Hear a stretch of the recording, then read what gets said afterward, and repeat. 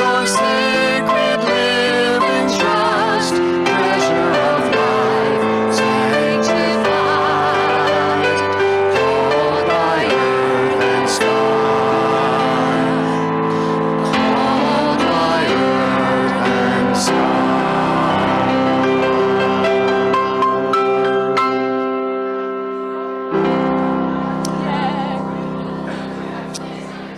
Well, good morning, friends. I want you to continue just chatting amongst yourselves. Jody and I are going to, and we're just going to entertain, I guess, with a little bit of music. Ourselves and maybe some others. Yes, if you are entertained, please feel free to join in. We didn't bother with slides for these ones because we want you to talk.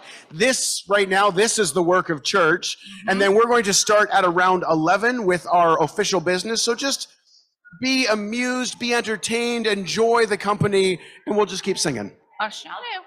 178.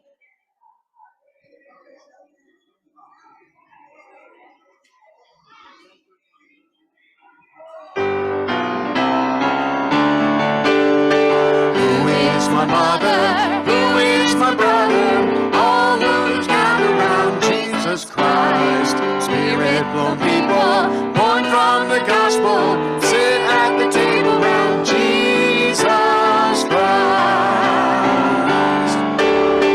Differently able, differently labeled, wide in the circle round Jesus Christ. Crutches and stigmas, cultures, enigmas, all come together round Jesus Christ. Love will relate us, color or status, can't regulate us round Jesus Christ. Family failings, human derailings, all are accepted round Jesus Christ. Bound by one vision, met for one mission, we claim each other round Jesus Christ. Here is my mother, here is my brother, kindred and spirit through Jesus Christ.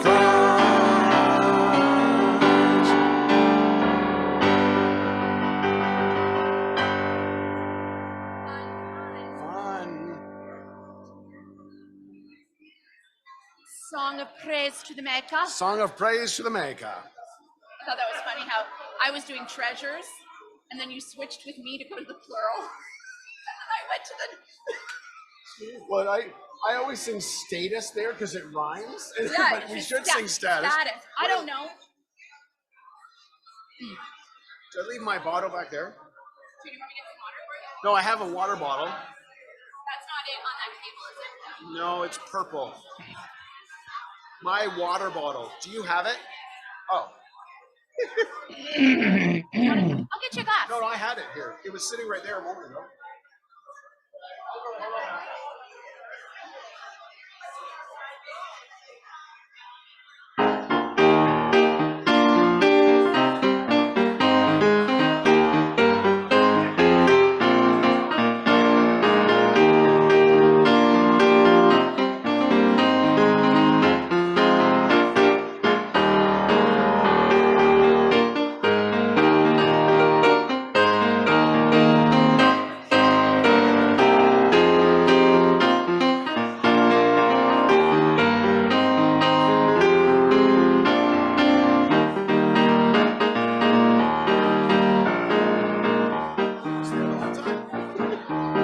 Where? Behind the computers. Oh. I won't do it that fast. It's a song of praise to the Maker. The thrush sings high in the tree. It's a song of praise to the Maker. The gray whale sings in the sea. And by the Spirit, you and I can join our voice to the holy cry and sing, sing, sing to live to. It's the call of life to the giver.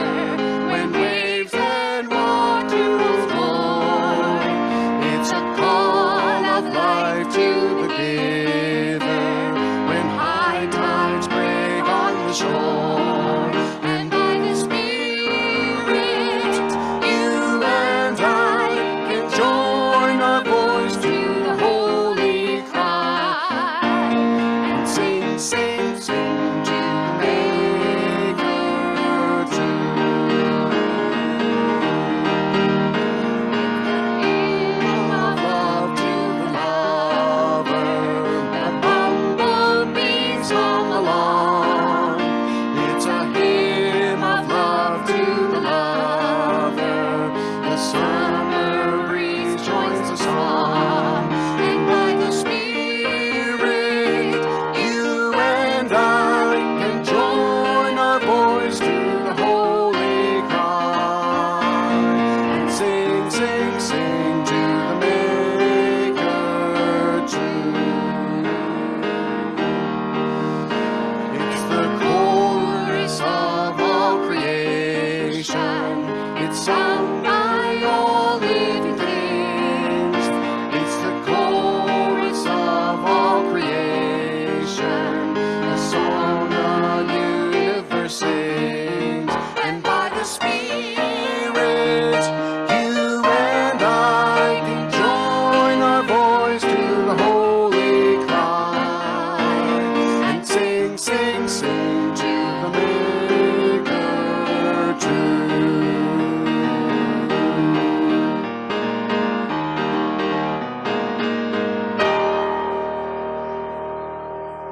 over my head. Not under my head, over my head. Under My Head is a song about pillows.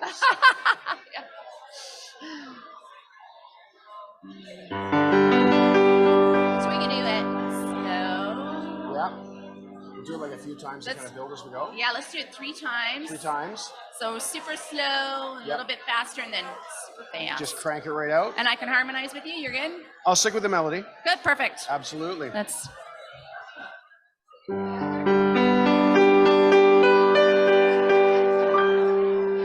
over my head. I hear music in the air. Over my head, I hear music in the air. Over my head, I hear music in the air. There must be a God somewhere.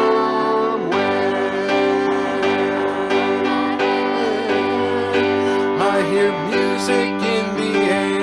Over my head, I hear music in the air. Over my head, I hear music in the air. There must be a God somewhere. Over my head, I hear music in the air. Over my head, I hear music in the air.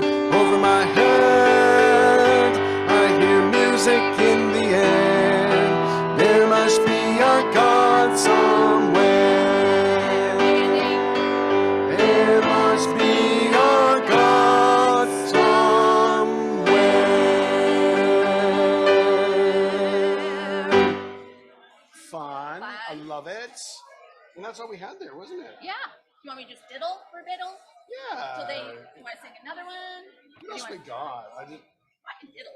You can diddle, sure. Diddle.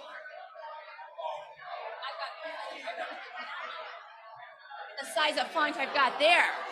Oh yeah, let's do that. I'm trying to remember how it goes. Peace like a river runs- Is that Yep. weird? I don't remember. Is that right? Yeah, yeah. I've got peace like a river. I've got peace like a river. I've got peace like a river in my soul, in my soul. I've got peace like a river. I've got peace like a river. I've got peace like a river in my soul. I've got joy like a fountain. I've got joy like a fountain. I've got joy like a fountain in my soul, in my soul. I've got joy like a fountain. I've got joy like a fountain. I've got joy like a fountain in my soul. I've got love like an ocean. I've got love like an ocean. I've got love like an ocean in my soul, in my soul. I've got love like an ocean. I've got love like an ocean. I've got love like an ocean in my soul. I've got peace like a river. I've got peace like a river. I've got peace like a river in my soul, in my soul. I've got peace like a river. I've got peace like a river. I've got peace like a river in my soul. I've got joy like a fountain. I've got joy like a fountain. I've got joy like a fountain in my soul, in my soul.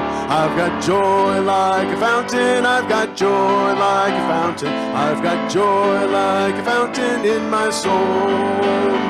I've got love like an ocean. I've got love like an ocean. I've got love like an ocean in my soul, in my soul. I've got love like an ocean. I've got love like an ocean. I've got love like an ocean in my soul.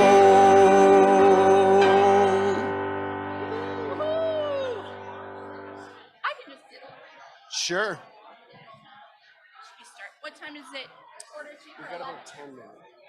10 minutes. 10 minutes to fill. Oh. Want to do another one? Yeah, let's find another one. 10 minutes to fill. Well, what have we got for our...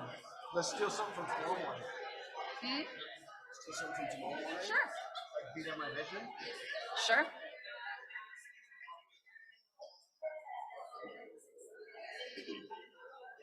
Oh, yeah, Peace like a river was from tomorrow morning. Yeah. 6:14. Be that vision. 6:42. Yeah. You know that off the top of your head? Yeah. Impressive. It's called years. You've done this before. My handbook's looking really peaked on this. Look at. Oh, my word.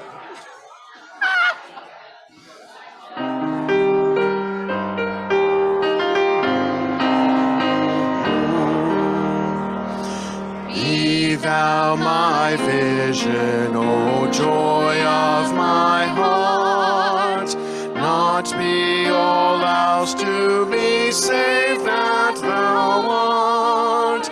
Thou my best thought by day or by night, waking or sleeping, thy presence my light.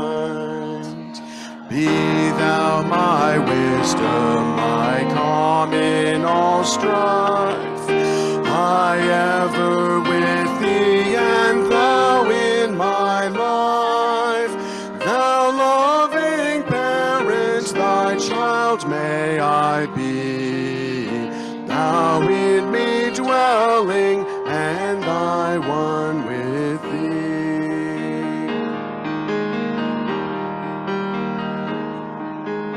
Be thou my battle shield, sword for the fight. Be thou my dignity, thou my delight. Thou my soul's shelter, thou my high tower. Throw me heavenward, O power of my power. Let's do fifth verse. What's that? We'll do fifth verse. Yeah. Great. 1, 2, 3, 4, 1. Great God of heaven, after victory won, may I reach heaven's joys, O bright heaven's sun. Heart of my own heart, whatever befall, still be my vision, O ruler of all.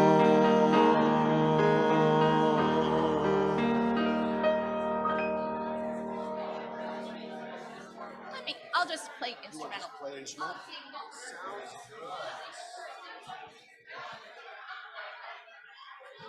Save your voice. I mostly just have to talk for the rest of it. I can do that without.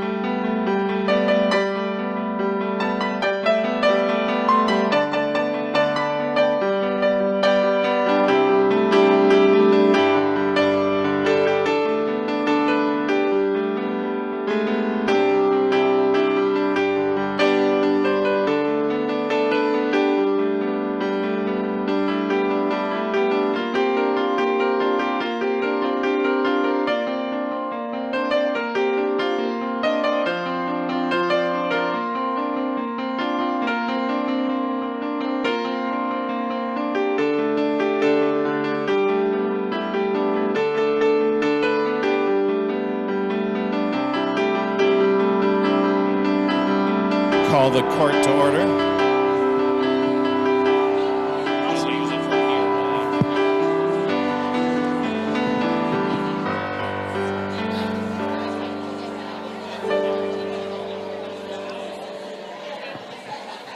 All right. Good morning, everybody. That was somewhat sad. Good morning. Oh, yeah. It's a wonderful day in the neighborhood.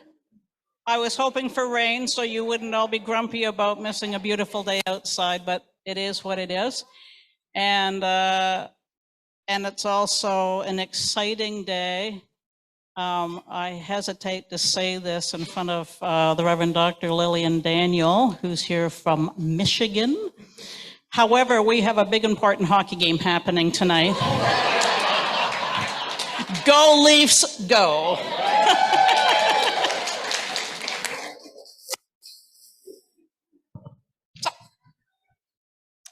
Welcome to you all. I'm just gonna, maybe I should move over here, tech team. Yeah, okay.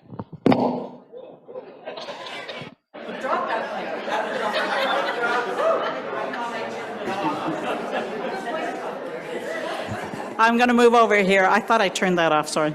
Okay, so welcome again. And if we haven't already met, and you should probably know this if you're here, I'm Reverend Jane Van Patter, and I'm the president of the Antler River Watershed Regional Council. Yeah!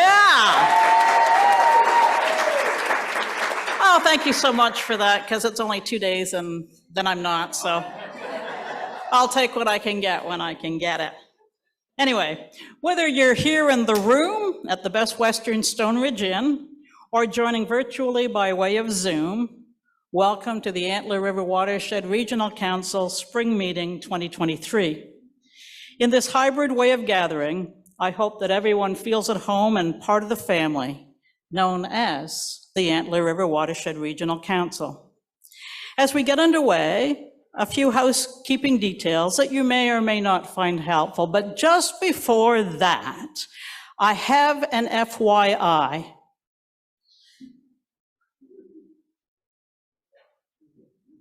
Just arrived on a Post-it note. And this is from the Reverend Susan Cole from Knox United Emro, sending her regrets as she, and this is why, who cares, she's not coming, but this is why, so we should care. She is in Sudbury visiting her first grandchild. A girl was born to Susan and Stephen's son, Wes, and the baby's name is Iris, which is Greek for rainbow. How cool is that? Also, this morning while having breakfast, the server was just, hospitality. And I went, man, this is just like having somebody from the UCW looking after us at breakfast. Well, then, as we were getting ready to leave, there were 4 of us at the table, when we were getting ready to leave, the server said, and her name is Denise, she said, would you happen to be with the United Church group? Yes, we are. And she said, I'll see you at lunch because I'm helping serve the lunch. And we went, that is just awesome. And then she added, and I'm a member of Lambeth United Church. So, excellent hospitality, of course, United Church. So, if you see Denise at lunch, give her an extra special hi. Then the next exciting thing happened is I was at First United Church this morning for the rehearsal for the celebration of ministry service. It's happening tomorrow afternoon. And I'm going to say in front of Cheryl Ann it went well. So whatever you hear otherwise, it's just a rumor. However, while there, I had the pleasure of meeting a delightful young person by the name of Austin Campbell. And Austin said, at the end of everything, he said, I'm not registered for this meeting, but I am curious to know what goes on at a regional council meeting. And would it be okay if I just sort of came and sat in? And I said, would it be okay? So Austin, welcome, glad you're here.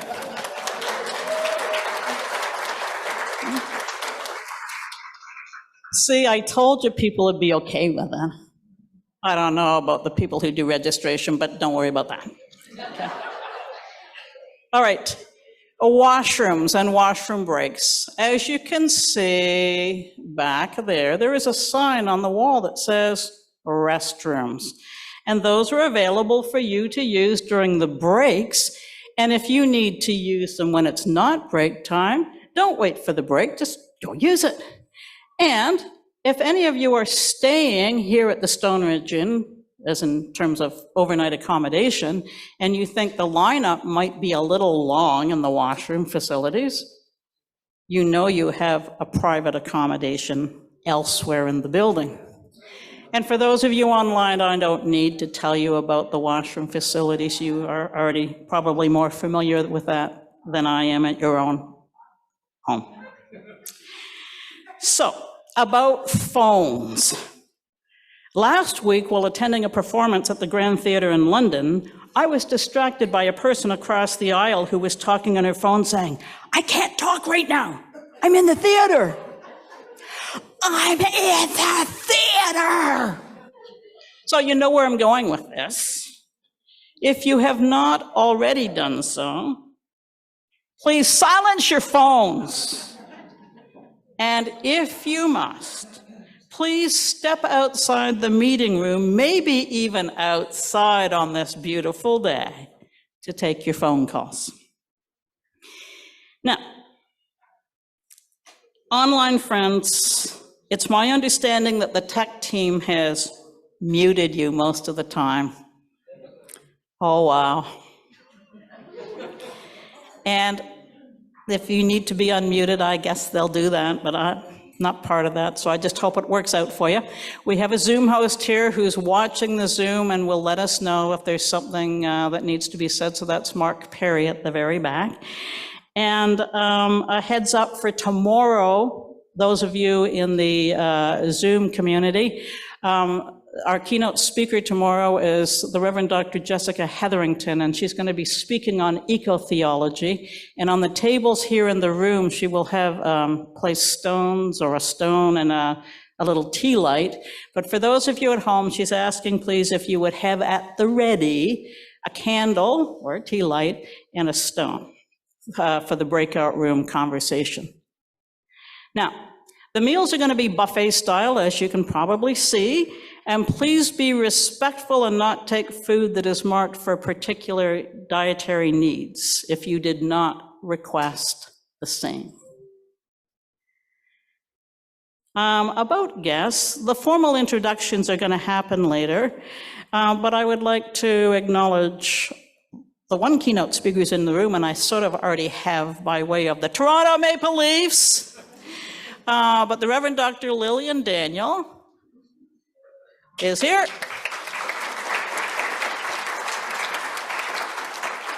And Lillian is the United Church of Christ Michigan Conference Minister, and she is here representing her denomination, bringing greetings from the United Church of Christ. And Lillian, since you're going to be in the neighborhood, would you give any thoughtful consideration to maybe being a keynote speaker and/or the celebration of ministry preacher? And the answer that came back was yes. So I went, have I got that right? Yes, I have.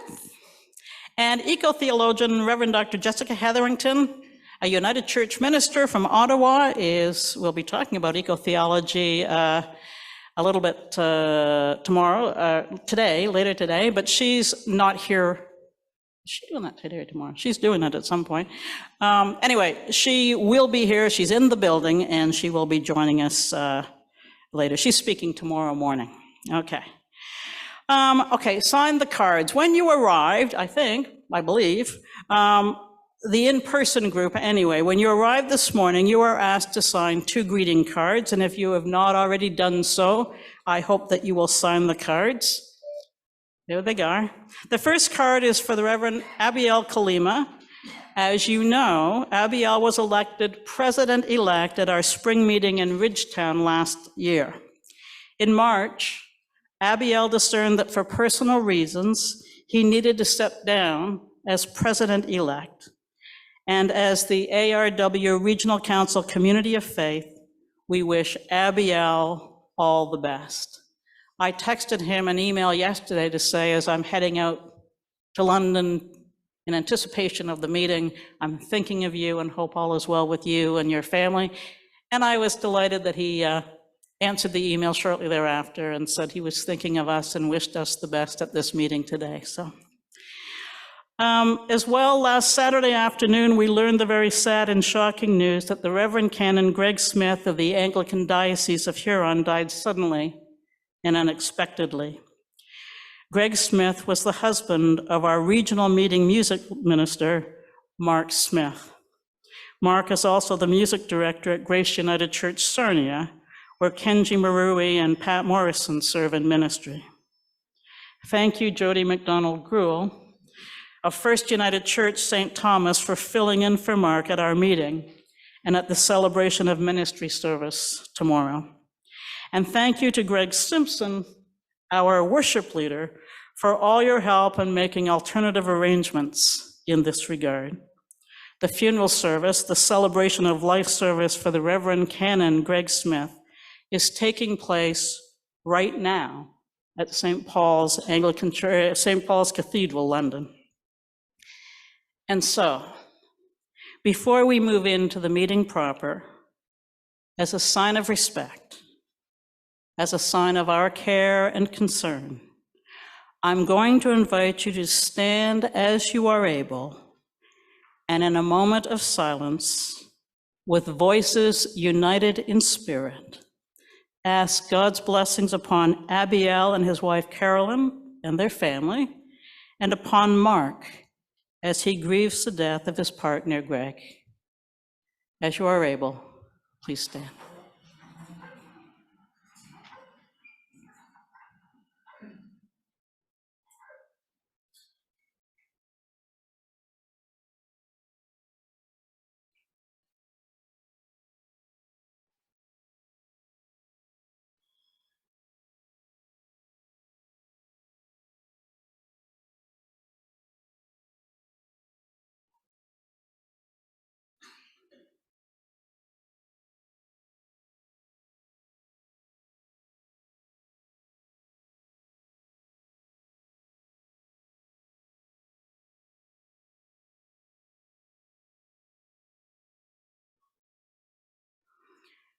Amen.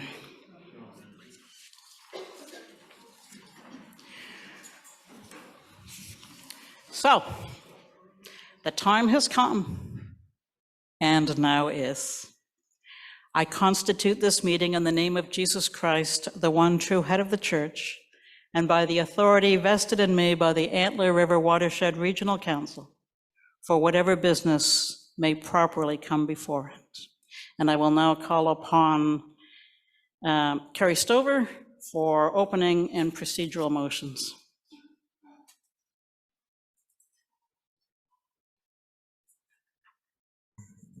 Thanks, President Jane. Usually I don't get the before my name, but I don't mind that. Thank you. I'm privileged to serve as the chair of Business and Agenda for our regional council meeting. And so I'll be bringing forward all the proposals for motions. So you'll see me 5 times at least during these meetings. And so the first one I'm going to draw your attention to is the opening and procedurals motion, which is located on page 37 of the handbook or the workbook.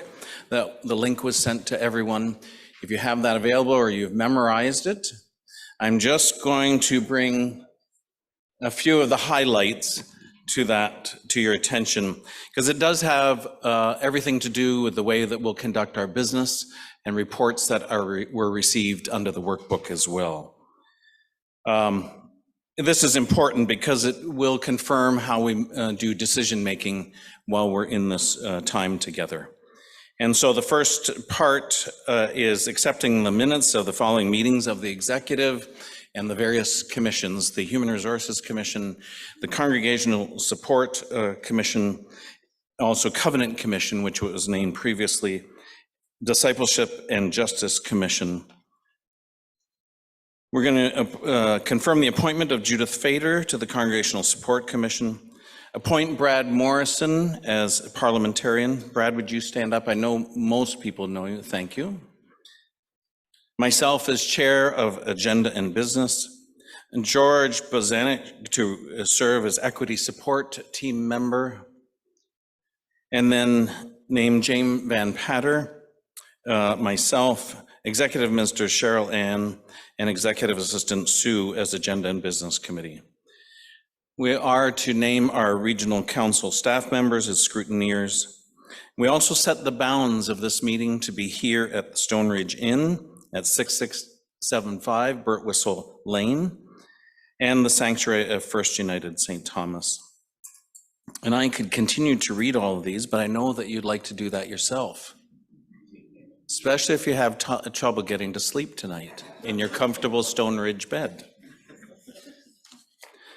So President Jane, an important part though, if you haven't looked at it, and give you 30 seconds to look at if you have an issue or a proposal to bring before this court, what you will outline, that is in number 15 under this proposal. President Jane, I move that we accept the opening and procedural motions as outlined in the workbook.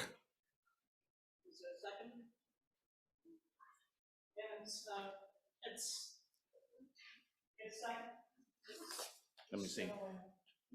Seconded by Cheryl Ann.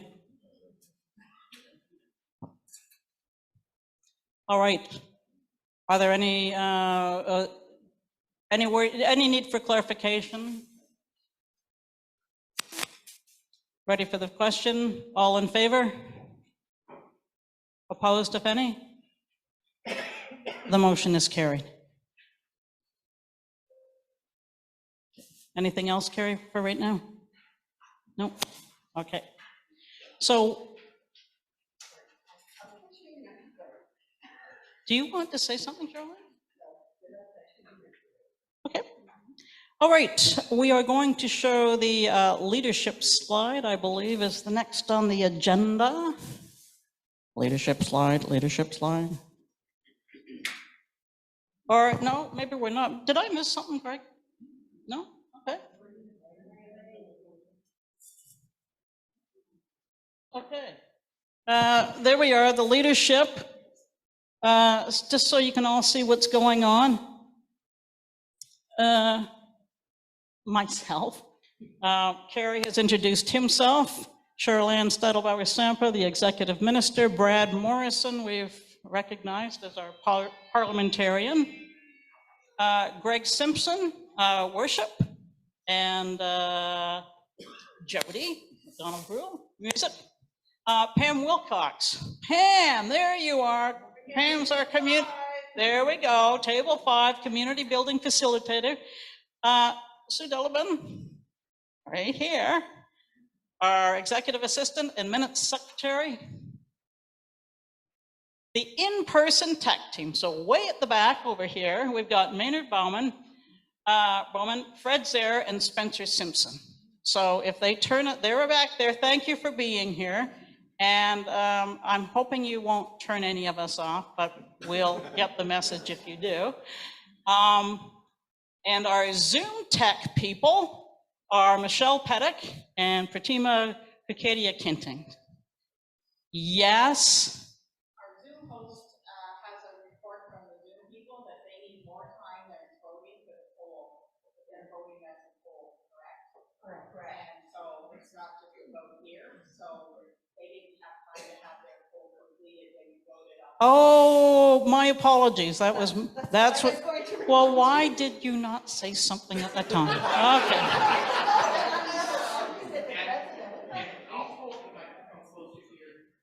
Okay, so there we go. All right, well, that's, why I'm going to become passé tomorrow, because, okay. All right, So then Mark Perry is our Zoom community host. So if you need assistance or are feeling disconnected, like not feeling you had time to vote, pass that along and we'll do our best. Zoom community, my apologies. It was me. Okay. And Mark is in person here. So he will be on air, and if you need to, chat with him.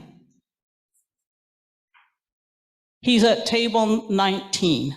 There we go, way over there, okay?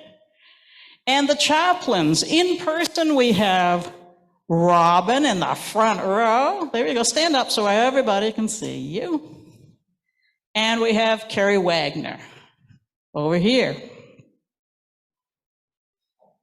Now, one of the fun things about phoning people to say, hi, it's me. And then you go, oh my gosh, they think that. Anyway, they were nice enough, some of them, to stay on the phone, and all kinds of people called me back, but I was phoning to see who would like to be the online chaplains.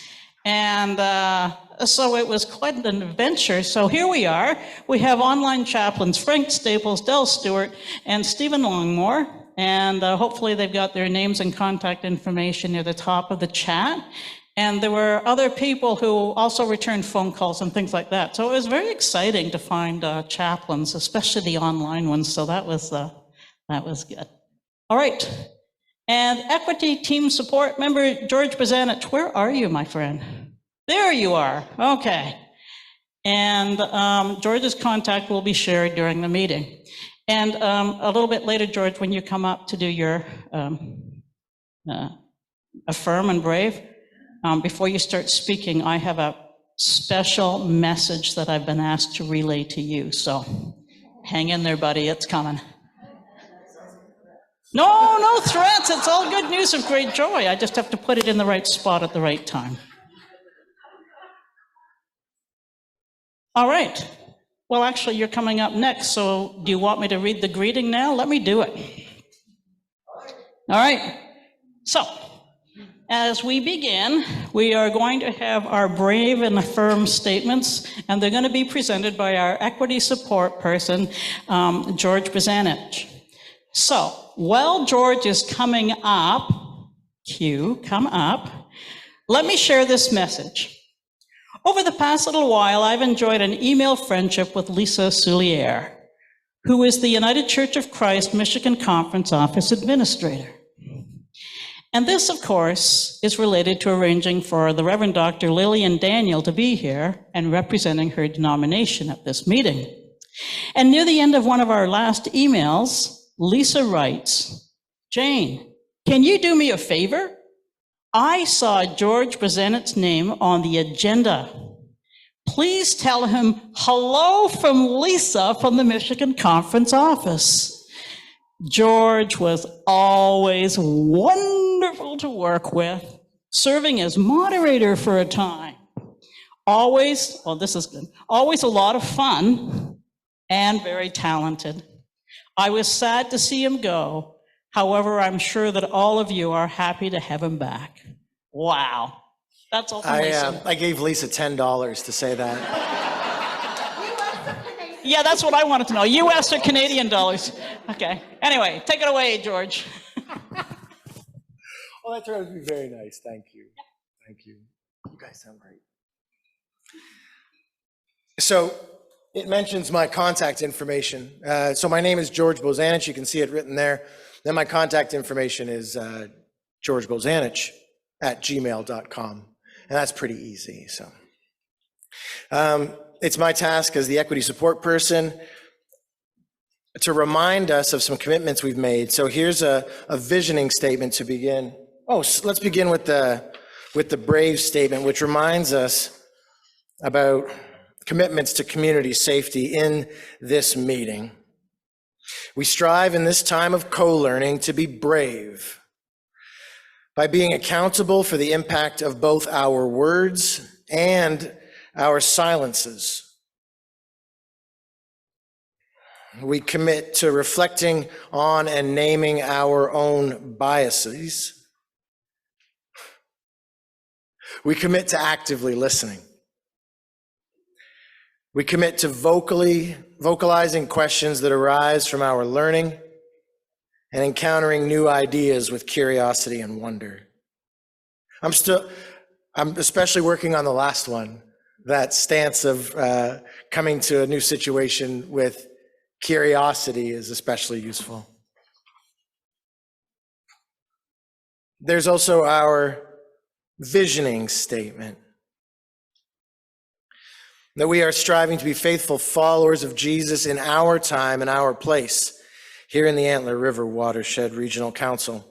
And we'll continue to remove barriers to participation in the life and work of the Regional Council and society, committing ourselves to be open to the Spirit, resisting all forms of oppression. We welcome and celebrate people of any sexual orientation or gender identity, and all others who are marginalized. Thanks.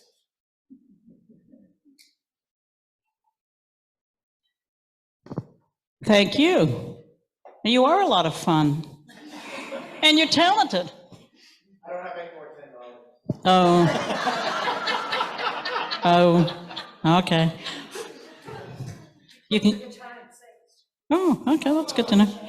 Okay, so now we're going to have the introduction of new ministry personnel, and no, we're not. All right, we're going to have the reminder of the deadline. Okay. As I said earlier, you'll see a lot of me and hear from me as well. And so as the chair of business and agenda, there is a deadline if you have any new business that has to come to the regional council while we're meeting. The deadline is today at 4 p.m. and you see the 2 email addresses. You can send us your proposal. The outline in the first proposal that we already carried has that outline of how you would submit that. So you'd either email it to myself or to Cheryl Ann. So 4 p.m. today, if you have any new business to bring to this regional council meeting. Thank you. Thanks, Carrie. Over to worship. It would be a shame if we had gotten to this point in our proceedings and hadn't missed something yet. So we're going to go back and sing the hymn that we were going to sing to get things underway. So I want to check with the tech table. Can we put that in the middle of our worship? Can we do that just after the opening prayer? Is that all right? So just, that's a fair warning if that's okay. Awesome, thank you. I'm going to start with a land acknowledgement. We acknowledge that we gather on the traditional territory of a number of different First Nations and recognize and appreciate their stewardship of this land throughout the ages. As members of the Antler River Watershed region, we come from land that was once or is now occupied by some or all of these nations: the Anishinaabeg, the Lunapuak, the Haudenosaunee, the Potawatomi, Odawa, and Chongtung, who used these lands as their traditional gathering, hunting, and congregating places. Today, we also recognize our current closest neighbors from these nations: the Chippewa of the Thames First Nation, the Munsee Delaware Nation, the Oneida Nation of the Thames, the Quechuanon First Nation who live on the unceded territory of Walpole Island, Moravian of the Thames, Caldwell, Omjanong, and the Chippewas of Stony and Kettle Point. And in this, we are reminded that the lands where we live, learn, and work hold the ancestral connections and stories of Indigenous people since time immemorial. However, colonization has orchestrated the displacement of First Nations, Inuit, and Métis people from their ancestral lands and hindered their ability to have good relations with the land. Indigenous people are actively maintaining and strengthening their relationships with the land, which are grounded in respect, reciprocity, and resiliency. Today, we encourage all people who share these lands to follow the reciprocal, respectful, and resilient relationships with the land exemplified by these original peoples. Now, throughout the years, many people of many nations and nationalities have been part of the creation of the world that we see and know around us, and many of them were oppressed. Many of them were not given choice or liberty over their involvement. And today we express our gratitude for the conservancy and the lessons of all oppressed people in our past, and renew our commitment to recognize and undo legacy injustices, to listen to stories, to build better relationships between all races and nations. We actively seek to foster right relations grounded in honor and deep respect, guided by but extending beyond the 94 calls to action set out by the Truth and Reconciliation Commission. Having said all of that, we remember that the most important aspect of land acknowledgement is the actions that follow it, continuing to respect and advocate for Indigenous rights and sovereignty. So let us come before the Creating One as we offer prayers, hear holy stories, and sing sacred songs. In this space, made holy, made sacred by our presence and God's presence, whether it be physically in this room or connected through the magical technology in the spaces wherever you are currently sitting. Let's take a moment and quiet our hearts and minds. Let's leave behind the rush and the worries of the world and be more aware of God's presence with us. Let us simply be still and know. Let's breathe in, welcoming God's peace, and breathe out, releasing anxiety and distraction.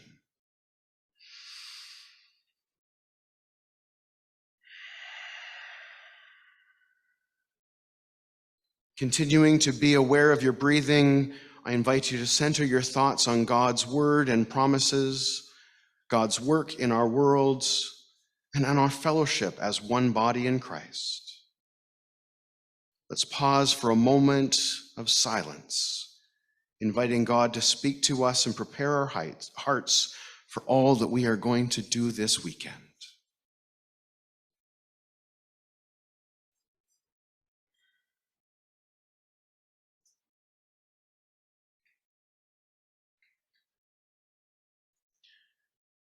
Just so that I can stay close to my microphone, I'm going to invite President Jane to lean over and be ready with a match, if you would, with our Christ candle, please and thank you. Today we gather in the spirit of unity and fellowship. Let us turn our hearts to the symbol of Christ's presence among us. With the striking of a match and the kindling of a flame, we also kindle a light within us, the light of Christ's love and grace. Just as this candle burns bright, so does Christ's light burn bright within each one of us. May the light of this Christ candle illuminate our worship, guide our thoughts, and inspire our actions as we seek to follow Jesus in all that we do. Our call to worship this morning is responsive, and so I'll invite you to follow along. I recognize as we're putting this together, it might not be super obvious, so there is a slight angle of italics, but it does say people. So if you feel that today you are a people, then please share those words. Honestly, if you're feeling like a leader today too, you can jump in on those ones also, whatever you feel like. In Joshua 1:9, we read, "Be strong and courageous, do not be afraid, do not be discouraged, for the Lord your God will be with you wherever you go. In our strength and in our weakness, God is with us. In our courage and in our fear, God is with us. In our joy and in our sorrow, God is with us. As we step into the unknown, God is with us. As we face the future, we will not be afraid or discouraged, for we know God is with us wherever we go. Together, we can be strong and courageous, ready to work with and for our God, who is always with us."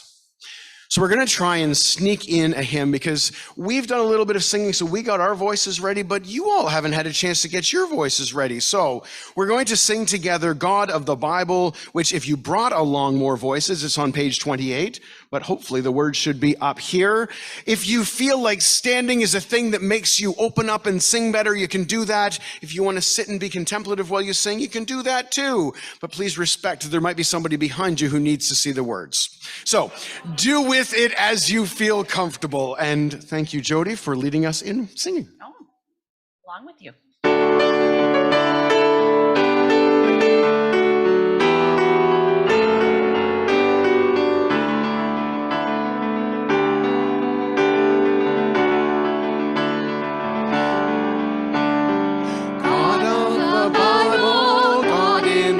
gospel, hope seen in Jesus, hope yet to come. You are our center, daylight, our darkness, freedom or prison. You are our home.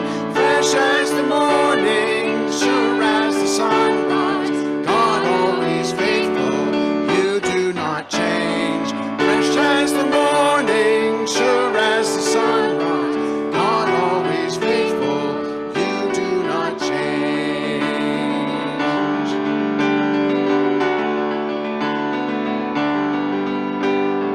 God in our struggles, Lord in our hunger, suffering with us, taking our part. Still you empower us, mothering spirit, feeding from your own heart. Fresh as the morning, sure as the sunrise, God always faithful, you do not change. Fresh as the morning, sure as the sunrise, God always faithful, you do not change.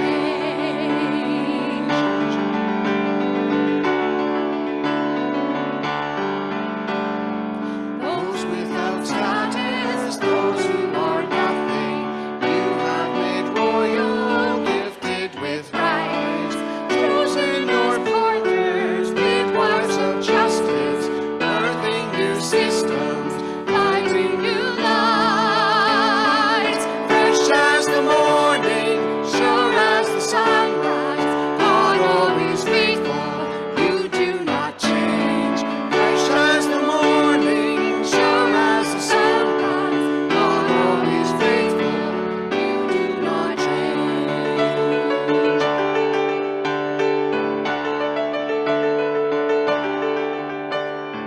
Not by your finger, not in your anger, will our world order change in a day. But by your people, fearless and faithful, falling your lanterns, lighting the way. Fresh as the morning, sure as the sunrise, God always faithful, you do not change. Fresh as the morning, sure as the sunrise, God always faithful, you do not change.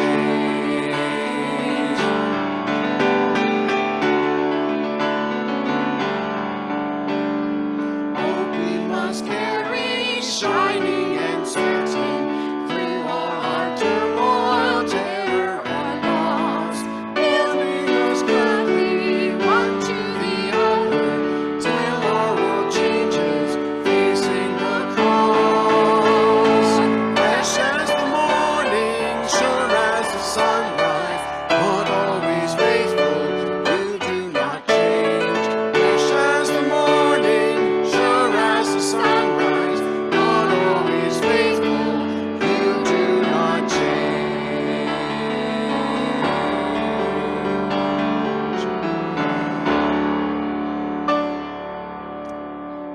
Thank you so much. So I don't know, for you who are at home or wherever it is that you are connected digitally, I'm not sure if they have mic'd this room in a fashion that you could feel and hear the love and the joy and the energy of the singing. But we could feel you singing from where you are. So thank you so much. Thank all of you for bringing your big voices. It is just beautiful to be here together and singing together. Let us pray. Gracious God, creator of all, we gather here in your name, grateful for the gift of community and fellowship. We thank you for bringing us together in the spirit of unity and of love across diverse backgrounds and experiences and locations, bound together by our shared faith. We stand in awe of your creation that surrounds us, the land beneath our feet, the waters that nourish it, the sky above that reminds us of your vastness and mystery. We thank you for all the peoples who have stewarded this land through the ages. We seek your guidance as we strive to respect and honor their heritage and wisdom and work to build better relationships between all peoples today. As we open this meeting, we invite your Holy Spirit to guide our thoughts, our words, and our decisions. Help us to be strong and courageous as Joshua was, knowing that you are with us wherever we go. May our decisions be fruitful. May our disagreements be respectful. May our resolutions be impactful. Guide us, Lord, as we work together in this gathering. May we listen with open hearts and minds. May we speak with wisdom and kindness and act with courage and conviction. And in all that we do, may we strive to do your will, to seek justice, to love kindness, and to walk humbly with you. In Jesus' name we pray. Amen. Amen. As we were assembling together this brief worship service, there was a question around whether I might take a moment to share a little bit of how and why we call ourselves the Antler River Watershed Regional Council. Some of you know the story, and I wasn't present for the deliberations. And so I'm going to get to that in just a minute, but it was in a conversation in my context with a lovely lady who had never heard the word watershed before that I realized that I was focused on the Antler River part, and we need to take this word watershed and spend some time with it, because it turns out that it's not like in your back garden there's a shed with water in it. That isn't it. That's not it. And so I grew up on the banks of a river, and I grew up on farmland, and we know very well that it is the watershed that nourishes the land. And actually, I'm gonna, if you have a moment for just a little bit of personal connection, because I think it relates maybe to the large conversation around land acknowledgement, because I grew up on Lot 2, Second Range South, Mosa Township, which of course is something that is important only if you are one of those people who speak English and arrived here somewhere between 1793 and 1832. And I use those dates specifically because 1832 is the time that a man named George received from the crown Lot 2, Second Range South. And I mean, in light of the book of Numbers, I'm going to say this way. George begat Fred, Fred begat John, John begat Rob, Rob begat Greg, and Greg begat Spencer. And so, and Rob and Myra still live at Lot 2, Second Range South, and it is what is called a broken front farm. Does anybody know what a broken front farm is? So most often they were parceled out in 100-acre lands. But if you happen to have a waterway that cut through it, then it was less than 100, and that was called broken front, which is important because the water was the front. Of course, we use the roads as the front now, but the water was the front. And I can't even claim for a minute that my ancestors were the first on that land, for my grandfather, Doug, worked the land behind a horse. And as you're working the land behind a horse, you stare at the ground and you pay very close attention to the one furrow in front of you. And he collected so many arrowheads and axe heads. And he became a bit of a student of some of the history. And he could tell me that this arrowhead was most likely used for hunting, whereas this one was most likely used for war. All of those were found on our property. And this type of axe head was used for this particular task. And it might have been used for hewing some lumber, or this might have been used for preparing grain. There were people who lived there long before.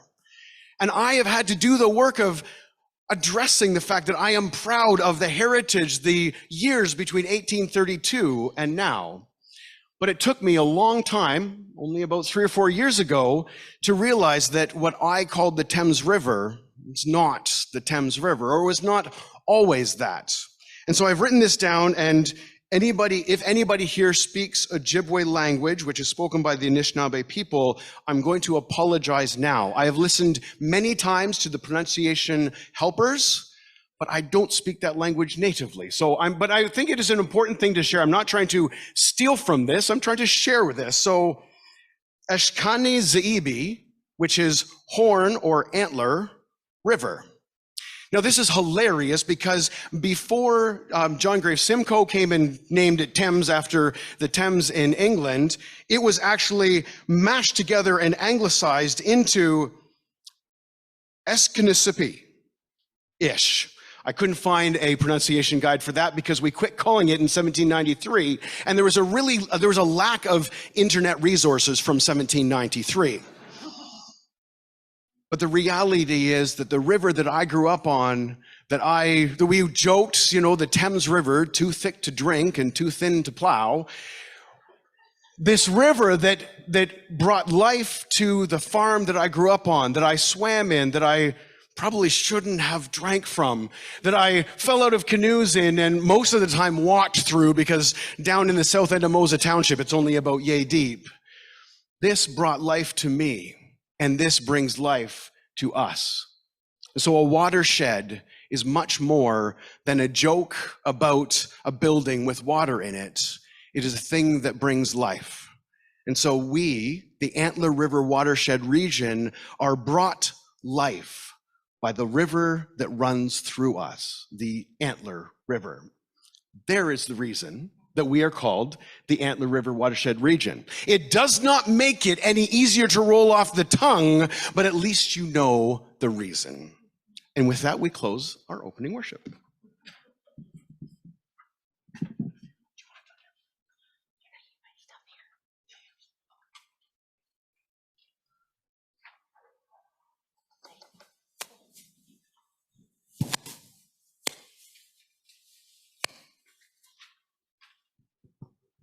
Thank you, Greg.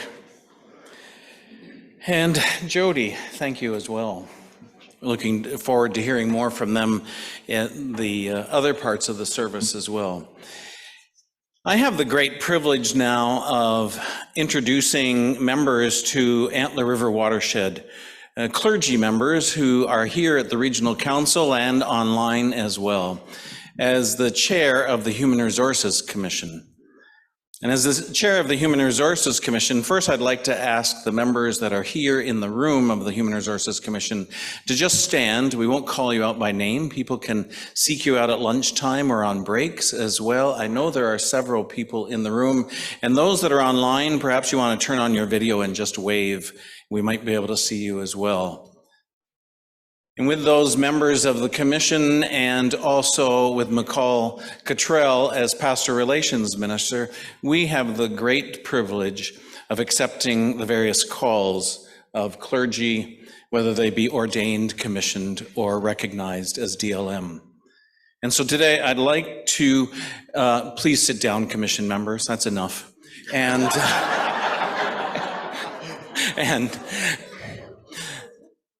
But we'd like to welcome all those that now make Antler River Watershed Regional Council their home and their ministries.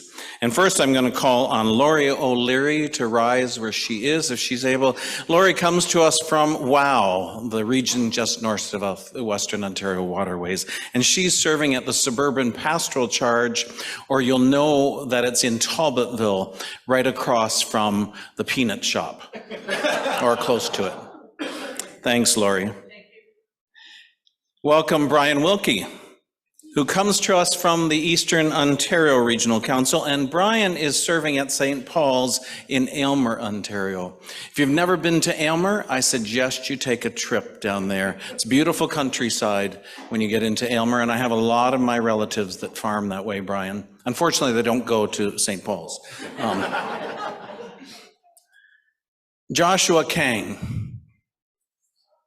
Joshua, welcome. And Joshua comes to us from the Pacific Mountain Regional Council. What a change to move from mountains to farmland. And Joshua is serving in Kingsville in Epworth. Thank you, Joshua.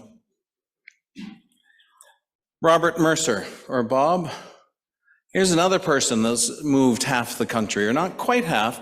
Bob comes to us from First Dawn Eastern Edge Regional Council, or we might know it as Newfoundland and Labrador, if I'm not mistaken. And he is serving at Corona Pastoral Charge. Corona. I'm already thinking of the after time this evening, Bob, so, tomato to tomato, Corona. Now I know, rather than Corona, like the beer, which... Thanks, Bob, for coming here to Antler River. Wonderful. Robert Agpar Taylor, or Rob, as he prefers to be called. Rob comes to us from the United Church of Christ in just outside of, or in Maryland, is where he comes from, and he's serving at Wesley Knox United Church in the Wortley Village area of London, Ontario. Welcome, Rob. Good to see those Americans coming up here. There'll be more, yeah. There'll be more. We know that. I didn't see Christina Paradella. Is she in the room? She's not yet. All right. Thank you. Well, Christina is coming from Horseshoe Falls, not too far away, and she'll be serving as an intentional interim minister at Riverside Pastoral Charge in London as well. And Jennifer Canning, who's right up front here. Welcome, Jennifer. You are also from Horseshoe Falls, and welcome to Antler River. And you're serving at Peace United Church.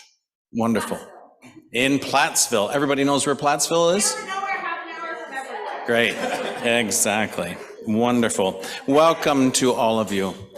The other great privilege we have today is welcoming all of the new lay representatives to this regional council. So if you're a new lay representative, I ask you to stand as you are able as well. We have some new people here, don't we? Yes, great. Thank you. It's good to recognize you and welcome. Oh, please stay standing so we can get your names, and Louise will come around with the microphone.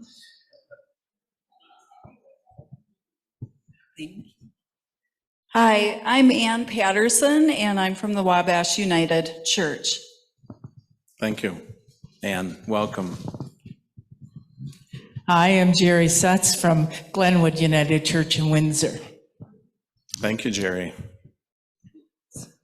We have a person here.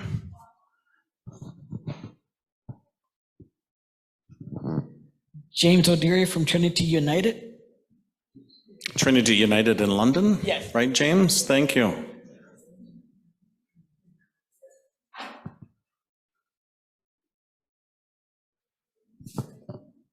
Heather Walton from Mount Zion in London. Thank you, Heather. Welcome.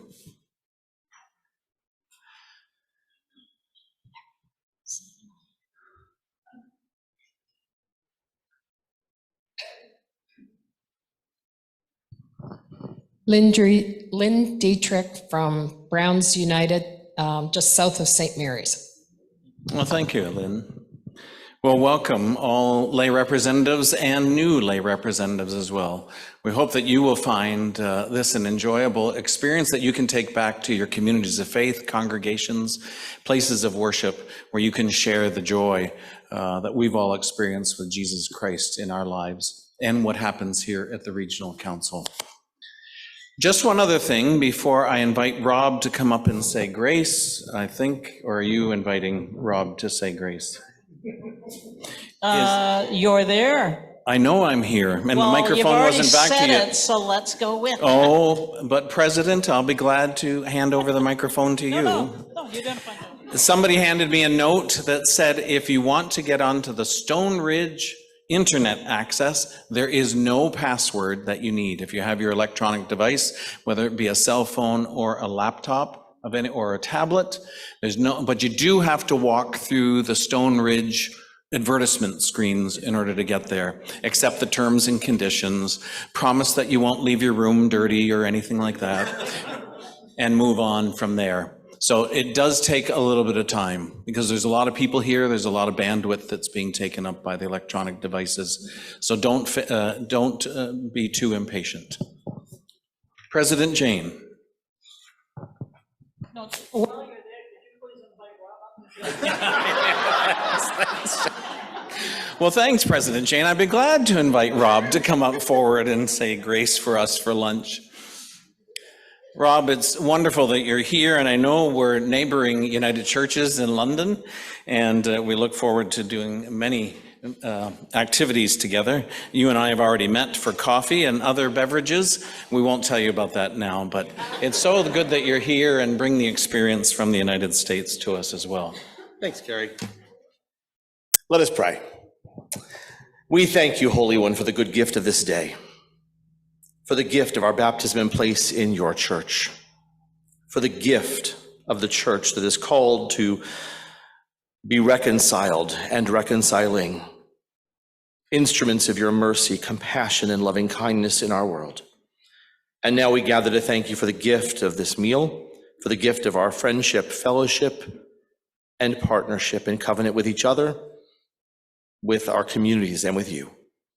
This we ask, your blessing and your grace through Jesus the Christ. Amen. Thank you for that, Rob, and thank you for the introductions, Carrie and Luis, and so we could get to know everybody. And as it may be your first time here, the usual thing is when the food is ready, and it might just be a few minutes yet, I'm not sure. Are we good? Okay. So to get your meal, and typically we just come with our meal plate and come back to our table and eat and enjoy food and fellowship with the people around our table, or maybe you're going to be swapping out chairs and mixing and matching with other people. But I remind you that we start again at 1:15. So enjoy your meal, enjoy your fellowship time and meeting with one another. And we begin again at 1:15. All right, go for it.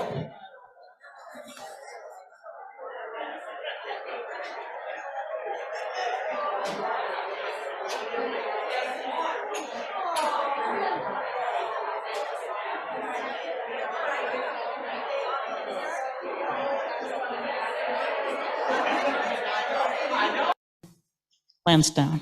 So she's been amazing because each regional council is getting their their video greeting from her, and she's personalized them all for each region and with their theme. So let's enjoy the greeting from the moderator.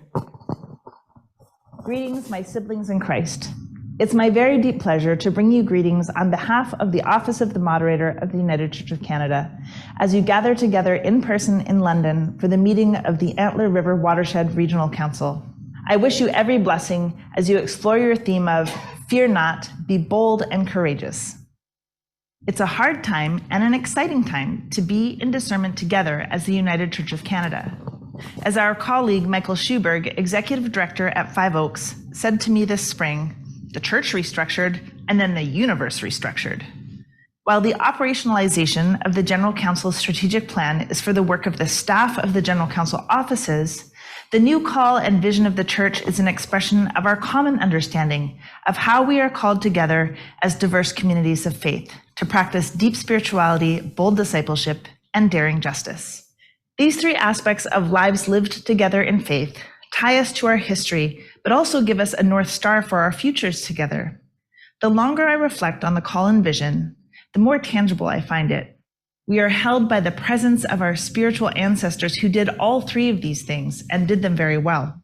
Deeply rooted in Christian spirituality in its many forms, we practiced bold discipleship and daring justice in our witness to Christian unity and the ecumenical movement, and the many ministries in Canada and abroad that are grounded in justice making. The disruptions we continue to face can seem like obstacles, both in terms of our structure and in living through different phases of the COVID-19 pandemic. But the disruptions are also an opportunity to dream new ways of being church into being. In 1910, at the Edinburgh Conference on World Mission, it's likely that the church fathers of the time didn't envision a new denomination formed out of the desire for Christian unity as early as 1925. But there we were, and here we are. What are the things that can inspire us into new ways of being for such a time as this? While it can be difficult to imagine something different than that which has been, I want to ask you some questions that I hope will guide you in your own discernment. What does community look like for you? How could you imagine worshiping together in new ways? What can you do together that you used to do as individual communities of faith? What can you invest in those in the first thirds of their lives? If you desire a future for the church, and if you can start to answer questions like this, you can start to innovate and envision a future of the United Church of Canada that survives, but also thrives in your region. I hope your time together, gathered to reflect on how we are called to be bold and courageous, contributes to who we are as a denomination in ways that are uniquely yours in Antler River Watershed region. Blessings on your work and worship together, and blessings as you respond to the call to be a church that practices deep spirituality, bold discipleship, and daring justice.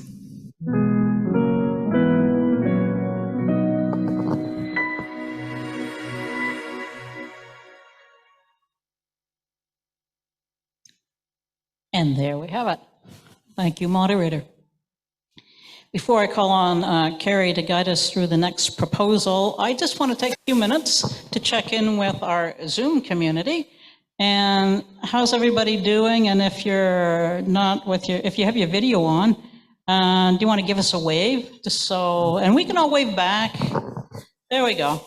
Just want to make sure we're all, hi, everybody. Good to see you. Great. All right. Perfect. All right. Just wanted to make sure we're all in this together. And I'm getting ready too, because when we do the proposals, it's the vote thing, and I've got my learning to do on that yet, but we'll get there. Okay, Carrie.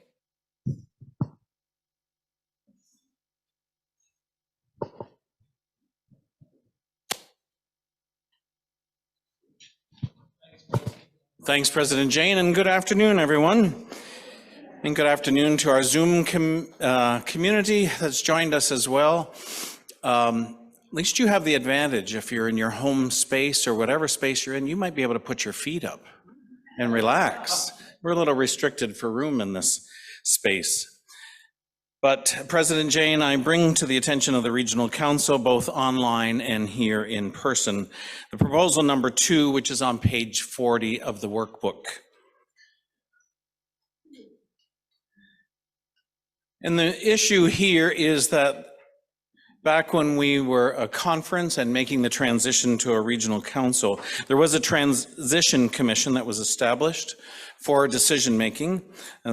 Sorry about the typo there, it's FOR, not FOUR, decision-making bodies. Oh, no, sorry, it is for decision-making bodies. Corona, let me get a break here. And we wanted to recruit members for our commissions that would look to a balance of lay and ordered status and gender while considering diverse identities. There is a self-nomination process in place, expression of interest, and that you can find on the Antler River Regional Council website. It goes on to explain that as well. The governance handbook, though, does assign nominations for the executive, and the executive have other priorities, but it's discovered that they can't go out and do all the recruiting, believe it or not. So it's, why is this important to us? Because we still have to do the work of our regional council through 3 commissions: the Human Resources Commission that I chair, the Congregational Support Commission that Greg Simpson chairs, and also the Discipleship and Mission Commission that Discipleship and Justice? Oh, right, they've changed their name too. Surprised. Well, change of names, Corona. Sorry, people in Corona. But so many people talk to me at lunch about the difference. So I bring to you that attention, and what we really would like the regional council to do. Can I make a suggestion? And I'm sorry, it's because our parliamentarian was wise.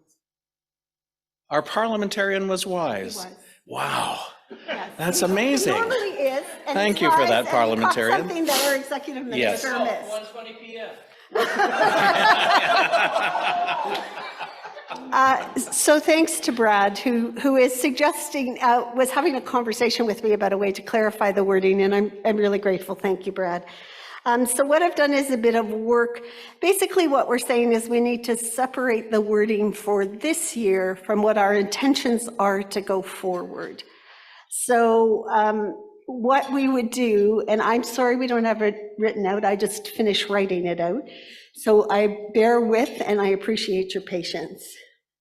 We are asking the Regional Council, A, to endorse the executive's action in naming a recruitment team to bring a slate for election at this meeting of the Regional Council, and B, authorize the executive, 1, to establish a mandate for a recruitment team, and add this mandate to the governance handbook. B, appoint members to this team. C, establish the practice of bringing a diverse slate of members for election to the executive and commissions to the meeting of the regional council. I have that written out for you, Sue. I'm sorry, Carrie, that was last minute, and I'm sorry to put Carrie in this spot. Oh, that's quite all right. I'm in a worse spot over you know which names, so it just goes on and on. So thank you for that, Executive Minister Cheryl Ann. And does anybody else need to hear that again to get the gist of what this change is from what is published in the workbook? Well, then I will move that.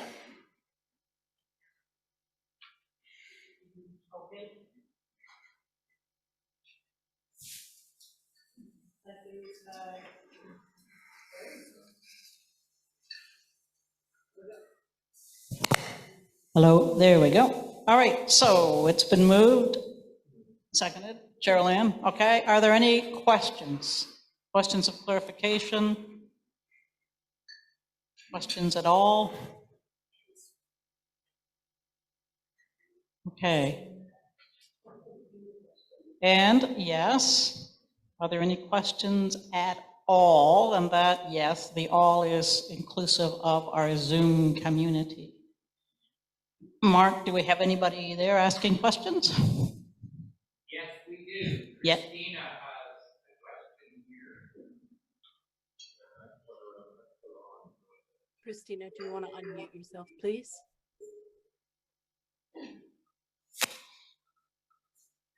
Go for it, Christina. Christina, unmute. Christina, we can't hear you. Can you unmute, please? I pressed it twice. Okay. Go ahead. I'm wondering why you're using the language of recruitment rather than nominations. And if these people are recruited, are they by default put into office or are they elected? And I heard that after I'd already posted my question that they will be elected. So what kind of an election are we having if they're just recruited and put into office? They're not in office, Christina, until they're elected by either the executive has appointed people to commissions in between if we've been short people. That's confirmed in the opening and procedural motions. We did one of those today, or otherwise they will be elected by the goal is to build a recruitment cycle similar to what we had in the past, and they would be elected at the spring meeting of the regional council. We use the recruitment intentionally to try and say we need to do things differently because we are having trouble encouraging people to become involved. So it was an attempt for alternate language. We could just as easily use nomination. A decision will be made by the executive between regional council meetings and by the regional council. Hopefully we'll develop a practice of primarily at this meeting. Does that help? Yes, thank you. Thank you, You're Christina. welcome. And in case people didn't know, earlier today, this is Christina Paradella, who's the new minister at Riverside in London. Well, this isn't, but it was. Are there any other questions here in the room or in the Zoom community? Mark, are we seeing anybody? We're good? All right. Hearing no further or seeing no hands or desire for questions, we're ready for the vote. Okay, this is where the learning is. Even though we think we're speedy in the room, technology takes a titch more time, and we want to allow time for our Zoom family to get their vote in and tallied. So, all those in favor of the motion, and on Zoom, the poll is yes or no. Yeah. Sorry, I thought it was a question. No. On Zoom, the poll question is yes or no. So if you're in favor of the motion, click yes, and if you're not in favor of the motion, it's no. All right, so we're ready for the question. All in favor? Show of hands. Those opposed? And we'll take time for the Zoom community.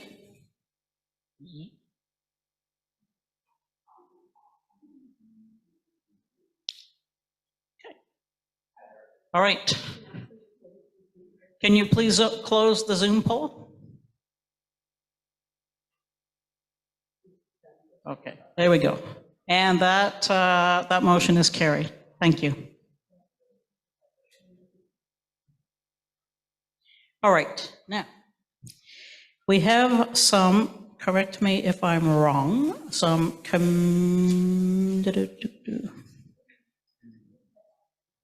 yeah, okay. Yeah, it is Pam, but before Pam, I would like to acknowledge, earlier today we were talking about guests in the room, and I mentioned your name, and I said you were in the building, which you were. You were writing. Oh, okay, it's kind of like writing your sermon on Sunday morning for Sunday morning. So anyway, I would like to introduce you all to Jessica Hetherington, who is giving us a talk tomorrow on eco-theology. So welcome, glad you're here.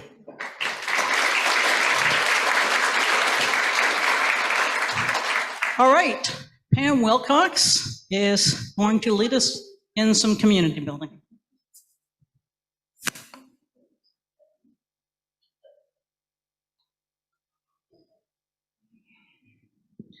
Fear not. Be brave and courageous. In a moment, I'm going to invite you to do those 3 things and talk to the people at your table. Now, you might have already done that, and that would be wonderful if you have, but you probably didn't talk about what I'm going to ask you to talk about. And in Zoom land, you guys are going to go into breakout rooms, and hopefully there's maybe only 5 or 6 of you, so you have time to talk. So what I would like you to start off, your name, it's usually very useful. And instead of your church, because we always identify ourselves by what church we attend, instead, where's your house? Not always the same place.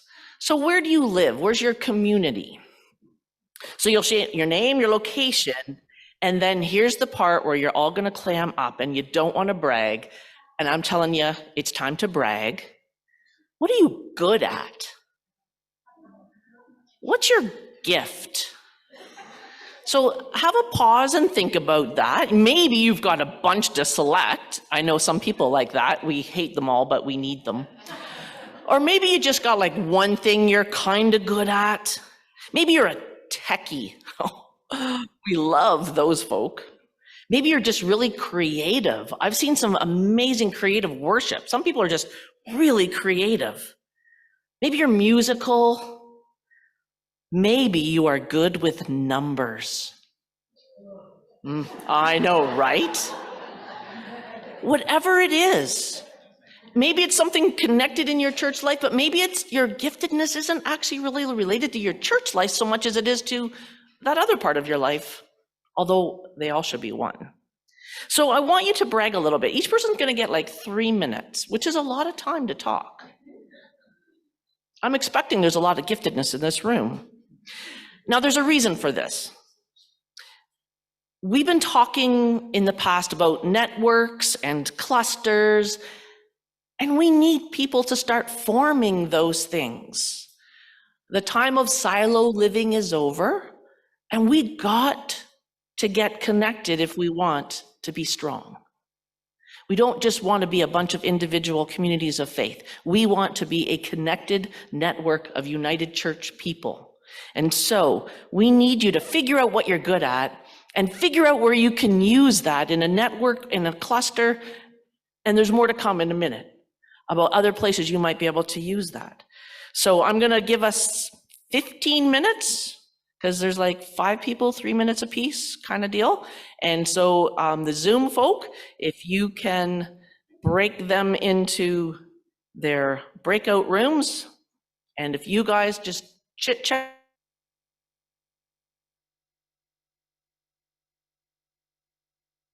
but to hear what others are good at. This meeting is being recorded. And so I'm going to kind of give you a little challenge here. If you are not in some form of a network or a cluster, get in one before the year is done. They're out there. I'm going to name 2 of them that came up at my table. There's PAC, which stands for, wait a minute, Paid Accountable Clergy Cluster. And Carrie Stovers, if you want to get in on that, I know. He'll put you on the email list. An invitation comes out as to when it is, and if you can make it, you be there. And the other is the Inviting Circle, which Jeff Crittenden gets running and keeps running. And so, again, that happens every other Wednesday, I think it is, throughout the year at different times. And so there's another opportunity to be connected with people. So if you aren't in a network and a cluster, it's your fault. Get in one. All right. Yes.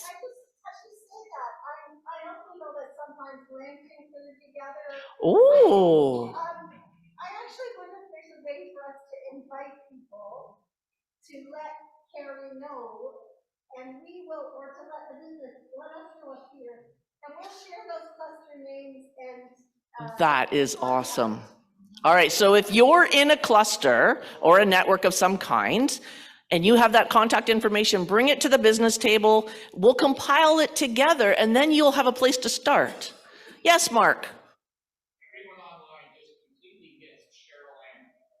Okay, so what Cheryl Ann said was that there are many other clusters happening. I just named 2 that were in the London area that I knew about, but Lambton has one and other places have one. So if you have one, you need to make it known. So if you can bring it to the business table, or would Zoom just put it in the chat? Yes, Zoom folks, put it in the chat if you belong to a cluster, and then we can get that information compiled, and you will have a better time finding a place to connect in and belong. And if there isn't a cluster that looks like it's interesting to you, then you make one. And you go find people and make it work. So, yes. Okay, let me try. They're very subtle in their difference. So a cluster are people who kind of gather to support one another and to spend time together in fellowship-y kinds of ways. And a network, typically, I think I'm getting this right, a network are a little bit more action-based, like they do something. Is that close?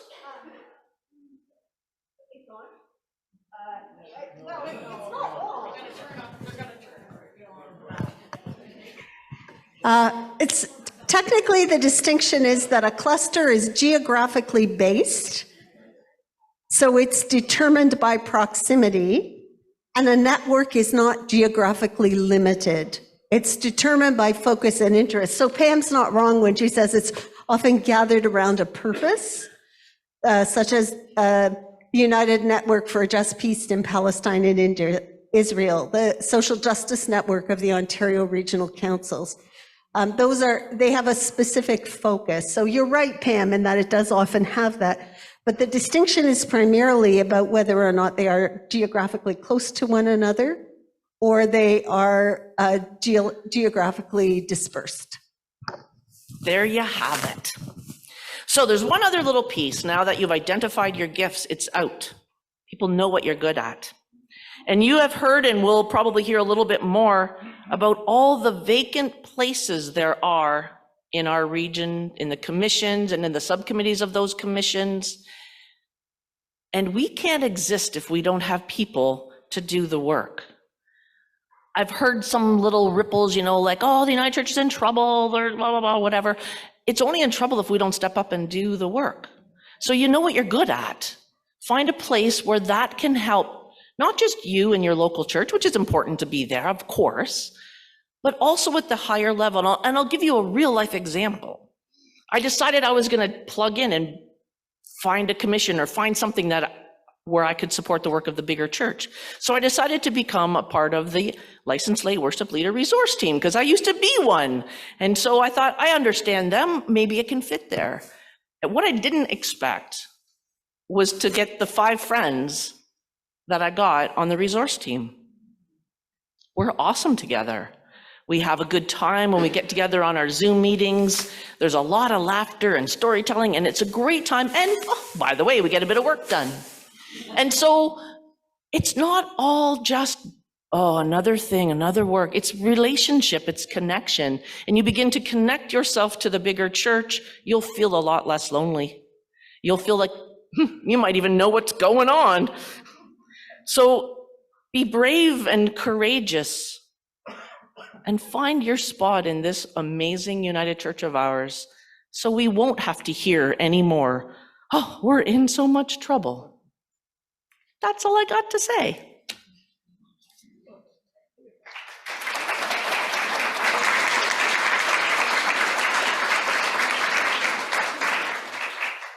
Thank you, Pam, and we will look forward to another community building session with you later tomorrow. Indeed, we will. All right, so then at this point, it looks like I am calling upon Carrie, who is already 5 steps ahead, and we're going to talk about proposal. Go for it. Thank you, President Jane. And thanks for that, Pam. It is important because you didn't use all of your time. I'll talk about why I got involved in the Human Resources Commission. As a candidate for ministry, we often talked about the process of candidacy and what we would do after we were ordained. And so I looked at the various commissions, and I said, with my some of my personal relations skills, I could probably help the Human Resources Commission and be part of that. There is a learning curve to what happens and the procedures and so forth, but as Pam said, it is very rewarding. We call on each other as members of the commission. We call on liaisons that are working with the congregations and communities of faith that are doing searches for ministers. And, we can feel the spirit moving within the United Church of Canada in our region. So for that, I give thanks, and I'm so privileged and honored to be working on a commission as well. And there's my commercial for the Human Resources Commission, if you want to put an expression of interest. And I'm really up here to present to you proposal number 3 in the workbook for President-elect on page 41 of the workbook. Now, why is this an issue? Last year, when the Regional Council met in Ridgetown in June, there were 2 nominees for President-elect, and you've probably already read this, President-elect Reverend Abiel Kalima and Reverend Cheryl Bolton. And you know that the Regional Council responded warmly to both of them. And then we had the election, and Abiel was elected as President-elect. For unforeseen reasons, Abiel has had to step down as President-elect. And so our President, Jane, decided, what if we were to ask Cheryl Bolton if she would mind putting her name forward? And so as Jane had experience, it says in the workbook, Jane had no experience either before she became President-elect, and she stepped right into the role and took on that steep learning curve of what it meant to be president. And so usually as President-elect, you're in for this year to find out everything that happens in the executive so it can carry on. So Cheryl has joined the executive as a corresponding member, I believe, until she's elected, and has been in a few of the meetings as well to find out what the business of the Regional Council and the executive has been. So why is this important issue to all of us? Well, the president's role is critical to the Regional Council's ability to gather for worship and business that we're doing today, and of course, worship tomorrow for the celebration of ministries service. We benefit by having a president as a leader, and we have invited Cheryl to attend, as I've already said, to those meetings. President Jane has extended that invitation to her, and we now look forward, if we can, to elect Cheryl Bolton, Reverend Cheryl Bolton, as our President-elect for the Regional Council. So I move that we elect Reverend Cheryl Bolton as its President-elect to be installed as President at the celebration of ministry tomorrow, Saturday, May the 13th, at this meeting and to serve until the spring 2025 meeting of the Regional Council. I'm moving it, and I know Cheryl Ann has seconded it. Thank you, Carrie. Just before that, are there any questions for clarification? Mark on Zoom? I don't know whether it's for clarification, but Don Long has a question. Okay, we're looking for questions of clarification right now. I just see a hand raised and Dawn, if you would like to unmute yourself, if it's a question of clarification, or are you voting yes for the proposal? Unmute and let us know what your intentions are.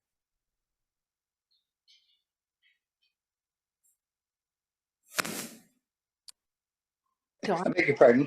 Yeah, I just want to make sure from the parliamentarian that it's possible to have an election of a new president without calling for other nominations. Thank you. you want a technical answer? You need to speak on a microphone so the Zoom community can hear as well. Yes, please, Brad. So my advice would be that since there's already a plan in place, if someone wants to challenge that plan, they can ask a point of order, challenge it, and then the chair can make a ruling on whether or not we can move in that direction. If someone doesn't like the ruling that you make, then you vacate the chair and Cheryl Ann will do some other stuff.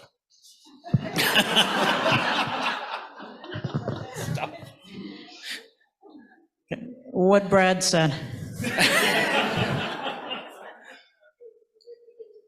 Yes? Don, on Zoom, how does that response work for you? That's fine with me, Madam President. I asked it only so that there were no post-election concerns. Fair enough. Thank you for raising that. Are there any from the Zoom community? Reverend Catherine over here, yes? My question is, the term of the president for 1 or 2 years? 2 years? So therefore, we do not have to have an election for a president-elect this year, is that correct? What we have to do is have a nomination for president-elect this year, which is like 1 day. Okay, then they serve as president for 2 years and then get to the year of past president. So like a year from now, we would be having an election for a president. Elect. Yeah. Okay. Thank you for that question, though. That helps clarify. Are there any other questions, either from the Zoom community or here in the room, for clarification?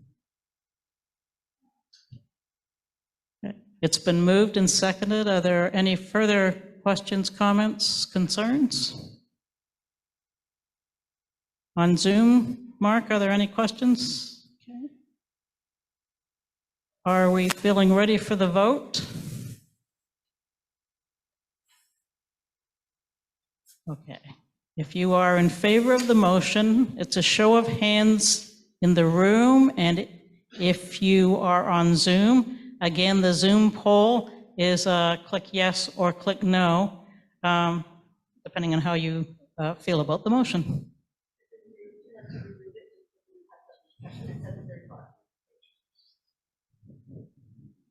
Are we talking this? Okay, Antler River Watershed Regional Council might elect Reverend Cheryl Bolton as its president-elect. That term, just to be clear again, is like 1.5 days, to be installed as president at the celebration of ministry at this meeting and to serve until the spring of 2025 meeting of the Regional Council. Everybody clear? Zoom community, good? All right, so on Zoom, your Zoom poll is a yes or no regarding this motion.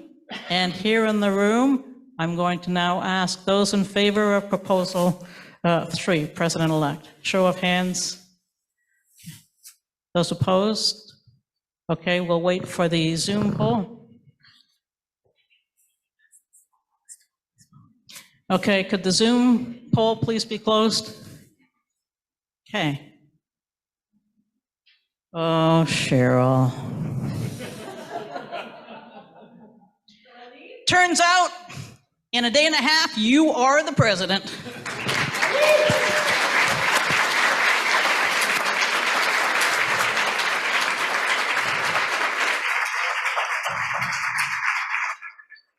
Oh, and I forgot to say the motion is carried, but it is.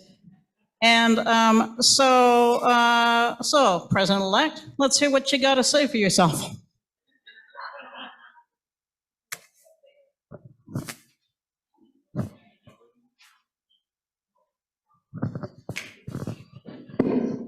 Oh, I feel very short all of a sudden. Oh, phew.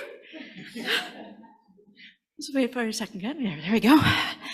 So I will keep this short. You did get to hear from me last year, so I won't say a whole lot. But I did want to say thank you so much for instilling your confidence in me, and I will do my best to fill this position.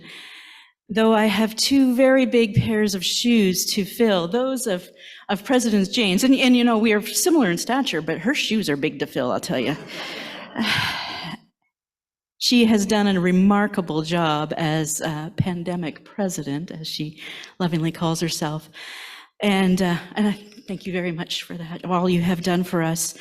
But I'm also trying to fill those of Abiel Kalimas, who I truly admire and respect, and I keep him and Caroline in my prayers as well. So for the past 2 years, almost 3 years, right, President Jane? You've been here almost 3 years in that chair? It feels like, but no, 2.5. 2.5 years, okay, 2.5 years that President Jane has been, and she has challenged us to be bold and courageous. And well, given the world's circumstances, it was necessary that we be bold and courageous just to get through the challenges that we were facing and are still facing. We prayed for each other, we held each other up, and together we weathered the storm. We came up with creative ways to do church, to Zoom and stream and do outdoor worship. We got creative, and we all, whether we liked it or not, kind of became techies. Not a job description I was looking for. But now, as we emerge from this crisis of the past 3 years or so, we look around and we see the carnage left behind, the economic impact, the physical, emotional, and spiritual impact. And we wonder, now what? What are we going to do now? We could look around and see that there are a lot more empty pews since the pandemic, which of course means likely dwindling bank accounts, which has meant the closure and restructuring of many communities of faith. And quite frankly, it's a little depressing. In fact, it's very depressing. And it would be easy to give up and walk away. But we're the church, so we're not going to do that. We are people of faith. We are going to look at this as an opportunity to do a new thing. God is calling us to do a new thing, to rise out of the ashes of all that was going on in the world and come up with a new sense of purpose, to remember what was said in Jeremiah 29:11. For I know the plans I have for you, declares the Lord, plans to prosper you and not harm you, plans to give you hope and a future. God has a plan for us. Let's spread the hope and together take it back to our communities of faith so that we can spread hope into the world that so desperately needs it. So I propose that we look at this time as a time of renewal, not a time of despair, a time to reconnect with one another. Isn't it great to be in the same building again? And those folks online too. You still get to see us even if it's through a screen. It's great. It's time to rebuild relationships. Pam just talked about lots of ways that we can build relationships. And let's revitalize our faith. Let's make ourselves stronger, better. I feel like $7 million man. Anyway, let us remember that we are not alone. We live in God's world, and together we can become stronger. We might look different than we did 3 years ago, but that's okay. Better, different isn't always wrong. It's just different. It may not look normal, but normal is just a setting on your dryer. So I want to thank you again for this opportunity, and I look forward to working with everyone here and everyone at home and everyone in the region. And let's do this thing together. Let's become bigger and stronger and renew our faith. Amen.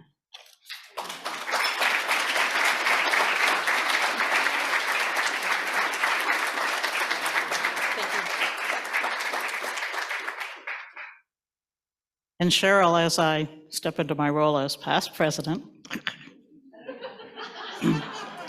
as I can be helpful to you in any way in your leadership, I will be.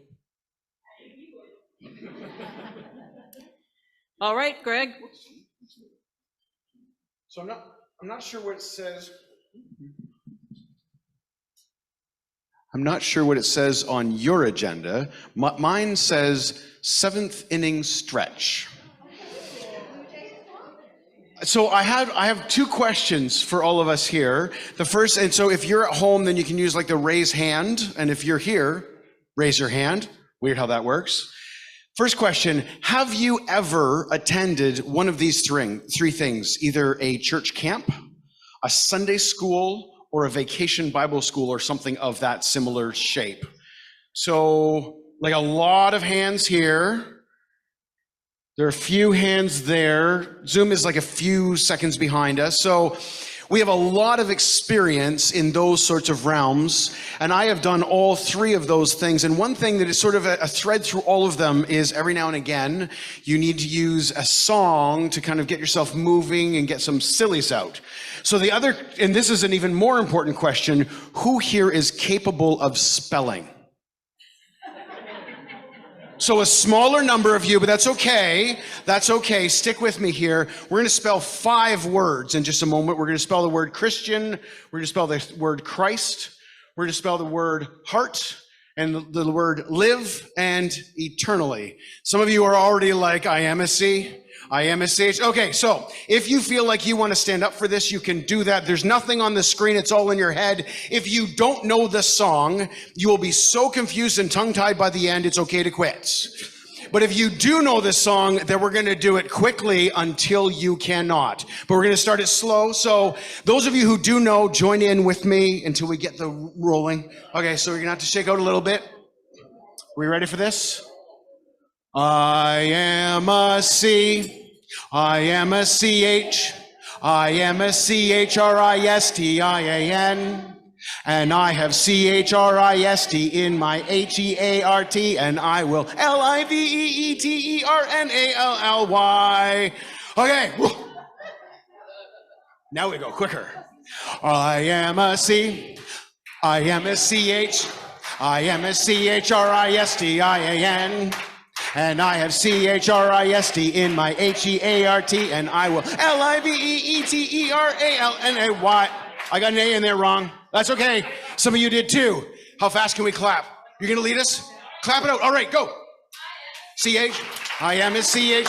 I am a CHRISTIAN. And I have CHRIST in my HEART, and I will LIVEETERNALLY. One more time, even faster. I am a C. I am a CH. I am a CHRISTIAN. And I have a CHRIST in my HEART, and I will LIVEETERNALLY. No, I failed. That's okay. Thank you, everybody. I hope that you are feeling a little more alive and a little bit more ready to experience the next part of our agenda. And back to you, President Jane. Are all those words on spell checker I didn't get to? I am quite certain there were little red lines underneath most of what I just said. Absolutely. But it was fun, and thank you. And so at this time, I would like to call upon Kenji Marui, who is going to introduce our keynote speaker for this afternoon. Thanks, Kenji.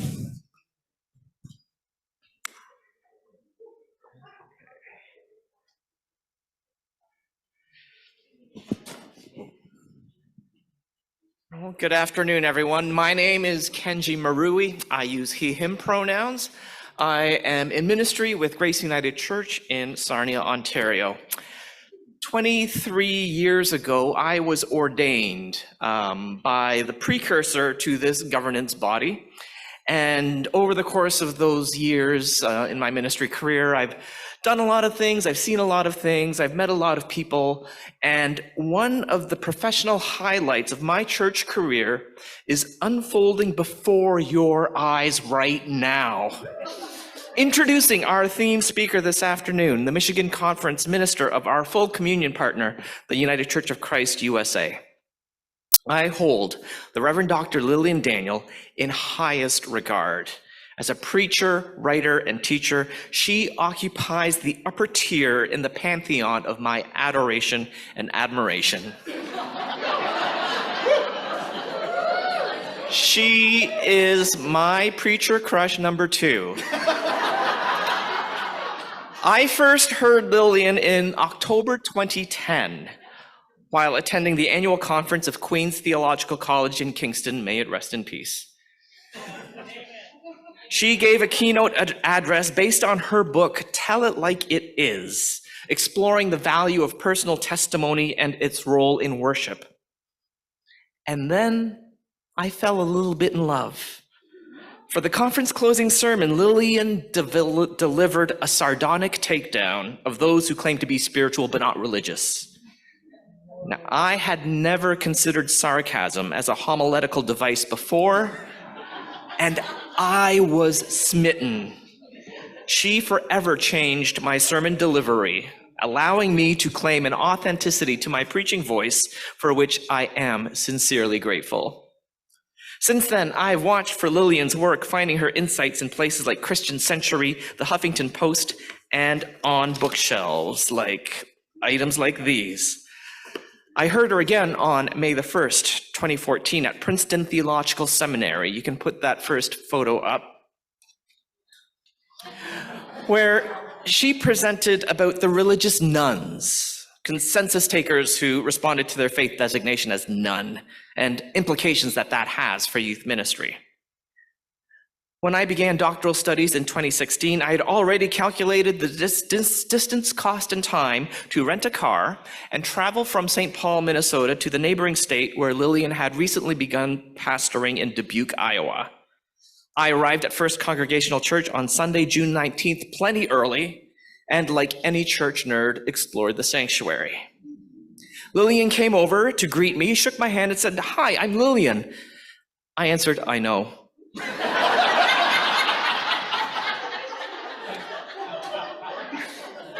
As credit to her generous and gracious nature, she did not seek a restraining order, but instead showed me around, and that's our next picture. She introduced me to people as they arrived, and afterwards invited me to an intimate lunch date along with a dozen others. Now, despite her claim that she isn't very outdoorsy, eschewing camping or spelunking, I have photographic proof that proves otherwise. Go to the next. So as we in Antler River Watershed Regional Council wonder and worry about the future of the church and its congregations, where such concern crowds in like stalactites of stress and stalagmites of stagnation, I am delighted that Lillian is here with us now to offer insight, guidance, and inspiration as we explore the cavernous peril that is congregational ministry. Without further ado, Lillian Daniel.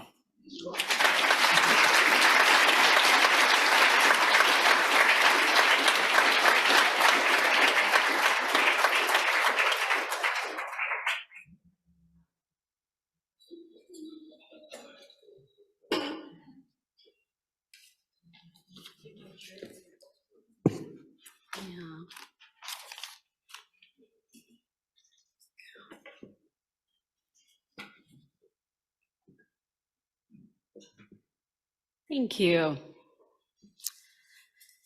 Every time a preacher gets more sarcastic, an angel in heaven gets their wings. Just makes me feel so proud. No, truly, thank you. Will you pray with me? Almighty God, we acknowledge that we could have been anywhere else today. We could have done so many other things with our time.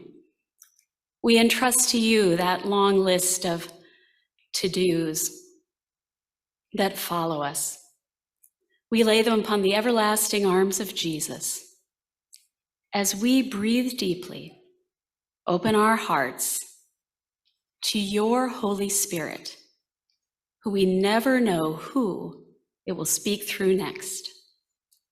Amen.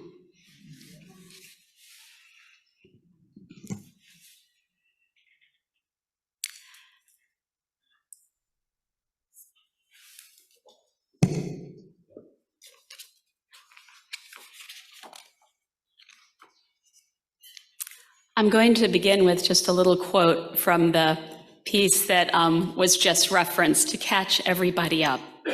But it's a short little piece that kind of went viral that ended up in this book, When Spiritual But Not Religious Is Not Enough. Seeing God in Surprising Places, Even the Church. And before I read it, I just want you to know, I took a little artistic license. This is allegory. It's sardonic. I'm not really mean to people on airplanes.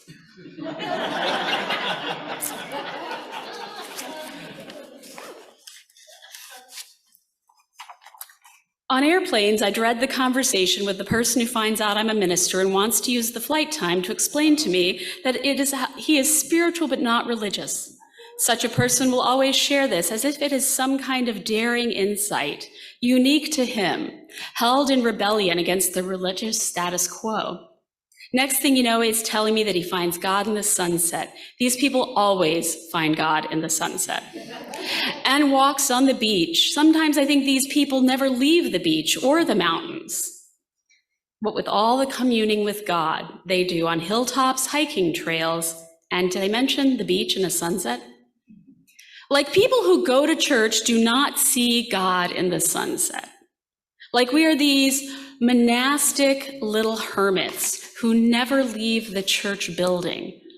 How lucky we are to have these geniuses inform us that God is in the sunset, as if we don't hear that in the Psalms, the creation stories, and throughout our deep tradition. Being privately spiritual but not religious just does not interest me. There is nothing challenging about having these thoughts all by oneself. What is interesting is doing this work in community, where other people might call you on your stuff, or heaven forbid, disagree with you. Where life with God gets rich and provocative is when you dig deeply into tradition that you did not invent all for yourself. Being privately spiritual but not religious has become the norm in American culture and has even made its way into the culture of our churches. So while I can't stop these people from talking to me on the airplane, can I at least inform them that they are boring? Thank you for sharing, spiritual but not religious sunset person. You are now comfortably in the norm for self-centered North American culture, right smack in the bland majority of people who find ancient religions dull but themselves uniquely interesting. Can I switch seats now and sit next to someone who has been shaped by a mighty cloud of witnesses? Can I spend my time talking to someone who cares enough to encounter God in a real human community? Because when this flight gets choppy, that's who I want to be beside, holding my hand, sharing prayer, and simply putting up with me, just like we try to do with each other in church.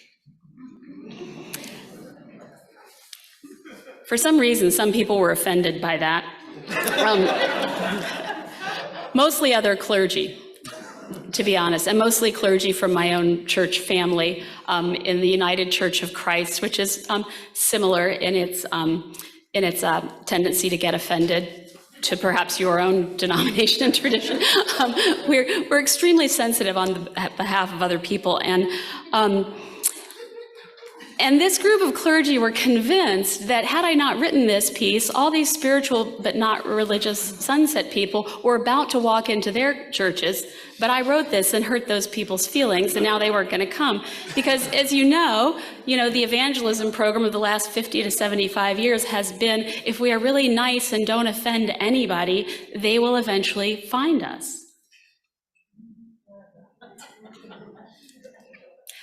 Along with that particular evangelism program, I believe you might share the same one that my denomination has developed with care and thought over the decades, comes the idea that the best way to attract people to what we do, i.e. worship something greater than ourselves, is to never tell them about it.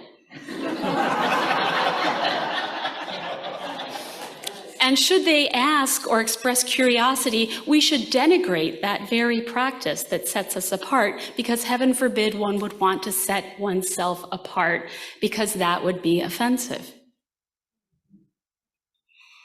So when people say, why should I go to church, or what are you doing on a Sunday, why do you go to church, we get tongue-tied. And so people will say, well, honestly, though, I see you, a neighbor, you get in that car and you go to church on Sunday, tell me about your church, like, what's it like? Well, we might say, I'll tell you what it's not like. Our church is not like those church down the road, where they tell you, like, what you have to believe. That's not the kind of church we go to.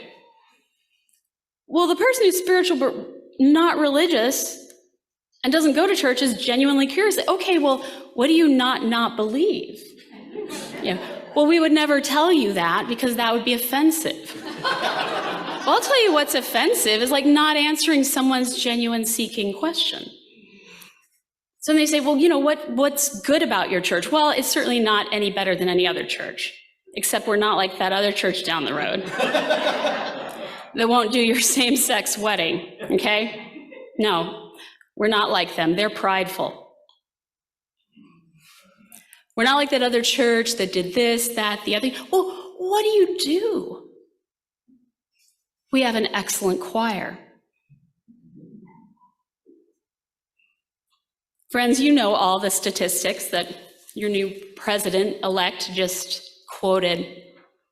Nobody needs church to sing in the choir. Nobody needs the church for youth programming. Can I be honest? That's not what they're looking for. Nobody needs the church for these secondary programs that we have been pushing for decades, hoping that will attract people who, when they get there, we will inform them of how unimportant worship is. When I wrote this book on spiritual but not religious, I got a lot of feedback on behalf of the spiritual but not religious, mostly from clergy who thought, as I said, they knew what the spiritual but not religious were thinking and feeling. But in speaking to actual spiritual but not religious people and playing with this material, which of course I did, because that's most of the world, right? What you see is that there is a curiosity about religion at this point. I went on to write this book, tired of apologizing for a church I don't belong to, which is sort of getting to that tendency we have in our more open-minded wing of Christianity, if you will, to constantly be apologizing for that church that we are not. You know what I'm saying. So, somebody expresses some minor interest and we just get like neurotic about it. And we're like, well, first, before you do come to our church, let me tell you about all the awful things we've done. There's, in my own case, there was like the Salem witch trials. Like, okay, we're not for that anymore. I'm just saying, but it could happen probably again. I'm not saying we're superior in any way. Like, we could be burning you at this stake. I'm not going to distance myself from that. I'm going to own that, right? Like, truth be told, in the realm of serious church apologies, you people in the United Church of Canada are my heroes. I've watched you from a distance, do apologies in important and meaningful ways. What I'm talking about is a flip and dismissive way of not engaging with the deeper questions of our faith. Because all we have, friends, is the God thing. Nobody is waiting for the choirs to get back together or the old programming. It is worship that sets us apart, worship of something other than ourselves. And this trajectory and this conflict was live before COVID, and then COVID happened. But we were already in decline, you know that. We already were stuck in that mindset of having lost touch with the central thing of worship, been afraid of elevating it in any way, lest we offend others. And thereby we had nothing to offer that wasn't already offered in better ways in other parts of the culture. And when we talk about wanting to grow, you feel the lack of that focus on worshiping something other than ourselves.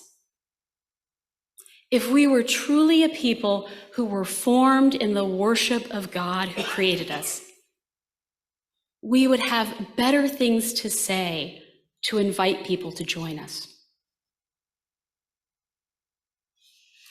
For example, when we're at our most spiritually mature, we don't tell people to come to church because we have really nice people. First, it's not true. I mean, they're nice, but they're about as nice. I mean, the way we say it, well, you should come to church, people are really nice. Like, not like those sociopaths at yoga class on Sunday, right?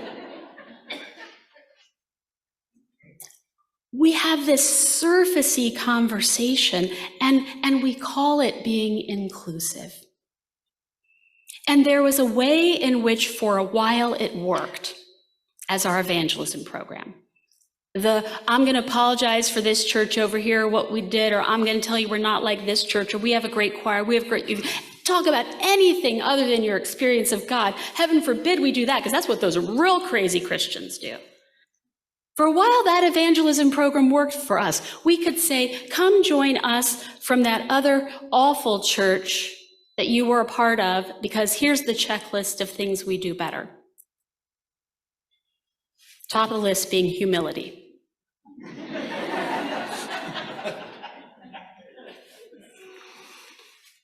It worked because people had different reasons for moving from church to church or being unchurched. So you all know the statistics. The fastest growing segment of the population is those who check off none as their religion, not N-U-N. They're shrinking faster than we are, but it's the N-O-N-E. And yet what I've come to understand, and I think is very important for us to talk about, is that there are different types of nuns.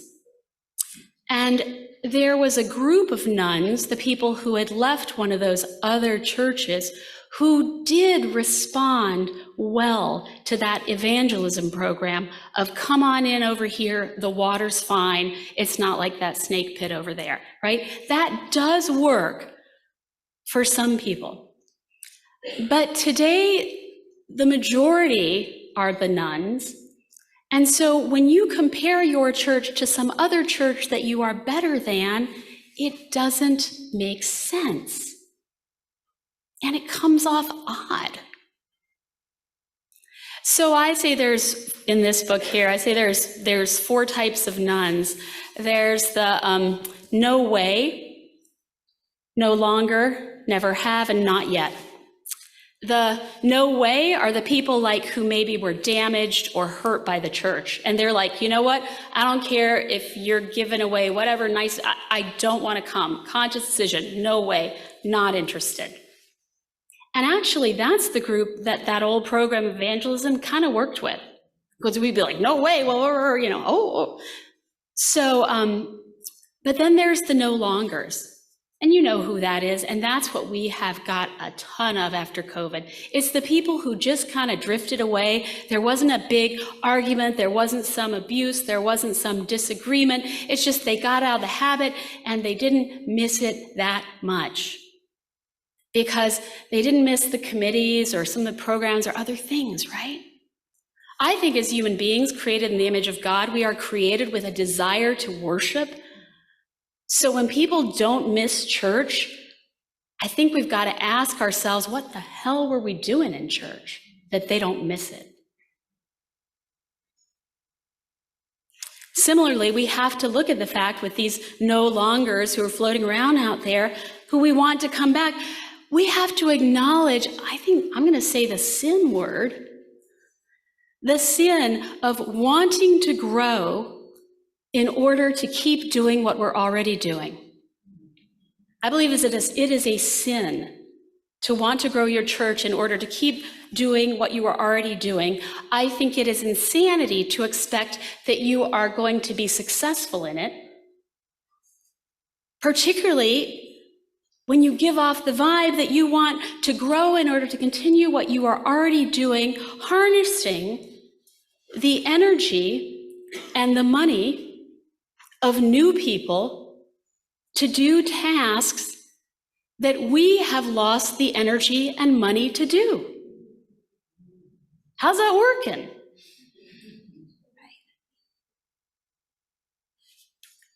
When people don't want to do what we're doing, it might mean something. Worship is what we have. I love progressive Christianity. I'm one of those who grew up in another tradition. I joined the UCC. I thought I'd died and gone to heaven. This is what church was meant to be like. When I read about the United Church Canada, I was like, check, that too. You know, this is it. It's perfect. It's perfect. And then I realized the fatal flaw of the denomination was they actually allowed human beings to participate in it, and that ruins it, because we just come in there and act like jerks, which is what we do. But before I actually met the other human beings, you know, and realized like a sinful person like myself would be a part of it, I thought on paper this is perfect, right? But there are ways in which we gave the God and worship piece to the other branches of the Christian family, and we set up camp in the here's what we're not. And we want to grow in order to keep doing the things that we are accustomed to doing, but we no longer have the energy and capacity to do. Why would you wish that on somebody?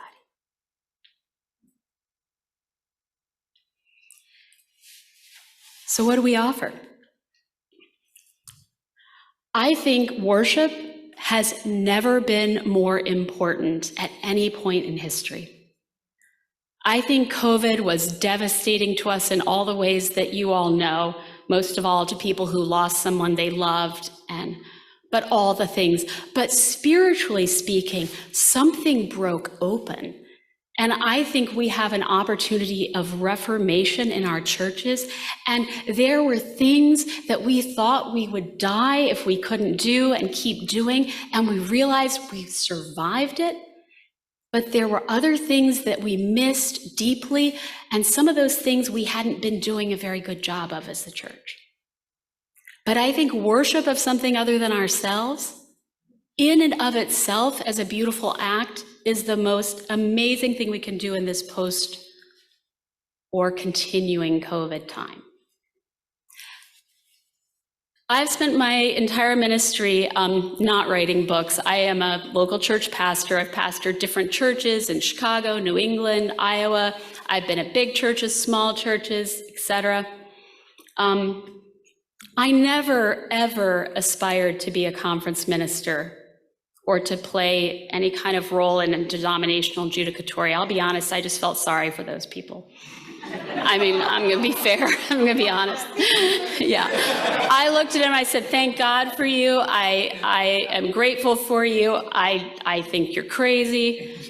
I don't know why you do it, right? So, but my version of COVID crazy, we all went COVID crazy, right? As a local church pastor, was I went through all the things we all went through, the endless meetings and planning for things and, the stickers. And I mean, there was so much we did. There were precautions that I should have taken earlier. I didn't take them on time because I didn't know. There were other precautions we were taking that are as crazy today, like we're wearing garlic around our neck to keep the vampires away, right?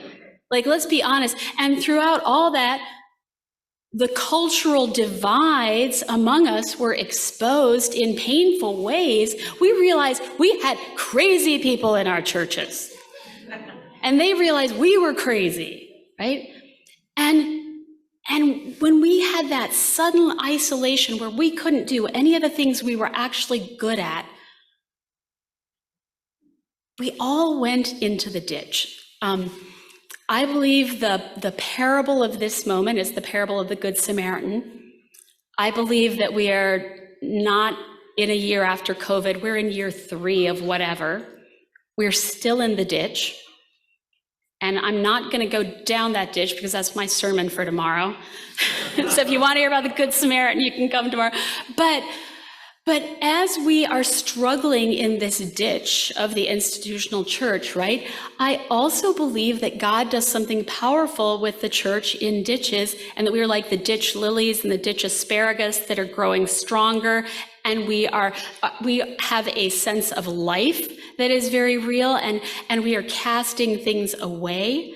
And we have an opportunity to not keep doing things the same way. But if at this year 3, as we're scrambling around the side of the ditch, if our complaint to God is, why can't we just get things back to normal? We have missed the memo from the Holy Spirit.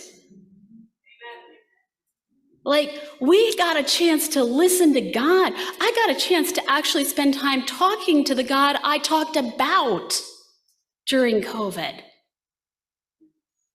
And the prayer of isolation and loneliness, it is not different from talking to God in worship. It's similar. It just involves a lot more swearing.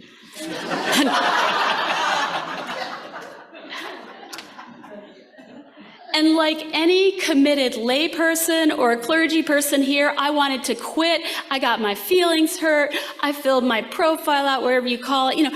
We all went through it.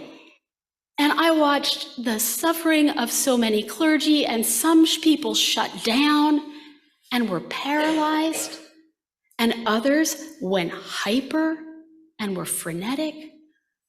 And my version of perhaps COVID crazy was, I said, we got hit with this and we didn't have our Christian connection in place. And this is not telling tales out of school.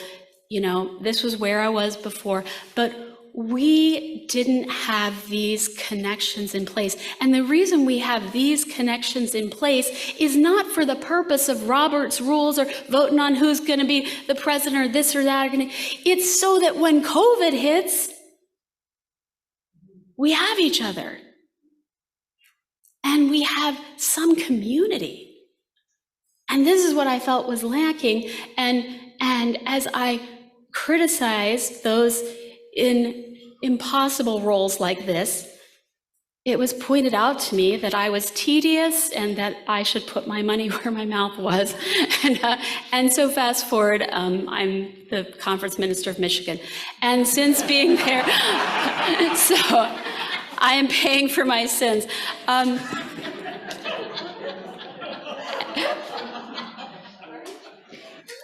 I don't know who's paying worse, them or me, but no, I feel deeply humbled and deeply privileged, and all I do is visit churches and worship.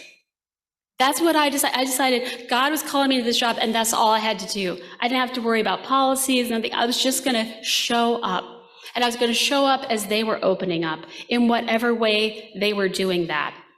And so, beginning with Zoom, but I've just been going. And I'm a guest in your house, except I preach. That's a terrible guest. Stuff clergy do. Like, clergy are insane. And we just think it's normal. Like, I'm a guest in your house, and now I'll speak for 40 minutes. But But what I hear is year 3 of whatever it is harder. We're seeing a lot of turnover. We have a clergy shortage. I'm delighted to meet 2 UCC, United Church of Christ American colleagues here, / devastated and offended. And thanks for setting the ecumenical movement back 20 years, Charlotte Ann. No, and it's going to be fine as long as I can take 2 of y'all home with me, and then we'll be even. But the clergy shortage, the churn is real, but I feel like something is happening. The shift from full-time to part-time is something that I think is painful but exciting. I think we're going to have a elevation of the ministry of the laity, because we're going to have to let go of the clergy-centric, where the clergy is like some high-level servant on Downton Abbey who gets called to here, there, and the other when you ring the bell. We are over it. The clergy are going to have the backbone and to be able to say, I can't do that. That doesn't fit in my time. You can visit the sick. You can pray. The lay people are going to have to get over it. We're all going to have to get over it. We can't miss the memo. We have an opportunity here. And one of the things that stands in our way is the sin of nostalgia.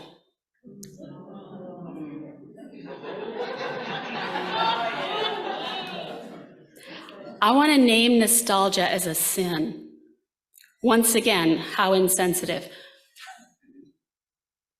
But you know you're in trouble when your churches are nostalgic for 2018.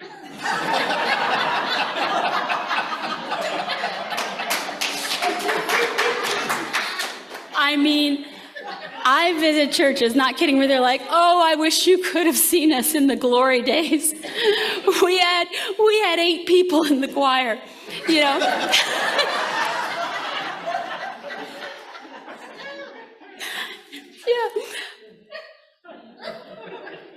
When I started in the ministry decades ago, right, nostalgia was the accepted way of being. And as new clergy, all the old clergy would lecture us and tell us, oh, you can't imagine, this used to have 1,000 members, and we had 5 choirs, and we had this and that, and you young clergy, you don't know, blah, blah. And we're sitting there like, you realize who you're pointing the finger at here. It's not making me feel bad, right? Wasn't me on duty, And now I'm that person, right? And the newer clergy are saying, what the heck have you been doing? And yet we have this opportunity, this reformation, to just get really clear on what the church should do and not do. So if it's all right with our Zoom community, and all of you, I've thrown a lot at you. I want to give us just a minute to have table talk or small group talk. 5 minutes just to process some of what I've said and to come up with a question or comment from your table or your small group if you have one, so that we can finish our time together with some fun and with some back and forth. All right.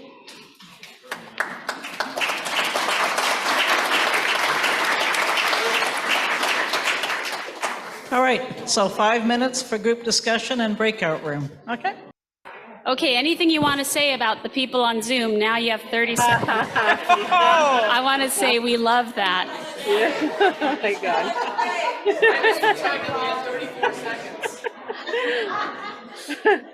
Okay, 10 seconds. 10, 9, 8, 7.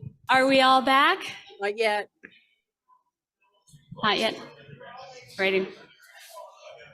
Okay, here they come now.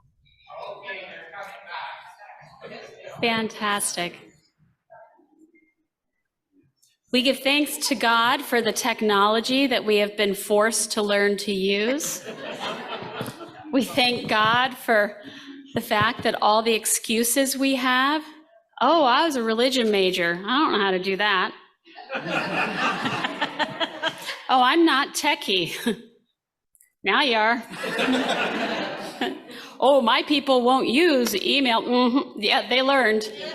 They figured it out. And in many cases, they figured it out long before we challenged them or asked them to. Hello, church. Yeah, right? We learned that people could do things they said they couldn't when they had to. All right, I'd love to get some feedback, and we've got our people with microphones, so be sure to wait for them. Okay, so Carrie's going to do this side of the room, and I'll do this side of the room. If you have any questions of Lillian, and Mark, if you can let us know about online questions, that would be awesome, and we could hear those. And we'll listen to them directly from Zoom if there are any. Excellent. Anybody some questions? Oh, Pam. Okay. I'm getting my Fitbit steps in. I know that's why I wish I was for the back. Yeah, I wish so too, but it's okay. Hello. So our table loved that nostalgia as a sin and the comparison to opportunity. And our discussion was the opportunity comes with fear. And so how do you help your congregation move over the fear of change and the fear of the unknown? Fear, and also let's acknowledge trauma, right? We are traumatized, our congregations. And so some of the, I'm seeing a lot of fighting in churches over trivial things. Now, not that that's new, okay? Like that happened since Jesus like recruited one disciple and then another, and then they got trivial about like the curtain color or whatever, you know? But it has, that's one of the ways we express trauma is we have trivial anxiety, and often it's wanting to get things back or being angry that they're not back. So I think just to talk about that and say, this is part of how people act when they've gone through trauma. So give each other some grace and mercy there, and also look at yourself. You know, just check in with yourself. Because people think, if I can just get this one thing back to normal, everything will make sense. And so it's a fight about the color of the curtains in the parlor, right? And it's not really about that. So to just acknowledge that with each other and say, I get that what we're fighting about is not really what we're fighting about. We're in pain. And we're afraid that, this is important, we're afraid that what we have poured our energy into was not of value. Wow. That's a big thing. And that's a lot of like, hey, we need to recruit new people to this thing that we've been doing so they can have the privilege of paying for it. And instead of recognizing that like that ministry has value, had value, God is always doing a new thing. And that in different stages of life, our ministry becomes maybe letting go of that thing we created and blessing and supporting, maybe even funding that new thing that God is creating. And to really talk about legacy and say, just because we don't do it anymore doesn't mean it didn't matter, right? But what's the new thing in our midst? What's the new thing? So how do you address the fear of change? Is that the question? No, what's the new thing? Oh. Okay. I'm always, the new thing is always the old thing for me, in a sense. I think our value, the roots of the word religion is community, so there is something to doing it together, and we found new ways to do it together on Zoom and other ways, but it's not meant to be alone, right? But it's worshiping something other than ourselves, dealing with a sacred text, this collection of books that is baffling and complicated, this weird library we inherited, but by engaging with that sacred text week after week, we are part of a spiritual tradition that is bigger and larger than ourselves and takes us to a depth and meaning in life that matters. Like, so worship is the new thing, but maybe we do worship in new ways. All of our churches that I'm seeing in Michigan, if they're seeing a third of the people they used to see in person, that's about the norm. If they're seeing half the people in person they used to see, that's better than average. The online numbers don't even it out because we're sick of online stuff too. So it's like everyone's experienced that. This may sound counterintuitive, but if I were a pastor, I would be adding additional services at times other than Sunday.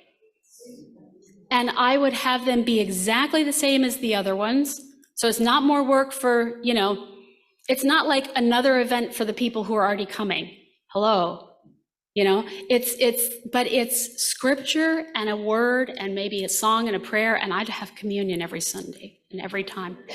I would just be doing it for 10 people on Thursday at 4 and for 5 people on this time, and you make more opportunities, not less. That's what I would do. It's like, but for me, worship is always the answer. It's like the pastor's given the children's story, and children's sermon, that abomination we've introduced into worship in the last century, in which we torture and objectify children for the entertainment of older people. But there's the pastor doing children's sermons like, little Johnny, what's short and furry and has big brown eyes and a big bushy tail? And the little kid says, I know the answer is Jesus, but it sounds like a squirrel to me. I'd be doing more and more worship and more scripture and stuff, and less programming of other kinds, and less meetings. More ministry, less meetings. Yep. Hi. My question was, how do you lead in missiology? We have several projects, and I've been leading this conversation for the last year or so. One of my congregations is turning into a daycare center. They've made an agreement where they can use the space to worship for free going forward. How do we not lose that focus on worship and staying as a worshiping community while taking on these other projects that serve both that community, legacy, and story, but keep us together as a church community? So did I hear you correctly, that your church sold your building to a daycare? They're working on it. Yeah. Or they're working on it, but you'll still be able to worship in the building. See, I think it's brilliant. And I think we're seeing a lot of creative things like that. And we have to stop worshiping our own buildings, right? I mean, and so when people show up in person or online, if all they're hearing about is like, it sounds like you worship your own building, that's not good. And so if we could release ourselves, but that to me sounds like the best of all worlds, because you still get to be in there. But I don't know why the daycare center wants to buy it from you, but God bless them. I'd rent if I were a daycare center, but I think we're seeing a lot of it. But the deeper question you're asking is so important for lay leaders and clergy. The monetization of that building and keeping the place going, right, is real. And all of a sudden, it's kind of like during COVID, we asked everybody to become experts in technology. Now we're asking everybody to be social entrepreneurs and go out and find tenants and come up with this brilliance and that brilliance. And I think that's really hard. And a lot of our clergy are like, this is definitely not what I signed up for. But I also think this is where connection matters, and I believe it's connection at this level, where it's the conversation you're having at lunch and saying, oh, we went through that, and you need a lawyer for this, and don't forget that, and here's something you might try. And we're gonna have to work together, and as denominations, we're gonna have to help people do this. And that doesn't mean that we just come in and say, oh, we'll help you leave a legacy and give us the money, right? We need to help each other, and none of us know how to do it. And we're learning. And in some cases, the right answer is to walk alongside each other through the grief of saying, we're letting this building go, right? It's become an idol or a millstone around our neck. Yeah. And I think highlighting stories about any church doing anything like that gives other people ideas. Lillian? Can I ask, I'm going to read this from the Zoom community. All right, on Zoom, Dawn Lockett makes this comment in the chat. Not a question, but a comment from our group was, in essence, can we learn to be content and still feeling worthwhile when we have 15 people in church who really want to be there, rather than 100 people who feel like they were doing us a favor by being there? Ooh, whoa, ooh, that's well put. Thank you, Dawn. I think the answer is hopefully yes, right? Like, let's give a heart.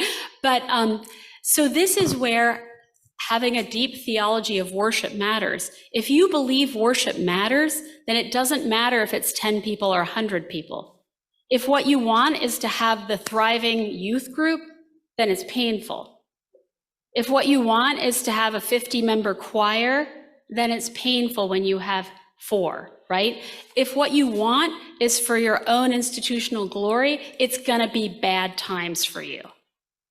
If what you want is to engage with God in the company of others, it honestly shouldn't matter, and it should be clarifying to us, and we should seek for excellence in worship, no matter how and no matter where.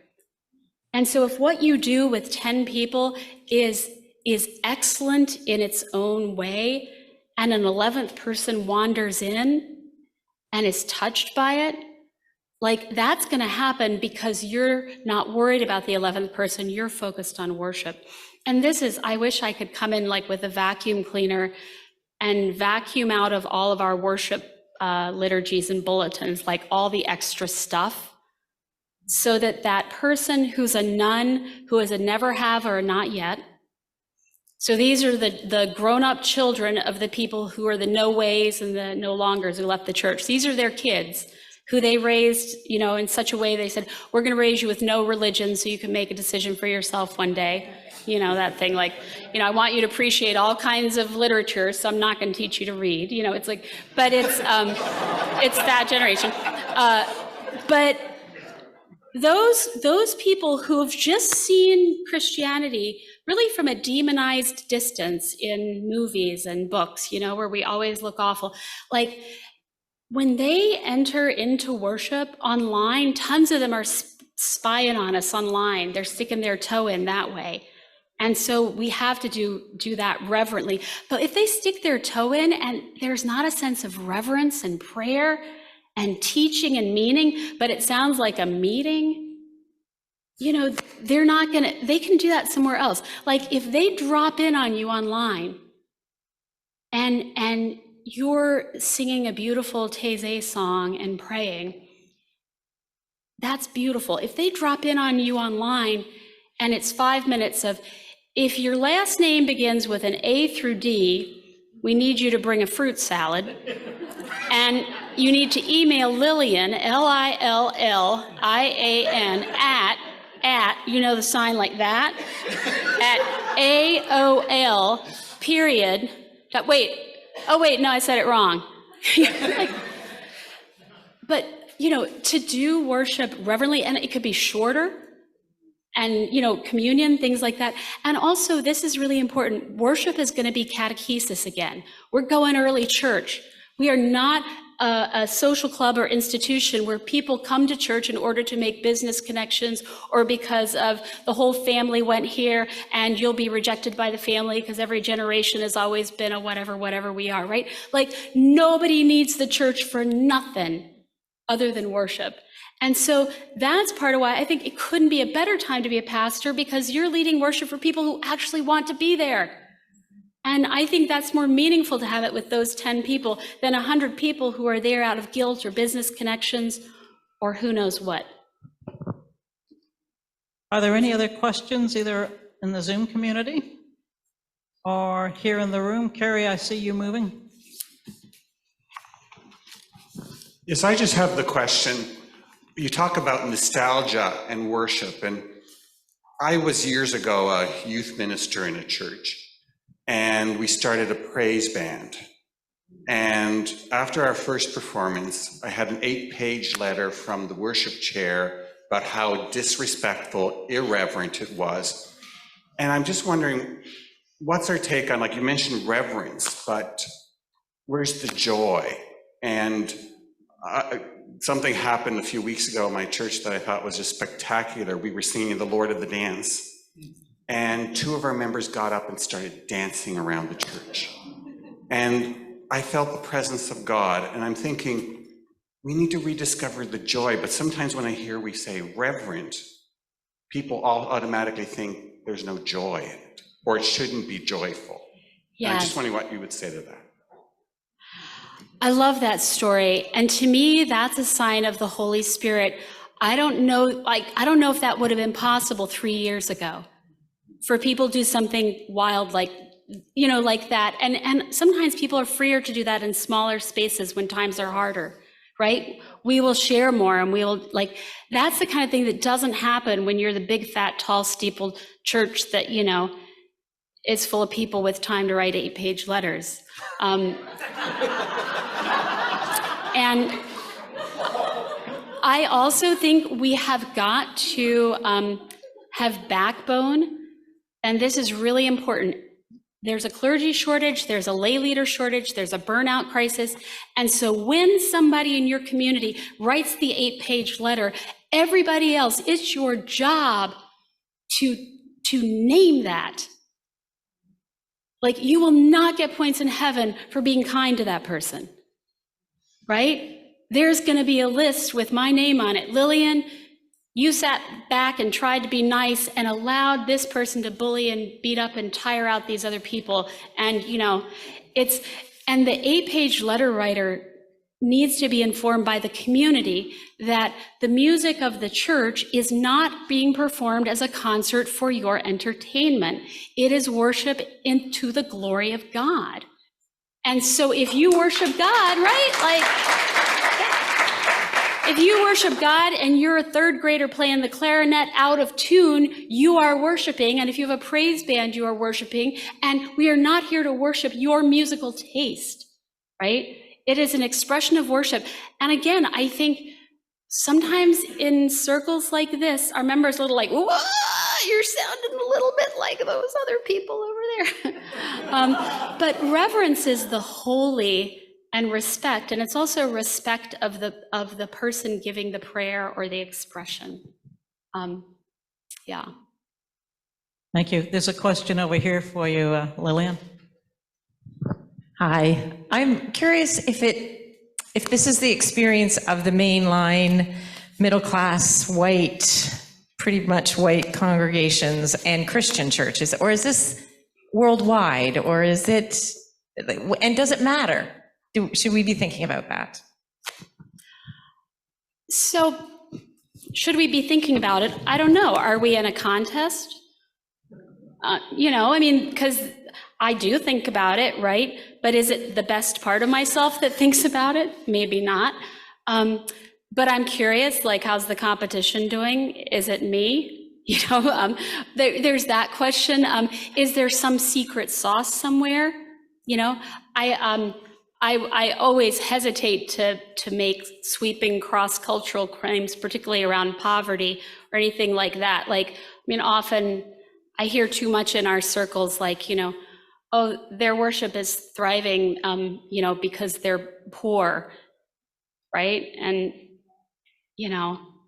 there's so much wrong with that, right? So much wrong with that. And we don't know. But I think, can we learn from other people? Yes, but mostly I think there's stuff we could learn right where we are. And a lot of times we'd rather talk about this church in another country or the mega church over here and this and that, because we don't want to deal with we're oh, that mega church and they have people, directing parking and this and that. It's okay, why don't you look at the fact that you don't have a doorway into the church that anyone can find? Before you're, getting the parking lot committee together, why don't you have a door that is obvious to people trying to get into your building? And when they come in, not have it be a basement with a leaky bucket and you look like you're in, grandma's haunted basement. I think there are ways in which lay leaders and clergy, we like to go to these big theories about other denominations and churches when we don't want to do the work right here. But the best thing we can do is ask strangers to come into our space and worship with us and say, just be brutal. Tell us what was confusing, help us. help us see it, because we don't see it, you know? Yeah. The time is not, somebody said when the time is not listed for worship. By the way, this is my other pet peeve, how often the clergy is not highlighted on the website. And I know who runs the website, it's the clergy, and y'all think y'all are being humble and modest, and you're just being foolish because people want to know who the pastor is. And also, you should have a picture of the building if you have a building, for crying out loud. We don't need a picture of a river or sheeps in a field or a rainbow. Like, we need a picture of the building, and we want to see who the pastor is, and we want to know something about that pastor. Because, you know, and that's not being arrogant or pastor-centric, like that's just being sensible. But a lot of our church websites, you wouldn't know what business we're in. Like, you think we're in the farming business. Oh, it's an organic farm, you know? It's like, yeah. Oh. Hi, I'm a retired United Church minister. And I've been retired now for some years, long before the pandemic hit. And so I've had the luxury and the joy of visiting churches that I truly feel a blessing has been given to me when I walk out the door. Because I think it's important to it's important to me to feel that God was present. And when the pandemic hit, all those doors closed. And so for someone who is always eager to participate in that, with the doors closed, it was online. And I know that I'm just an old gal and not so online. It's not that easy for me to get something long distance. So when I finally decided, okay, I've had 6 shots, you know, I can come to some events, I can go to church, I went looking for a United Church in my community in Windsor. And I attended a few, and I have to say it broke my heart. Because there was, I think it's what you're talking about, the trauma, all kinds of different things, grasping at straws in who they pick to speak from their pulpit, their ability to reach out to me when I reached out to them was non-present. And so I gave up.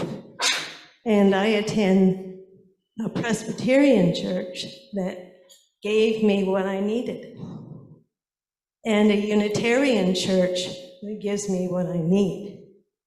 And that breaks my heart in another way, because I miss my United Church. So I'm hoping that what you're saying is that this trauma is going to somehow evolve into something new, because I miss it. I hear you. I hear you. And I think some of our churches are not going to make it through this crisis.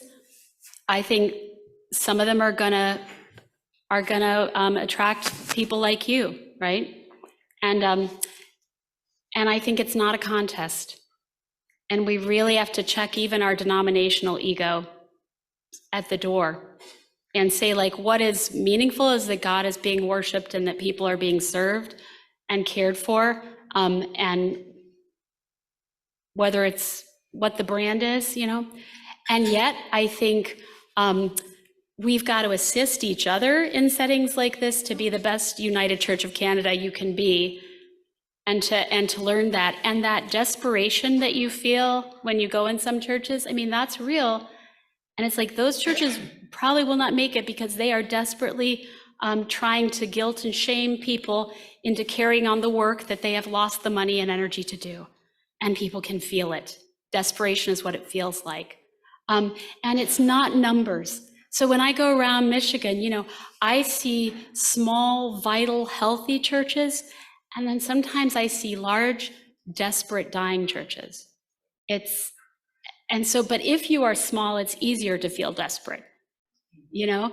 But I see a lot of rallying, and you can feel it when you walk in the room. It's a spirit, right? And so that's why, like, before we start trying to market ourselves, we need to do our own spiritual work inside our congregations. You know, one of those large feuding, dying churches where you just feel that tension, they're like, we need a better website. I'm like, no, you don't.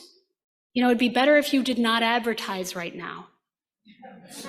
Like, this family reunion is not ready for visitors. You know, nobody bring a date to this family reunion, okay? Like, we need to do some family therapy, and like, nobody should be invited to this, right? There will come a day where you can bring friends to this. You are not there yet. And that's, I think, what we've got to do is like, do that work on ourselves. Why do we worship? What are we doing? And how joyful this is that we can do it. Is it time? Oh, okay. Oh, good. No, if we have one right here. I'm wondering if we perhaps don't equip people well enough in the church to speak about the church and their faith. Because even on my discernment team, when I did it, they were peppering me with all kinds of questions. But if I flipped one back at them, they're just like, oh, I don't want to talk about that. And so they avoided it. Now, by the end of the year, they got the hang of it. But I think we don't tell people how to talk about God. We don't teach people how to pray. Prayer is just a conversation with somebody who's not sitting right in front of you that you can see. I mean, God is still there right in front of you. You just can't see. And I think we need to do more work in that area. And I think the pandemic is forcing our lay leaders to do some of that, because there's a shortage of clergy. And so it's like, okay, now, you know, yeah, you can stand up and talk about your experience of God. You may need some training and scholarship to learn about the Bible, but you can give testimony, and you can fill that worshipful space for other people. And in fact, you have to. And if you can't talk about an experience you've had of God, what the heck are you doing in church, right? Like, what are you getting out of this? You know, if it's always go ask the pastor. She says it so well, you know? It's, yeah, that could be what happens as we say you can pray. Is there any on Zoom? Okay. This is a question that was brought up in our church recently about the affirming gender neutral language that's not being very much spoken about, that involves the LGBT and wants them to come into the doors. Because when they don't hear that gender neutral, then they're not feeling they're being represented anymore. I think I heard you saying, the question came up of the importance of churches using gender neutral pronouns, language that would make members of the queer community feel comfortable when they walk in the door. So this is where, like, you know your communities, right? And this is where you have to discern who are the people who are not in church who you would like to be there, and what do you learn from them about how they like to talk, but most importantly, like, how to call them by their name. I mean, so I could really go off on the pronouns. You want me to, though? I mean, so I think that the Bible has prepared us for this amazing, baffling, wild moment in culture right here where we're living, where all of a sudden, you know, gender, fluid, binary, all this stuff. Have you read the book of Genesis? Male and female, you know, God created them. I mean, they're playing with binaries in the creation story. There's this very sexist rib story, and then it's right next to this other one that's like completely non-binary. And, you know, Scripture is full of amazing metaphors, and the church at some point decided to just like fetishize a couple of them. Like, you know, the church is the bride of Christ. Like, where's that from, right? I mean, so much of the binary stuff is like cultural stuff we brought, but in the scriptures, they are playing with. The Ethiopian eunuch is an amazing story to preach on for this moment in time, where this person who doesn't fit in the traditional male-female category and says to Philip, you know, what is to prevent me from being baptized? And like, Philip has a minute where he's like, well, I'm sure there's something, you know? I mean, you are a eunuch, you know? It's like, oh shit, there really is nothing, you know? Like, I mean, they're just, and this is like a text that comes out of an incredible patriarchal culture that tortured folks like this, and somehow this subversive story gets in there for thousands of years, and like, but no, we're like, oh, the church is the bride of Christ. Where the heck did that come from? You know, there is so much material to work with in scripture, and it's not easy, but it shows you that there is nothing new under the sun, that human beings have been asking these questions and saying like, hey, Phil, like, is there something wrong with me? Or is there anything that would prevent me from being baptized this day? Because I've been reading Isaiah in a chariot for the last 3 hours, you know? Like, you get car sick reading in a car, you're reading Isaiah in a chariot, like, right? And it's with fear and trembling, like saying, you're probably gonna say there is something to prevent me, but is there? Because like when I read about this suffering of this person in Isaiah, I feel like that could be how I'm treated in the world, right? Like, and also scripture is full of stories of people who change their names or God changes their name, right? And this happens over and over again. And it's like, I remember, I mean, 20 years ago, I didn't understand those stories in the same way. I was like, well, that's kind of weird. Like, why do they always get their name changed? You know? And now I'm like, holy cow.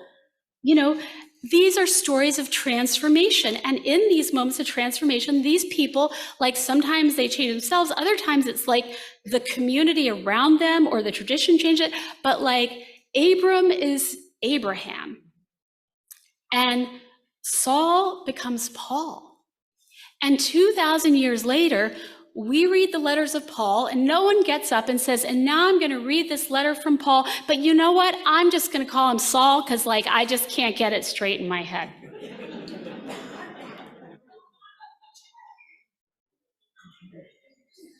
You know, nothing in there. I'm just going to call you Sarai, right? I'm going to call you Abram. I don't care what God says. I don't care. Like, it's just too hard. It's too hard for me. Everyone else can call you by name, but that's just so hard for me, right? Like, what kind of a self-centered world do we live in where we tolerate brutal behaviors and we get outraged about brutal behaviors, but we say, it's too hard for me to learn what your name is, right? And it's just common kindness and deed. Like when people say to me, like, where do you think all this pronouns? I think it's kind of nice to call people what they ask to be called, because that's how my mother raised me, right? And when people got married and they had a new last name, people didn't say, oh, it's just too much. I can't do it, you know? We said, oh, sure, like I can't wait for you to get that kind of a name change. So we love certain kinds of name changes that play into patriarchal norms and keep people in their place. We don't like name changes where they empower people or bust up the system or say, God has done something different here. Get over it.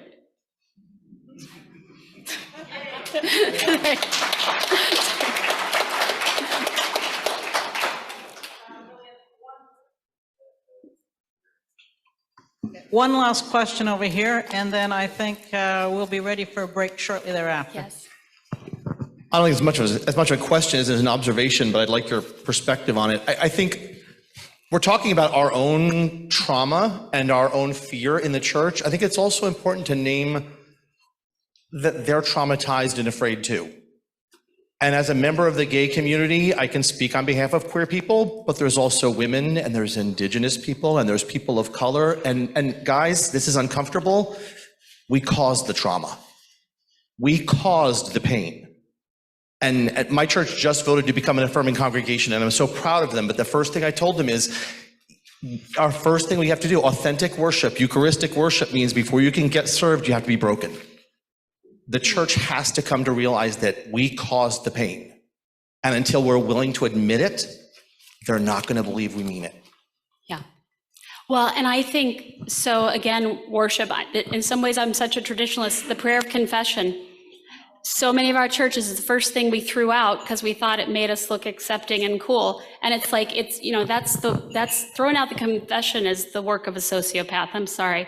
It's saying, you know, I don't need to say this because I didn't do anything wrong and I never do. Like what, you know, and that's what, and I've been part of churches, they're like, the prayer and confession, it's such a downer. I'm like, it should be, you know. Like, you may not have done anything wrong this week, but I know I will have, so it will be there. But it's also like to just model the fact that like every Sunday there's something in our worship in which we acknowledge we could be wrong. And then to have the people who we've wronged observe us acknowledging that. Just even without specifics, the power of that is so countercultural. And I think so many of us, one of the things that happened in COVID was that was a part of sin that got in my heart was like, I just wanted to be right so badly. I was like, this has been an awful time to be a leader in the church. And all I ask, Lord Christ, is that all this pain will be worth it, because in the end, I will have turned out to have been right about everything. Is that too much to ask?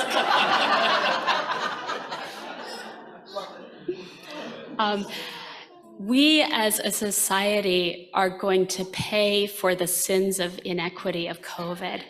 And some of us on the left who were so self-righteous and sure we were right in our stances on closing and isolating and all that, we were able to do that on the backs of the people who worked and delivered our Amazon packages and our food and who got COVID and didn't have a choice.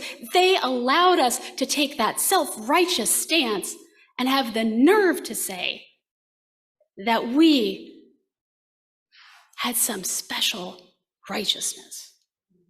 It's the Gnosticism of COVID in the Christian church. And we're going to have to confess that some of those purity stances we took were on the backs of people who had no choice.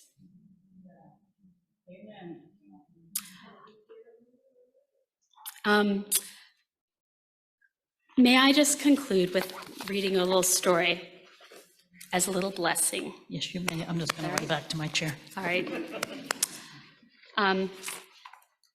Because we've gotten into some heavy topics here. This is my blessing for all of you. And this is something I wrote before COVID, but I feel it like it was meant for after COVID. Begins, I hate the violin. I should know I played it 11 years, and very badly. But I do know a good violinist when I hear one. And one day, as I rushed toward an incredibly important meeting with myself, I passed a little girl who was playing the violin on the streets. She was better than I had ever been as a child, and she played with confidence, but she was no Itzhak Perelman. She had her violin case open for tips, just like a grown-up busker would. But there was not really any money in her violin case, no dollar bills at all, and I felt sorry for the little girl. But I did not have time to worry about that or correct the problem because I was on my way actually to attend a worship service. And so I said, I feel sorry for that little girl playing her violin with no money in it, but you know what? Somebody else can support the arts. I'm trying to get to church. Well, the church service, as it turns out, the door was locked because I was late and I couldn't get in. So I turned around and was walking back up the same street, and there was the little girl still sawing away on her violin. But as I was walking toward her, this strange man who I'd never met before jumped out in front of me and said to me, kind of whispered, and said, "Do you see that little girl back there playing the violin?" I said, "Yes." And he said, "I didn't mean to scare you." He said, "But can you do me a favor?" And he pressed into my hand a dollar bill. And he said, "Can you, when you walk by there, can you throw this dollar bill in her violin case?" He said, but don't say that I gave it to you. Just toss it in the case." "Okay," I said. And so I walked by and I did that. I tossed it in the case and I felt good about myself, supporting the arts, somebody else's money. But then I began to worry and I thought, oh no, why would that strange man want me to give that little girl money? And what if this was a stranger danger situation? And what have I been drawn into? And then I thought, no, I mean, if he was trying to trick this little girl, if he were a predator, he would be giving the money. He wouldn't entrust the money to a stranger to give. I said, but why was he doing this? And then it hit me. And I said, oh my gosh, it has to be her dad, right? Only a dad would go to that kind of trouble. And then as I thought about this story, I thought about the times in my life where I was on the street playing my violin and my violin case was full of dollar bills. And then I thought of times when I was playing that same violin and my violin case was empty. I thought of the good times when my violin case was full of tips that I assumed that I had earned through my enormous talent and hard work. But now I saw that there were times when my best efforts were no better than that little girl's. As she sawed away on a difficult instrument without much expertise and very little applause, I thought, this is the mediocre violin playing that only a father could love. Maybe our biggest fan out there is God, who supplies all the praise that we mistakenly think we earned. God hates to see our violin case empty, as much as we do. But rather than just fill it up for us, God comes at it sideways, occasionally stepping in and convincing one total stranger to stop, listen, and care for another. So that one day, when we need a boost, we can tell each other without any apology what I wanted to scream at that little girl. Little girl, somebody out there loves you and always has. Amen.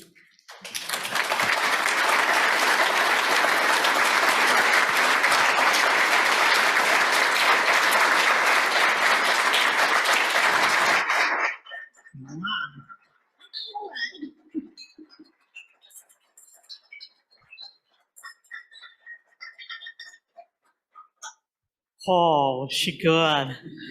Wow. On behalf of all of us here, Lillian, thank you so much for sharing today. What a gift you have been to all of us and no doubt in all of your ministry. But because you are, like it or not, the Michigan Conference Minister of the UCC, is what led to the invitation for you to be here today on behalf of your denomination. And because of that, we have been so blessed and enriched by your ministry today. And thank you, thank you, thank you. This time together, I feel, has been worship.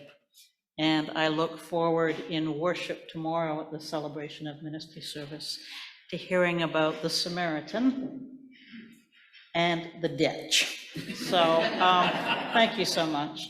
Thank you, thank you, thank you.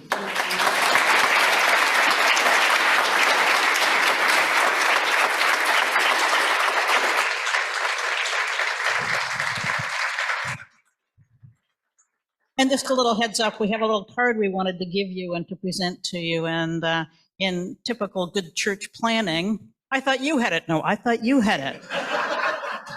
So if you, hopefully you'll still be here after the break. And then at that point, I'll have it and then you'll have it. Okay. So it goes in the church, just the way we do things here. A couple of things. Somebody on the Zoom in the chat asked, how come those people in the room aren't saying their names before they speak? How come you are not saying your names? Well, because nobody was asked. When you stand to ask your question, please say your name first. That is the answer. And so maybe when we talk in future, if you could share your name, because we know, because we've got name tags that we can see, and so we know, or we know you without the name tag. But if you're somebody on Zoom, they can't see our name tag, so they just like to know who's speaking. That's a fair comment, a fair question. And when we know better, we do better. So if you have things to say afterwards, you can't say anything, but you say your name first. And just before the break, I just wanted to acknowledge our mission and service banner here and our United Church of Canada banner. Thank you very much for the regional staff who made sure to get those from the regional office and bring them.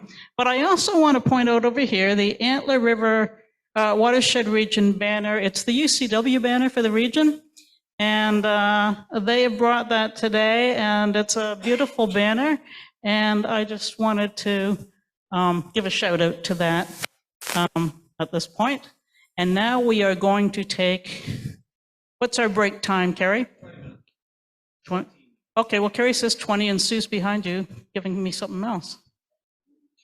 20, okay. So 20 minutes break time, and then we'll reconvene.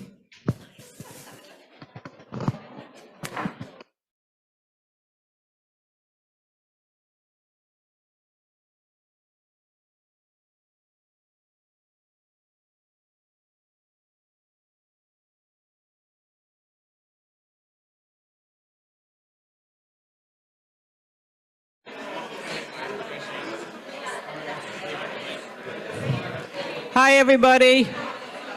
Hello, hello. I am so sorry to interrupt. It's time to continue. Bring your coffee to the table. That's quite okay.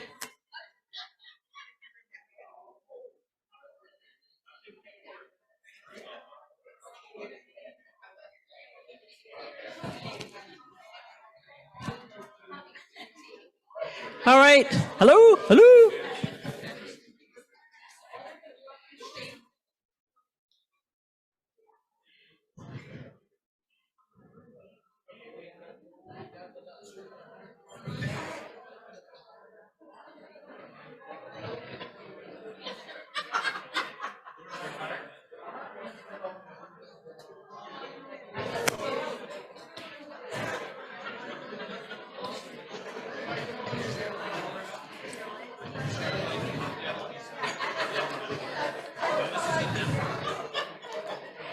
Okay, so here we go. We're ready to rock and roll? I said, it's time to go. We got people still talking.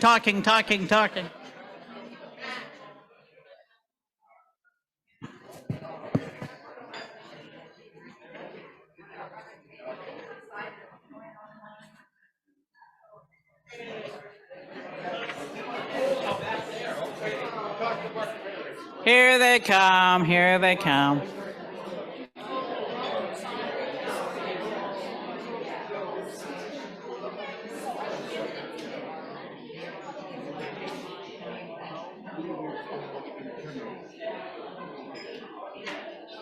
Okie dokie.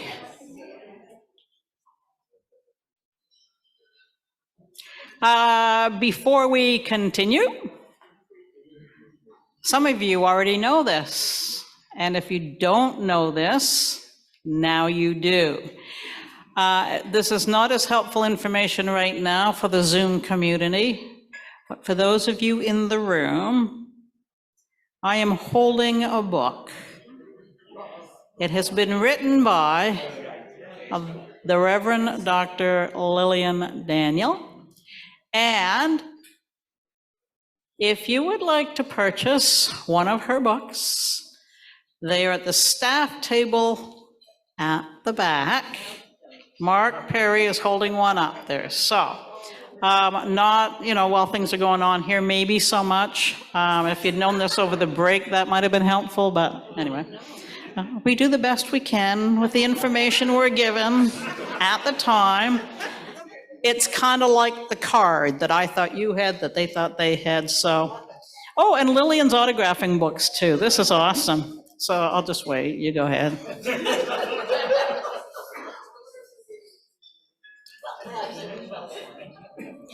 Anyway, so Lillian, here's the card I was talking about earlier. So if you would just like to come up and accept this on behalf of the region, thank you so much. There you go. And can I just say, I forgot to say the one thing I'm supposed to say. Greetings on behalf of your siblings in faith from the Michigan Conference of the United Church of Christ. We greet you in the name of our Lord and Savior, Jesus Christ. Amen. Thanks. That was the thing you were invited to do in the first place. Everything else was extra. So thank you. All right. Is there a price on that book, Jane?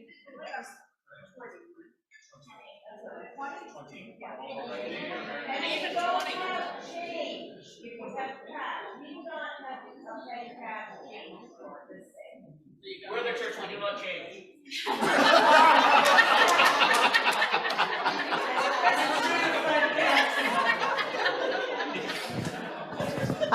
I'll just echo, because we want to be cognizant of folks who are online. Executive Assistant Sue Dulaman was just explaining that we can't make change. No, we can't make change. We can receive an e-transfer from you. You need to, in the e-transfer, be sure to let us know it's payment for the book, and then we'll do a transfer to Lillian out of the e-transfers we've sold.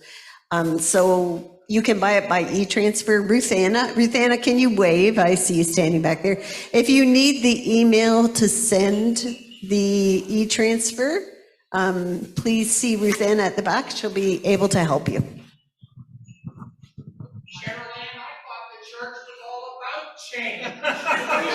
Oh, joke. Oh, Sherilyn, it's always good to be working with you. Conference minister for the Michigan Conference, could you just tell us how many congregations you have in the Michigan Conference?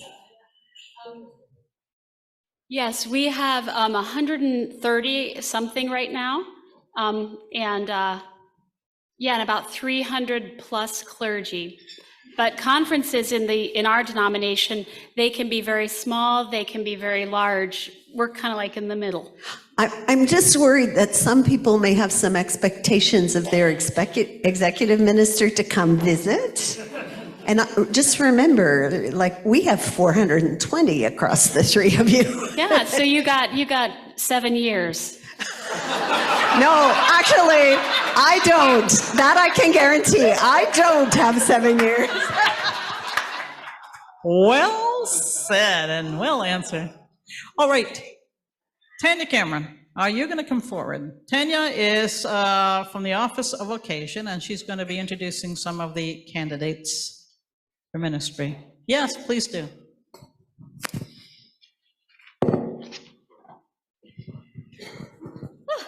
Hello, Tanya Cameron, vocational minister. One of the regions that I serve is the Antler River Watershed region. I am so pleased to introduce to you today Nancy Vandenberg, candidate for designated lay ministry. Nancy was one of the very first, if not the first, candidate to begin her ministry formation via the candidacy pathway model and the Southwestern Ontario Candidacy Board. One of the very first steps in the pathway is an assessment for promise for ministry in the United Church of Canada. The first interview with the candidacy board often starts with, "Tell us your faith journey." Nancy submitted a fulsome itinerary of her faith journey that brought her to that moment when she engaged the pathway, and she even gave a title to it, "What a Trip, What a God." And it was a trip. She attended a local United Church, Sunday school, Christmas concert, youth group, and as a teen, she even filled in as the pianist for the hymns when the musician was not there. When it was time for her confirmation, Nancy declined and said, "No, I prefer to be a free agent." And although she didn't realize it at the time, Nancy confirmed that these early years provided her faith foundation for what was to come. And what was to come was alternating Sundays at Catholic and Presbyterian churches, experiencing a deeper connection to the sacrament of communion and the value of prayer. Nancy continued to experience the community of church by involving herself in singing groups and exploring various forms of worship at different churches. A deepening prayer community revealed she was blessed by many, and her faith became stronger as God surrounded her with peace and joy. Nancy entered her candidacy in 2019, having spent several years as the music director at Dundas Street United in Woodstock, where she also spearheaded a Wings of Hope program, which is a practical model of pastoral care for seniors and families. Completing her year-long discernment in 2018 with Dundas Street, the committee who journeyed with her throughout commented that they experienced Nancy to be a person with considerable gifts and skills for ministry with a deep inner faith. She demonstrated respect for others in a positive, nurturing way, and she was gifted with a desire and the ability to grow and learn, bringing authentic compassion and empathy in all aspects. Her discernment committee also celebrated her wonderful sense of humor, which is an important gift for ministry.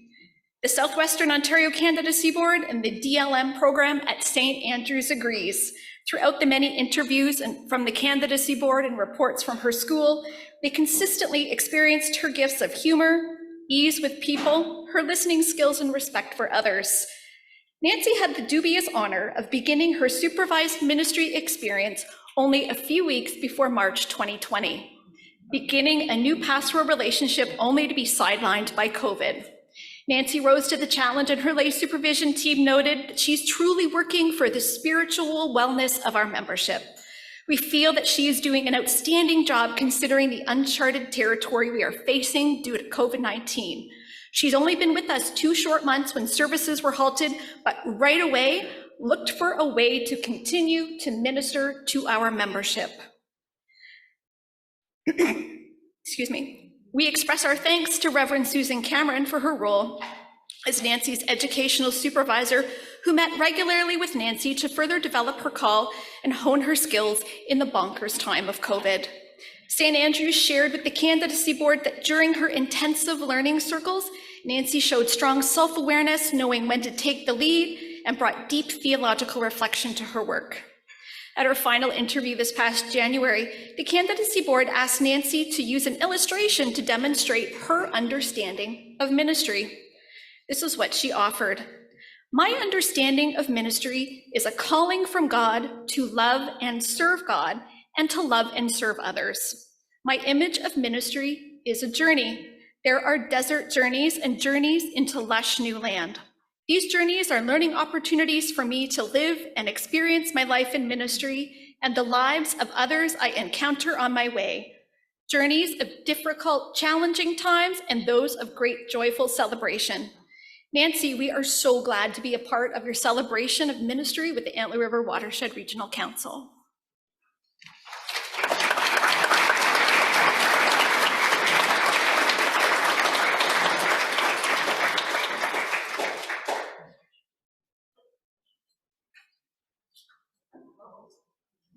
LM candidate and a graduate of St. Andrews College in Saskatoon. Thank you, President Jane, for this opportunity to address our 2023 Regional Spring Council meeting. As I reflected on President Jane's question, 2 things kept coming to my mind. More Voices 90, don't be afraid. Don't be afraid, my love is stronger. My love is stronger than your fears. Don't be afraid, for I have promised to be always near. and Philippians 4:13. I can do all things through Christ. When the Jonah in me stopped running from God, I accepted my call to ministry. In doing so, I am amazed that I never seemed to experience any moments of doubt or fear.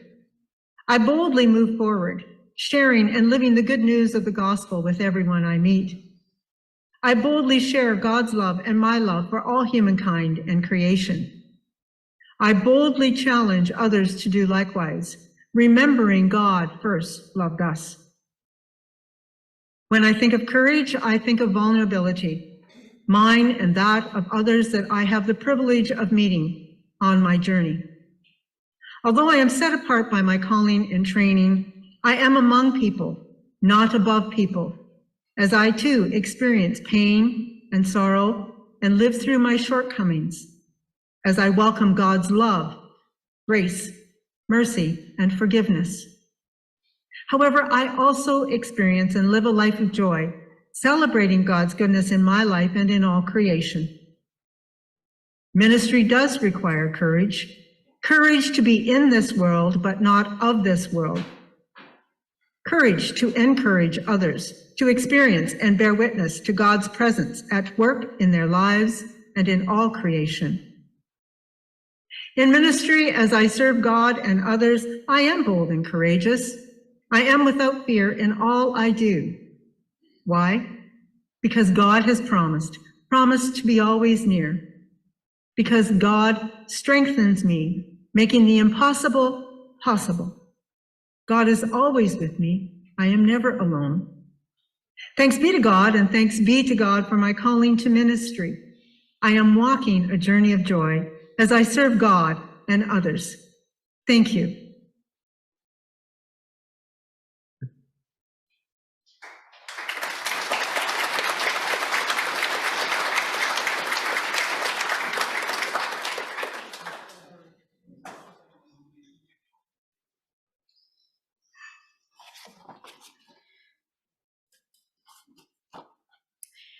It is with pleasure that I introduce Jennifer Prince, candidate for diaconal ministry. On June 9th, 2015, Siloam United Church in London, Ontario passed a motion to recommend to education and students that Jen enter a formal period of discernment. Perhaps her ministry stream was predestined as her sharing of her faith journey began. My faith journey has been a path that resembles a maze with many spirals and turns. As one is wont to do, Jen explored different faith communities and denominations through her youth, and as a young adult, came in contact with the United Church minister. Jen shared that her first meeting with the minister was a surreal experience, and I was keenly aware of the presence of the Holy Spirit with us. Her sermons set off firecrackers in my mind and spirit every time I heard her speak. This was the first time I remember ministry speaking into my consciousness as a possibility, and those possibilities that Jen has realized. In 2017, Jen was approved as the candidate for diaconal ministry and became a student at the Center for Christian Studies in Winnipeg. Her field and praxis education occurred in various locations in the region and in the London area, including Riverside United Church, Metropolitan United, Richards Memorial, and most recently at the Center for Practical Theology. Diaconal candidates are not required to have supervised ministry education experience and instead engage in intense reflection and learning with the aid of a faculty advisor, a diaconal mentor, and lay support in a community of faith. Jen's formation during this time revealed that her call to the diaconate was repeatedly affirmed by those she served and was reinforced by the many opportunities Jen enjoyed to participate in the wider life of the church. Throughout her formation, education and students, and subsequently the candidacy board, noted that Jen benefited from her intentional community building with the Ducks. If you know, you know. A field placement as a hospital chaplain, which honed her pastoral skills, and her consistent participation in social justice learning events in the journey towards right relations and the rights and celebrating identities specific to the LGBTQ2 community. The Center for Christian Studies also commented that Jen is willing to challenge herself and has consistently developed a leadership style that is relational, accountable, spiritual, humorous, and practical. She is grounded in relationship in ways that prioritize mutual relationship and challenges power, privilege, and oppression. Her ministry leadership, rooted in compassionate communication, she excels in integration, inspiring trust, and thus she is particularly gifted in building and facilitating learning in community, and the candidacy board concurs. At Jen's final interview for readiness, she was asked to offer an image of ministry that would illustrate her understanding of ministry. And Jennifer shared that she had 5 images. She had an ear, listening for the unique and individual call that each of us has to a particular ministry. Tea leaves, steeped in study and tradition. The snowplow, I like this one, helping to remove barriers and then getting out of the way. The towel and basin, service to the diaconia, and the midwife, gently assisting new life to emerge. Jen, we are enriched by journeying with you along this pathway, and we look forward to celebrating your commissioning to the ministry of the diaconate. Hi, everyone, and thank you for being here at our service of celebration. My name is Jen Prince, and I am so thrilled to be commissioned today into diaconal ministry in the United Church of Canada through the Antler River Watershed region. It is with profound gratitude that I offer thanks to God and to everyone that has journeyed with me so far, all of the other students and clergy people, all of the church members who have made this day possible. Thank you. President Jane's theme for this year for the Antler River Watershed region is "Fear not, be bold and courageous." I have learned as a musician, as a parent, as a disciple, and certainly as a Center for Christian Studies student, and in my work in church leadership, that I can be afraid and still fear not. Discipleship, the practice of living into who we are as God-cherished people, does not mean an easy journey. In fact, Jesus guarantees us some white-knuckle moments. But real and full life means risk. It means risk of being wrong, risk of being vulnerable, risk that comes along with covenanting with people when we know that we and the others around us will make mistakes. Risk also comes with being right. It comes with doing well. It comes with being strong. It is an exercise in challenging fear, even to live into our gifts, and certainly to build community and to be in relationship, but it is worth it. It is a bold thing to follow a call into church ministry where church membership and attendance is receding, and in a culture that says that the church is dying and that we have outgrown a need for God. Every time I gather with my communities of faith to study during the week, to do the work of the church, to worship on Sunday morning, we are being bold together in challenging the culture of our day. We are boldly declaring that there is a presence here in this world that is apart from our own. We are boldly resisting the illusion of self-sufficiency and self-reliance, saying openly and honestly that we need each other. Though the Spirit might be leading the church into ways of living Christ's presence into the world that look different from the church that is familiar, we are bold in declaring that the light still shines in the darkness and cannot be overcome. We might find that the revival of some of our traditions points to the celebration of a God that is timeless, and that new life can be found where at first death of the church is perceived. And we find that the tomb is once again absolutely empty. That hope and the support of community gives us courage. Along with both communities of faith whom I serve with, Richard's Memorial and Metropolitan in London, I am finding a space and people with which to perceive the new thing that God is doing as it springs forth. By finding traditional as well as new and innovative liturgies and ways to worship, by reaching out into the wider community in love without expectation or without demands, by learning from my colleagues and by walking alongside one another in times of joy and in times that threaten us with despair, by committing together to lifelong learning, we are supposing that commitment to the good is better than resignation that we cannot make a perceptible difference. It is in these ways that I and a great cloud of witnesses live and experience the challenge to fear not, be bold and courageous. Thanks be to God.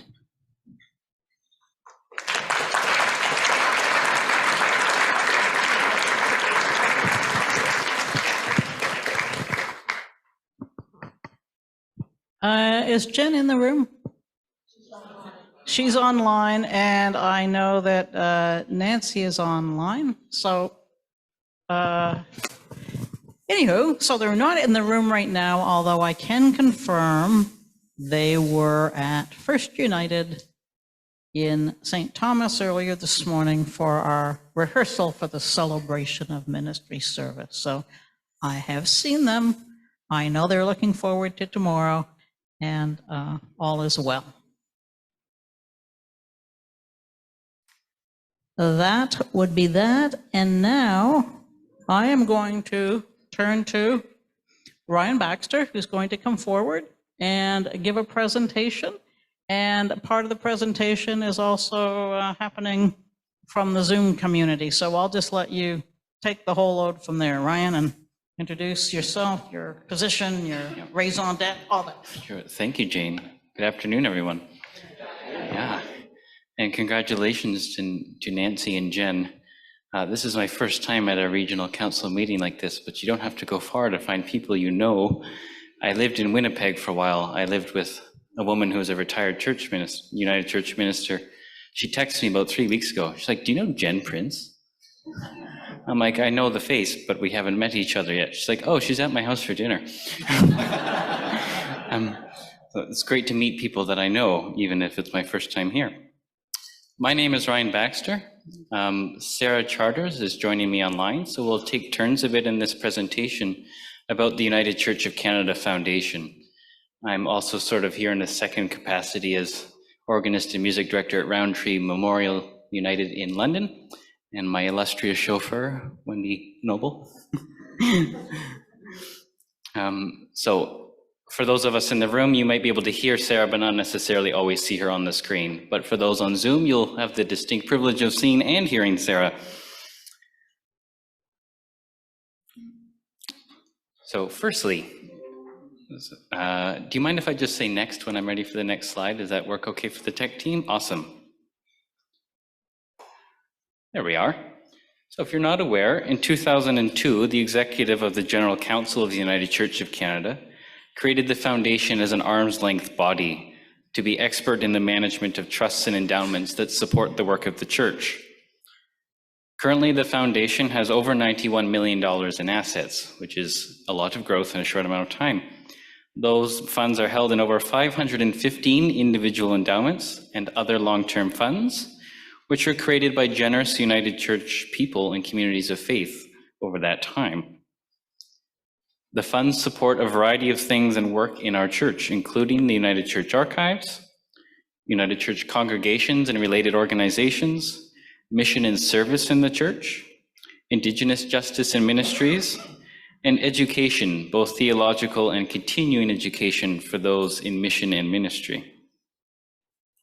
Currently, the foundation is granting over $6.5 million from short and long-term funds established by donors each year. So we are doing some fantastic work. Next, please. We are, I guess, now in our second year of the 2022 to 25 strategic plan summary.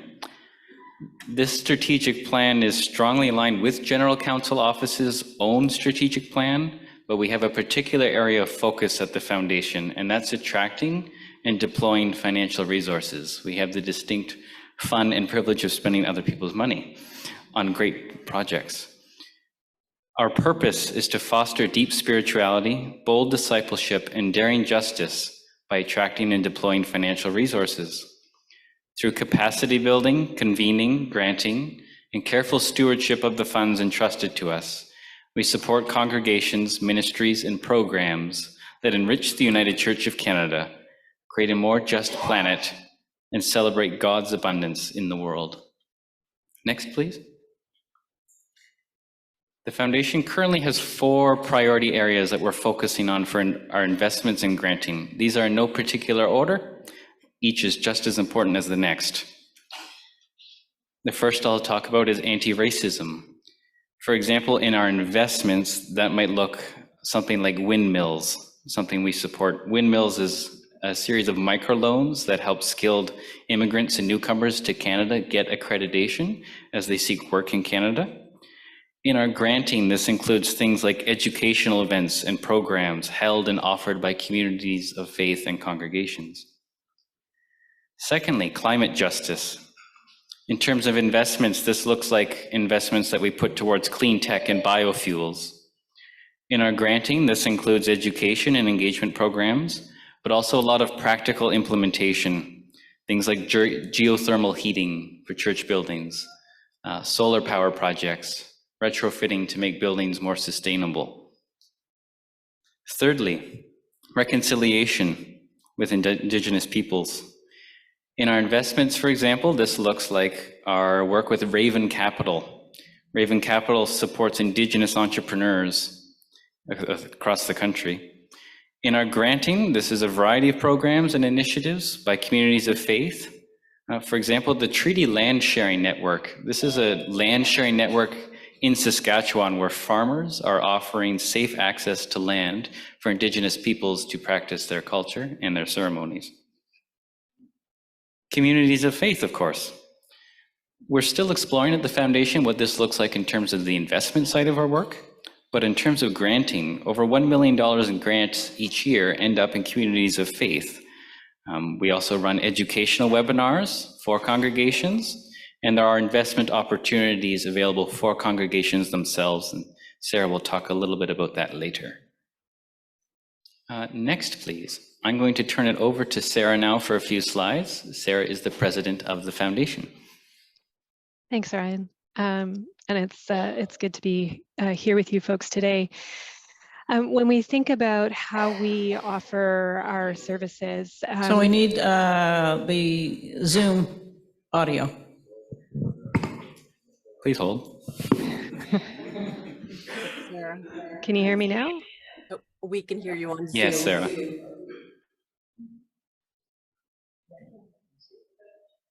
So are we good? Yeah, I think you're good. Okay. Thank you. Right. So we look at different ways to offer our services to individuals. And a lot of times that's in terms of setting up long-term funds like endowments for them to be able to support ministries and organized church organizations that are close to their hearts now and far into the future. There's some, as Ryan mentioned, some scholarships and professional development monies that are available for individuals. And we work really on ensuring that people, good United Church folk from across the country, are able to support the ministry that they love. We offer services to grant seekers, can be individuals, can be church organizations, and we also facilitate gifts of stocks and mutual funds for those congregations or communities of faith that don't want to go through the hassle of opening a brokerage account or managing one. We're happy to do that on their behalf. And then grant seekers, organizations, again, sometimes individuals, it's for a wide variety of things. We do encourage folks to think about those 4 priorities that Ryan named. They tend to be priorities for most communities of faith as well. And so we're always happy to hear what folks are doing and looking for. If we move to the, do you still have the slides deck up? I don't know, maybe not, but one of the things I mentioned that I'll just talk a little bit more about is our short-term giving, which is those gifts of stocks and mutual funds. And there's I think Ryan mentioned too that there's about, well, it depends on the economic situation a lot of the times, but usually between $4 and $6 million a year that individuals give in stocks or mutual funds to the foundation, and then we pass those proceeds on mostly to congregations, sometimes to mission and service, other organizations, but mostly to congregations. And so there's lots of benefits to individuals. They don't have to pay capital gain tax. They get their tax receipt, and congregations receive gifts that they might not otherwise if they didn't have the capacity. We have heard from folks that it is a very easy process, and so we're always, sorry, I should say next slide. Thank you. So we've heard from folks that it's a very easy process, both for the donors and for the communities of faith. So always happy to speak with folks about how to make that work. And I think if we could advance 2 slides, that would be great. There we go. So long-term giving are those endowment funds and other gifts that can do anything from support a congregation to support missioning service, camping, all kinds of work throughout the church. And a number of gifts have been set up in a variety of ways. And so if we move to the next slide, endowments are those funds that many of you will have at your own congregation that are meant to last forever, and they make annual grants. And so that's where we can be really helpful in setting something up that will support what an individual wants. It'll support a congregation if they're looking for ways to provide long-term sustainable income. There are trusts which are where they're meant to be spent down over a period of time. And then we also help folks and congregations, communities of faith, work on long-term planning in terms of bequests or gift and wills, how life insurance might be useful. Same thing with registered retirement savings plans or income funds, TFSAs. So there's a variety of ways that we can work with individuals and congregations to make these opportunities open and easy for you. And I think if we go to the next slide, one of the important things about all those gifts is how we manage them once they are so generously given. So if we could go to the, thank you, yeah. As Ryan was saying, the foundation has just over 90 million in assets, which is the result of the generosity of folks from across the church, and we are incredibly grateful to be stewarding those gifts. We work with 3 investment advisors. We work with Fiera Capital that has the bulk of our investments in a fairly traditional portfolio. We work with Genesis Capital that manages our impact investments like Windmill and Raven that Ryan mentioned.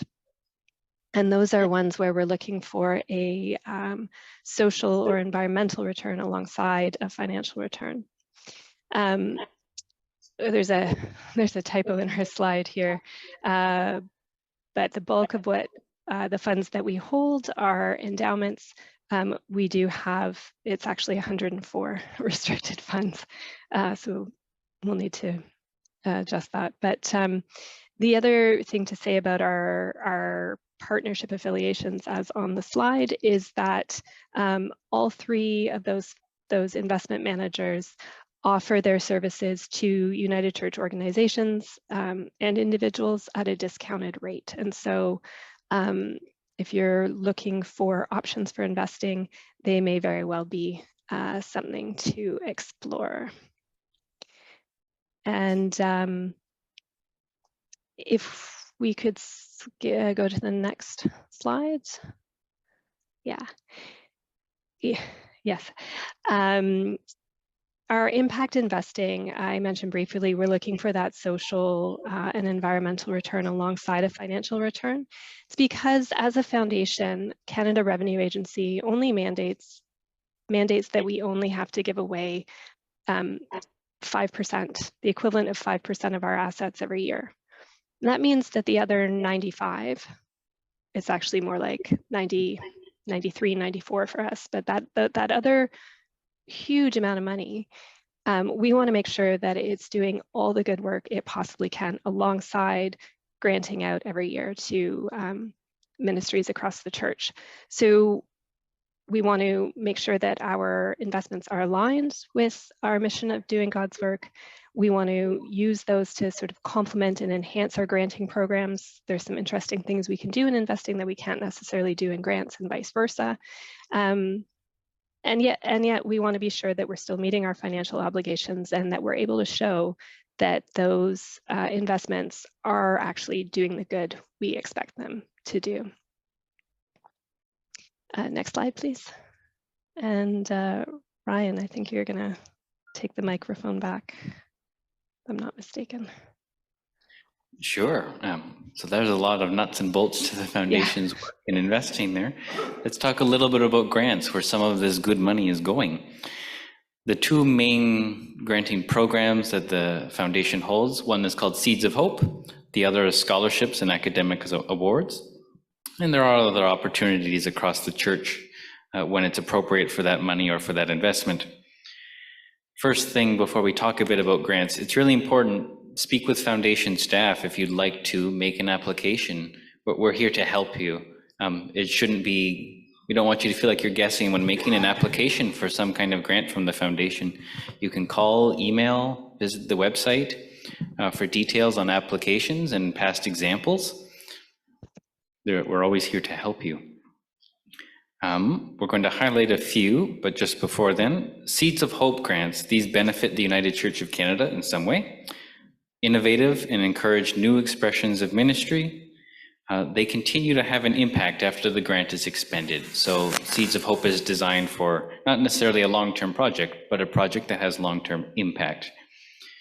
Strengthen the capacity of organizations that further the work of our church. The second category, scholarships and academic awards. Generous donors have made many gifts to support the education, continued learning, and scholarship of United Church ministers and ministry students. They have also established trusts to recognize excellence in teaching and theological scholarship. Next slide, please. Sarah will talk about this one, actually. Mm-hmm. I had the distinct pleasure of knowing Marion Bennell and speaking with her on a fairly regular basis while she was in this realm with us. And her love for her sister, Alice K. MacDonald, and her love for the church and the recognition of the importance of leadership and solid theological grounding in the church led her to, with her family, to create the Alice K. MacDonald Fund. And originally it supported one of the presbyteries of London Conference, but now with her blessing, it was expanded to this entire region. And so there have been a number of grants. There's usually 2, maybe 3 every year to support candidates working on their education from this region. Next slide. And so Roxanne Bale was one of the recipients of the scholarship, and she has given us a nice testimonial about it and her journey, which is a blessing to many now. Next slide. And that one's back over to me. The McGetchie Senior Scholarship.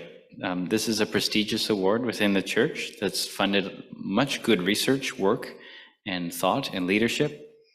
You can learn more about this through the foundation website, of course, but this fund represents a substantial bequest from the estate of William and Margaret McGetchie, an agricultural family in southwestern Ontario. The intent of the scholarship is to develop leaders who will provide the United Church of Canada with discernment and direction that inspire and challenge the church toward creative and faithful mission. Next slide, please. Is Reverend Dr. McGregor in the room today? No, but I suspect she's not a stranger to many in this room. She was a recipient of the McGetchie Scholarship in 2016 for her important research on the baby boomer generation within our United Church. I'll read a little bit of her quote here. Many boomers are spiritually homeless, and yet as they grow older and retire, more and more of them are asking questions that are essentially spiritual in nature. These questions center around identity, vocation, purpose, and meaning. As such, they are questions that the church is uniquely qualified to engage. Reverend Dr. McGregor says, I greatly appreciate the financial help of the foundation and thank you for placing such trust in me, my research, and this important ministry. So here in our region, there's much work being supported that is alive by the foundation. Next slide, please. Here we are, Seeds of Hope.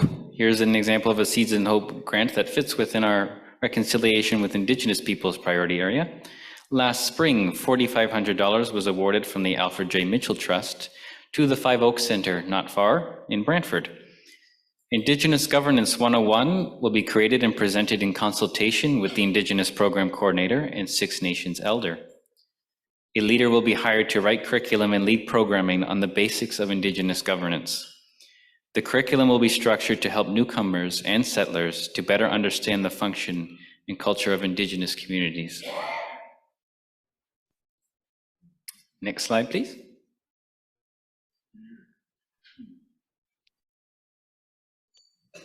And I believe this one is over to Sarah.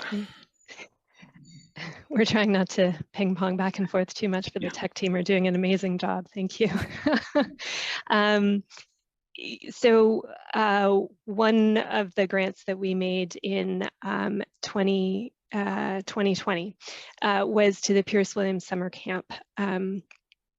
And because they are working, as I'm sure many of you will know, about affordable housing at their site, so that they can care for those in their community who have served them in the past and who are involved with the United Church. And so it's going to give a really interesting aspect to the life of the camp. And we were quite happy to be able to provide that support. Next slide, please. Oh. Somehow we've come to the end. Yes. So as Ryan and I have both mentioned, we would love to hear from you. We'd love to hear about what it is you're doing, how we might be supportive, and what's happening in your community. So please do give us a call, send us an email. And while I'm not there today, I think Ryan's going to probably be around for a little while longer. And just want to express our thanks and gratitude for this time on your very busy agenda. And I have to say, I think this is perhaps the most joyful. I'm not in the room, so it's a little hard to gauge, but all the laughter that I've heard from the time that I've been online is really wonderful, and so appreciative of that being incorporated into your meeting. Thank you, Sarah, and thank you, tech team, for helping her be there. Just before I walk away from the podium, I guess I'll go off script for a little bit. Two things. Do tell your congregations about the foundation. Even if you don't know a lot yourself, it's important that our United Church people out there know this is our foundation as the United Church of Canada. And even if we don't all know a lot or can't contribute a lot individually, there is so much good work being done. The second thing is, if you might have received your copy of the Gathering in the past week, the new Gathering worship planner, the green one. And now I can't remember who wrote it, but on one of the first pages, one of those introductory letters was about the importance of numbers in the Bible. And this brief reflection in the Gathering talks about all of those numbers have a meaning behind them, and they mean more than we might think. The foundation's work has a lot of numbers. I'm not a numbers person, I'm a musician, so the financial spreadsheets tend to bore me a little bit, I'll be honest, because I don't quite understand them. But just because it looks like nuts and bolts of numbers on paper, behind that are so many successful stories. So apply for a grant, make a contribution, and help us at the foundation really put some stories behind all of the numbers that we deal with in the day and day of the foundation's work. Thank you for listening. I will turn it back over to Jane.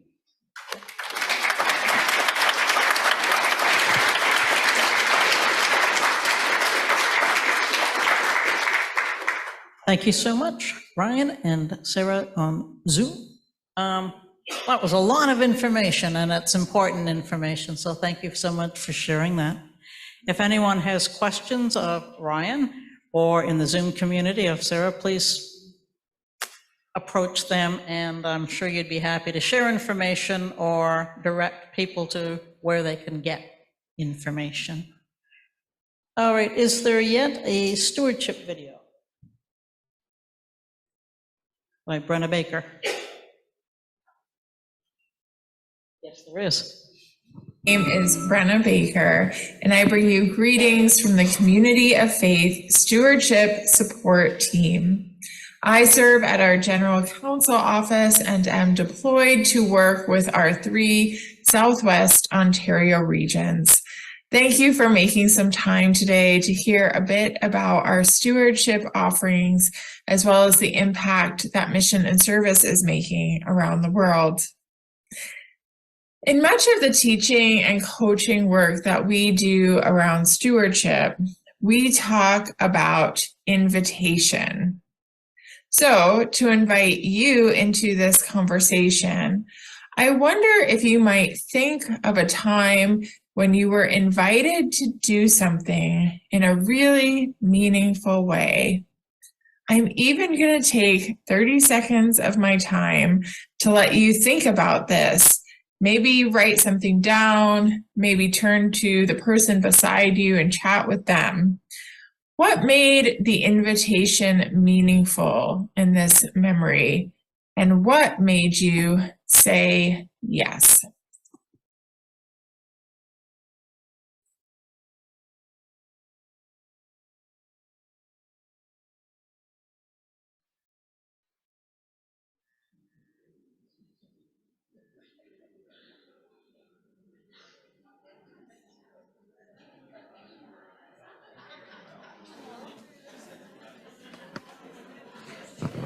So just take a minute to answer the question you see on the screen there. We were not taking a long time on this, but there you go.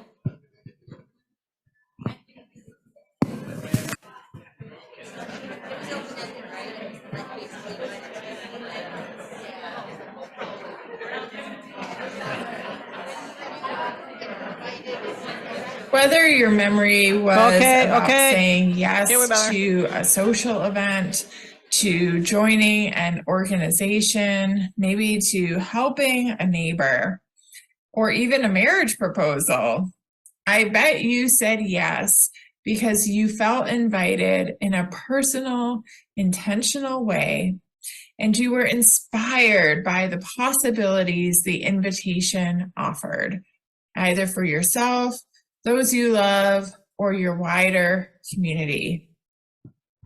In our Call to Be the Church, the Journey Stewardship Program, we find that invitation can be the hardest part of things. Of our 3 pillars, inspire, invite, and thank, we find that communities of faith love to inspire around the meaningful ministry that they're doing. And of course, it feels good to thank those who contribute to the work that we're doing in God's name. But we find that people get a bit nervous and squeamish about intentionally inviting people to donate financially to that ministry. In the education resources, modules, and coaching that we provide, we tackle this discomfort head on. We give you tools to help you feel confident as you build relationships and invite people, both longtime members and new, to support your ministry, even and especially in these challenging economic times. Because if you remember back to that meaningful invitation in your life, it is good for everyone to feel like their presence, their life, and yes, even their financial resources can make a difference. And your community of faith ministry is a tool for making a difference in the world. Communities of faith that work with us often see an increase in the number of donors supporting their ministry, as well as an increase in overall income. By shifting your culture from scarcity to abundance mentality and embracing stewardship as growing and sharing God's blessings rather than just preserving and protecting, it is possible to move out of the constant cycle of financial worry and fear. So here's how we do it.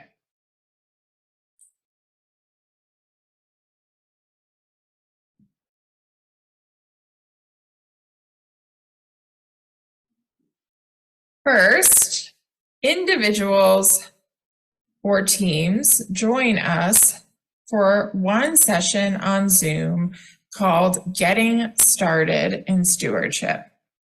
Here, you'll gain an overview of our spiritual and practical approach to stewardship.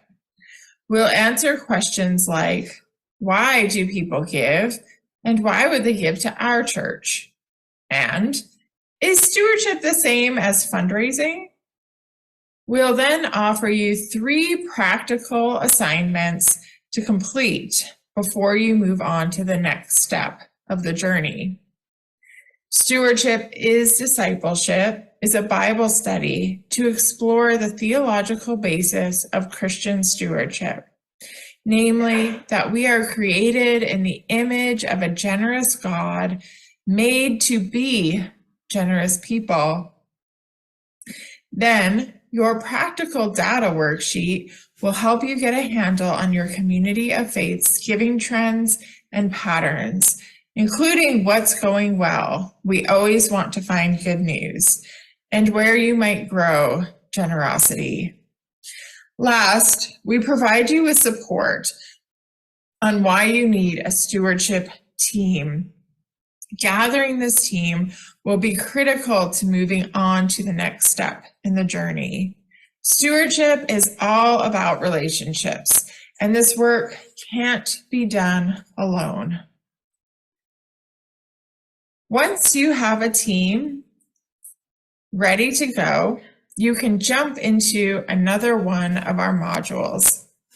Stewardship Best Practices is our most intensive course, which focuses on moving beyond stewardship just in one campaign or time of year to something that is integrated into the life of your community of faith in an ongoing, consistent way. Following this module, your team will receive ongoing coaching and support to help you set and meet your stewardship goals. For those looking to have a giving program in either the spring or fall, twice a year we offer the Set Up Your Giving Program module, which is 2 sessions for your team to consider how to practically invite intentional, consistent giving through invitation packages, worship resources, and thanking practices. Last, our new Bequest and Estate Giving module, next offered in fall 2023, gives you tools to invite people into legacy giving and to create a policy for your community of faith. This kind of giving is an invitation to continue generosity and make an impact even after death, and can be an extremely meaningful source of income for a congregation. You can learn more and connect with us through our United Church Stewardship site. All of those links will provide you with contact for me, your support staff, as well as resources and tools for the journey. We look forward to working with you to grow generosity in your community of faith. While I'm on maternity leave from May to November, feel free to reach out to my colleague, Reverend Stephen Iverson, who is covering for me. And we hope to see you in one of our fall programs. Last, as I sort of switch hats here, I invite you to consider making an offering today to Mission and Service, which makes this stewardship education available to all communities of faith and which supports much of the ministry of our regions. We also invite you to consider creative ways to share the impact of mission and service with your congregations. As our collective United Church ministry, we are transforming lives in Canada and around the world. And you can learn more about mission and service here at this website. You can just search on the United Church of Canada website, Mission and Service. There are worship services, prayers, the newly formed Minutes for Mission that have videos and great stories to share. And listen now to just some ways your mission and service givings are offering hope and opportunities around the world. The people I'll be telling you about today are very different from each other, but they have one thing in common. Their lives have been changed by your generosity through mission and service. The effects of the Civil War in Sierra Leone are still being felt 20 years later. Many war amputees are not only still traumatized, but continue to be discriminated against. Let me introduce you to Mahmoud, who is living out his faith through sports and farming. Mahmoud's work in creating community gardens has helped them regain their independence. Our place has also worked with seniors and people with disabilities all through the COVID pandemic to keep them connected to the community and give them the support they need.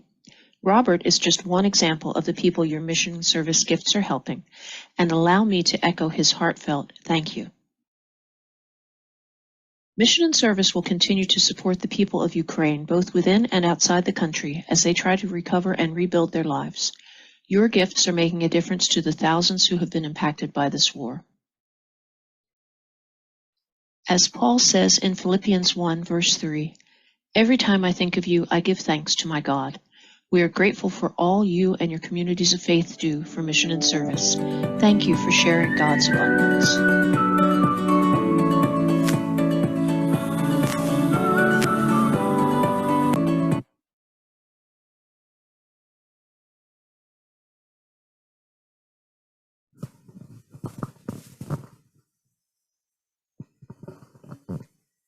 All right.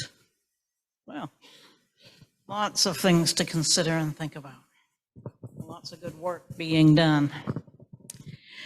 I have one announcement that's just in.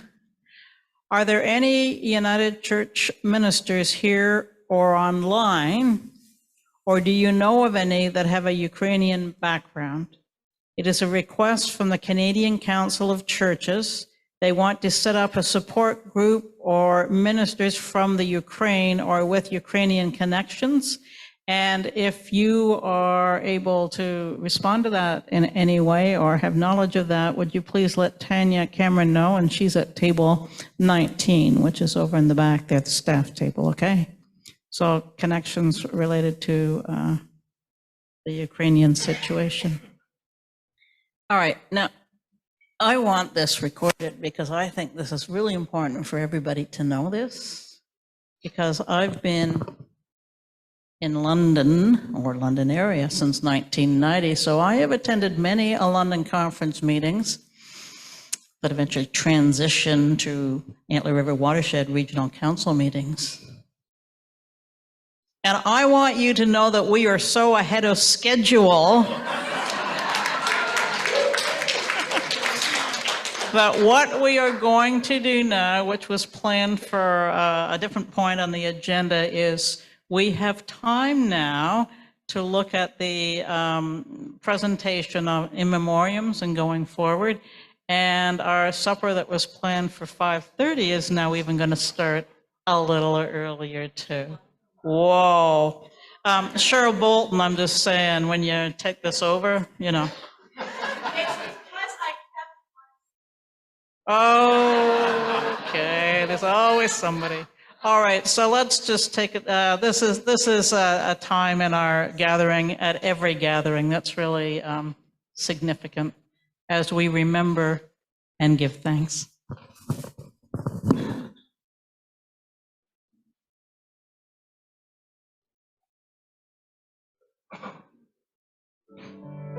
Antler River Watershed Regional Council, in memoriam.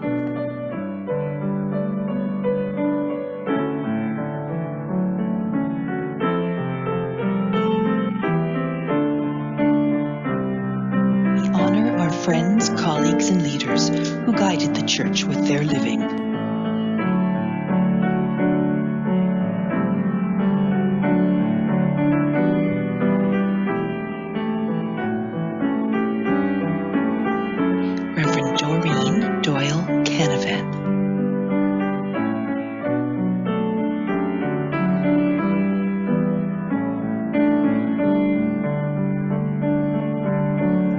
Ordained as a UCC minister later in life, after raising her 3 sons, Doreen served at Brucefield United Church, followed by Essex United Church, and finally at Riverside United Church in Windsor.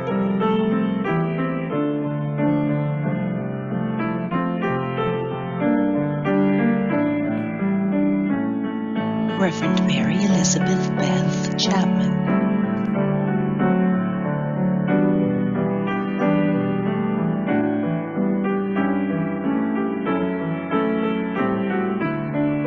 Beth was ordained by London Conference in 1969 and started her ministry at the Kintore Pastoral Charge in Oxford County. She then shared a ministry with her husband Doug at the St. Paul's Botany Pastoral Charge in Kent Presbytery, going on to work part-time at Fairmount United London. Beth retired in 1990 and was actively involved at Calvary United Church London. She also continued to provide pulpit supply to numerous pastoral charges. Throughout her career, Beth served on many local, provincial, and national committees and boards of the United Church.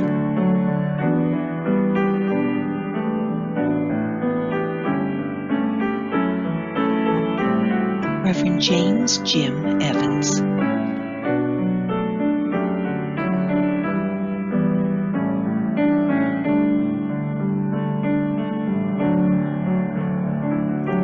Jim was ordained in 1997 and served at Embro Knox Pastoral Charge, Grace Pastoral Charge, and latterly at New Vision United Church, St. Thomas. Jim helped the Antler River Watershed Regional Council set their course for the future through his work on the Transition Commission and as a valued member of the Congregational Support Commission. Jim was also engaged in work with Unifaith.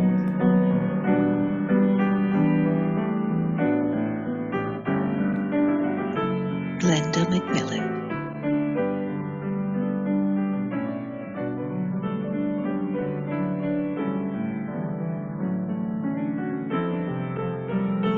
Glenda was an active community volunteer and a member of Union United Church. She was involved with the Girl Guides of Canada, enjoying 40-plus years of learning and service. Glenda continued her life of service as a dedicated member of the Discipleship and Justice Commission, joining the commission at the inception of Antler River Watershed Regional Council.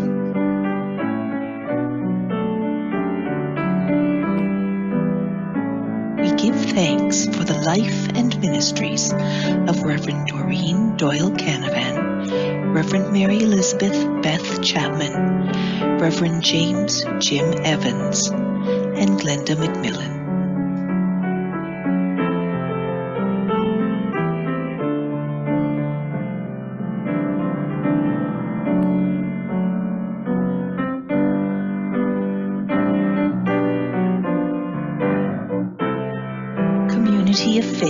life cycle changes.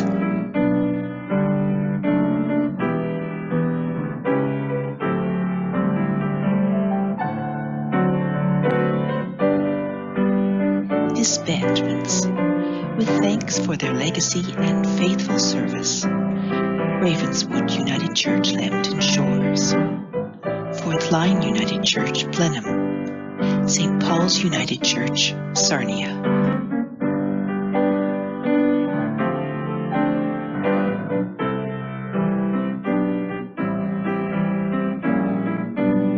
Amalgamation and name change.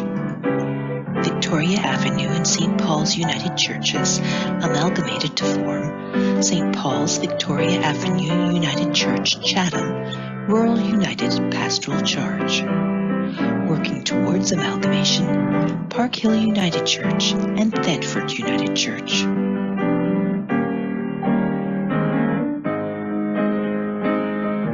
Many blessings as these communities of faith continue their ministry together.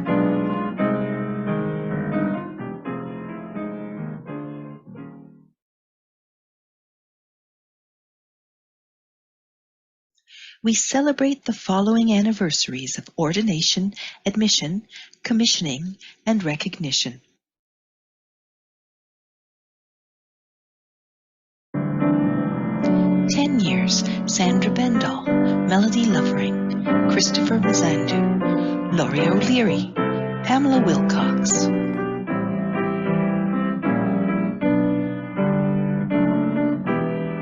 15 years, Wanda Burse, Carl Lemke, Donna Kerrigan, Diane McPherson, Jill Rogers, Paul Volek.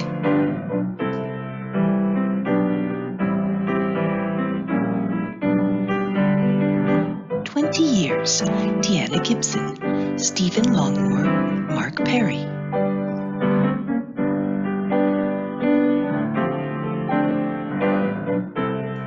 25 years, Gregory Braun, Brenda McMahon, Bonnie Pilkey, Janelle Towell.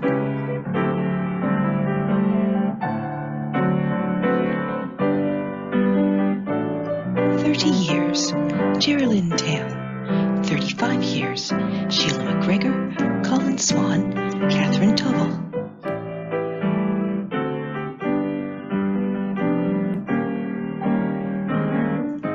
40 years, Constance Capes Leslie, Judith Fader, Donald Keenleyside, John Van Om. 45 years, Craig Drummond.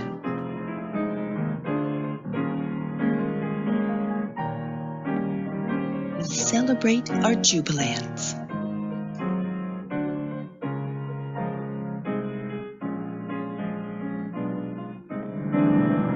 We often stand to acknowledge and celebrate the anniversaries of jubilants who have marked 50 plus years in ministry. You are invited to stand, in body or in spirit, to celebrate our jubilants.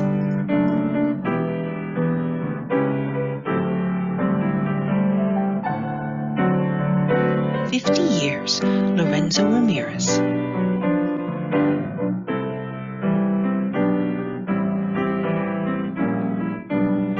50 plus years, 52 years, Wilbert Dawson, Joseph Driscoll. 53 years, Kenneth Jackson, David McCain, John Palmer.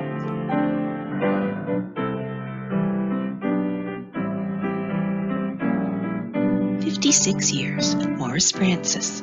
57 years, John Brown. 58 years, William Stevenson. 61 years, Glenn Wright.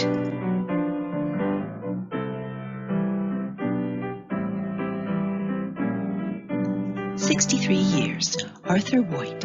65 years, R. Edward Sam. 67 years, Norman Jones, D. Blaine Terry.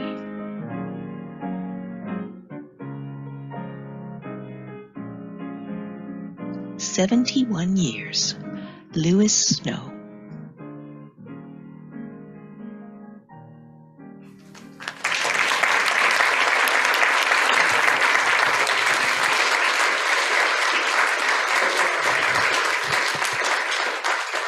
And before you sit down,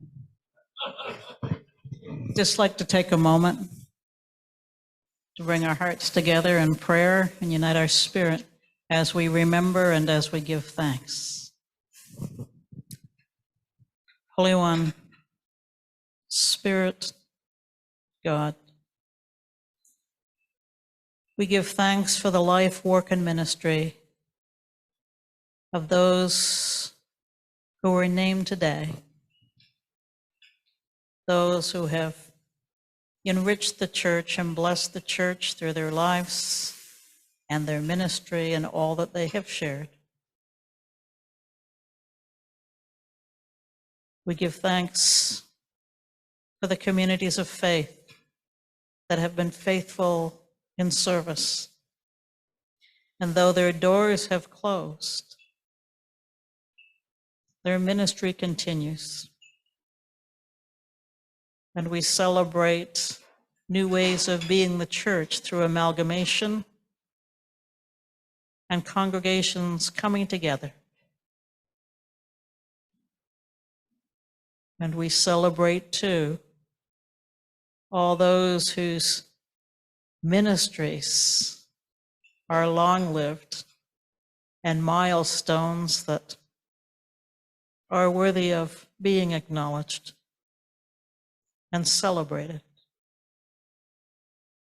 for all that you have given, and in the many ways that we have been blessed by the names mentioned today and the communities of faith acknowledged.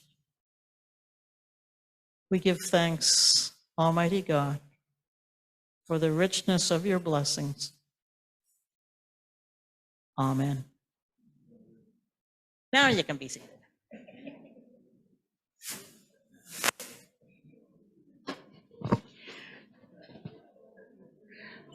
Are we ready? Okay. What time do you want us to?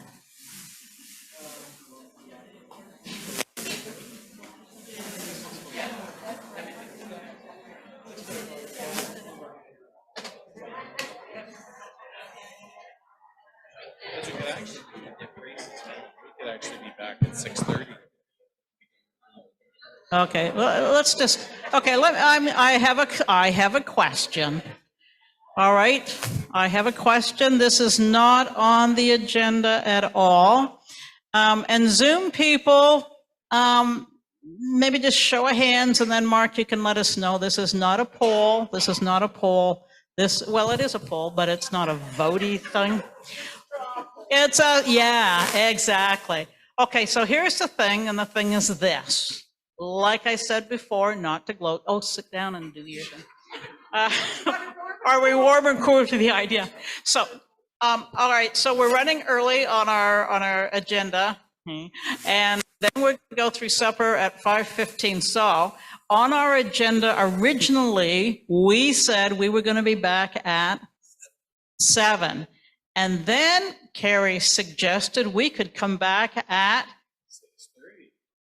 Oh, well, first he said 6:45, and then he said 6:30. So, everybody, if we come back early, we can leave early. So, well, and not to press this for a third time today, because I'm worried about what I'm going to have to say tomorrow, but Robin has just said if we leave early tonight, that does get us home in time to watch the Maple Leafs. Okay, so just saying. So is everybody good with coming back for 6:30? Are you good with that? Okay, show of hands. Okay, what about in the Zoom community? 6:30? Okay, so what we're going to do is have grace. We're going to have our meal. We're going to be back for 6:30. We are going to do our things that need to happen because we have a really important session tonight. We're going to learn, Teresa's going to lead us through the remit. So that's really important. We want to be here for that and give our time and attention to it.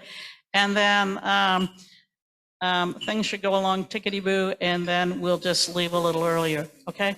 So, Gabrielle Heidinger, are you in the room? There you are. Okay. Here we go. Are you going to come forward and we're going to ask Gabrielle to give grace, And then it's the same deal as what we did at lunchtime. You get your meal and you can sit at your table. Welcome. Oh, you can just go there. Thank you.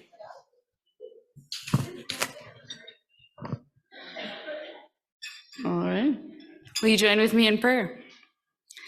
Gracious and vulnerable Abba with us, who extends light into the darkest places and warmth into the coldest, all-powerful and all-knowing, revealing in the Spirit. You place a calling of requirement on our lives, asking us to give ourselves up and over to follow in the love that we sometimes recognize in its dimmest reflections. It is a call of profound trust that loving you with all of ourselves, our hearts, bodies, minds, and souls, we may love our neighbor as ourselves. This requirement to offer and return holy love to holy other. As we break bread together, may it be a nourishment to our souls, a reminder and thanksgiving for the blessings of the land and those who are tender with creation, turning soil into life as you taught us, for the art and craft of preparation as you gifted us to experience, to taste and enjoy, for being served as Jesus served, offering himself to his disciples, as we do our best to serve and love as you love. So may it be a reminder of the beautiful and perfect fragility of holy creation and our comforting sustainer, compelling us to rejoice and sing your praise, in trust that where two or more are gathered, you are there also. Amen.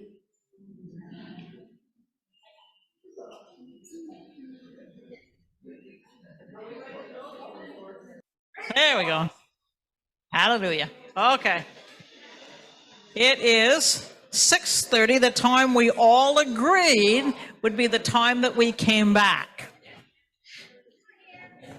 We are here.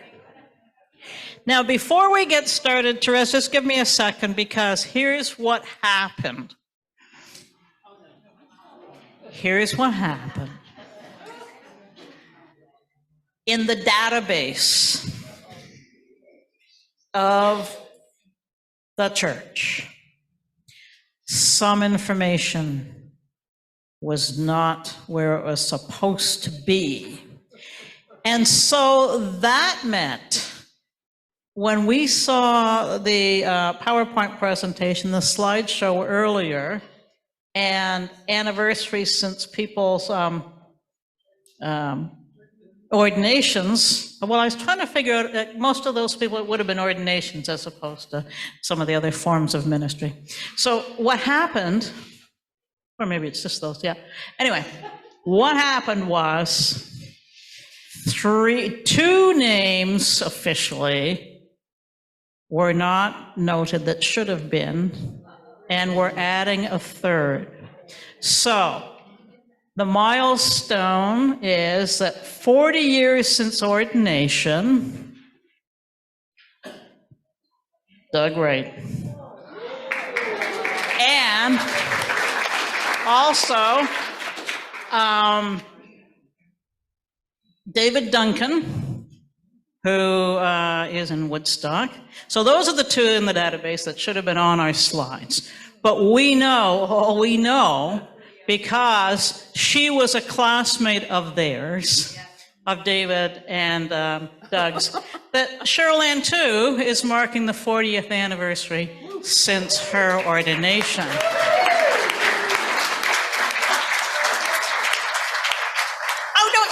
Don't say it, Jane, because I'm really part of WOW. And I went, wow, we can say it in Antler River region, in Watershed region. So there we go. So we just wanted to acknowledge those three. So congratulations to you as well.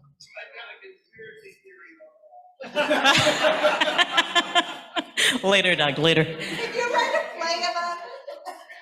Yeah, we're missing your place. Okay, so without further commentary on that then, we are going now to Therese Samuel. And Therese, I'll let you identify your position in the Regional Council for those who aren't familiar, and look forward to your leadership regarding the remit. Thank you. Thank you. Thank you. So my name is Therese Samuel. I use the pronouns she and her, and I serve the regions of Antler River Watershed, Horseshoe Falls, and Western Ontario Waterways. Try getting that all on one business card. As Minister for Right Relations and Social Justice. And I have been asked to offer a presentation on the remit.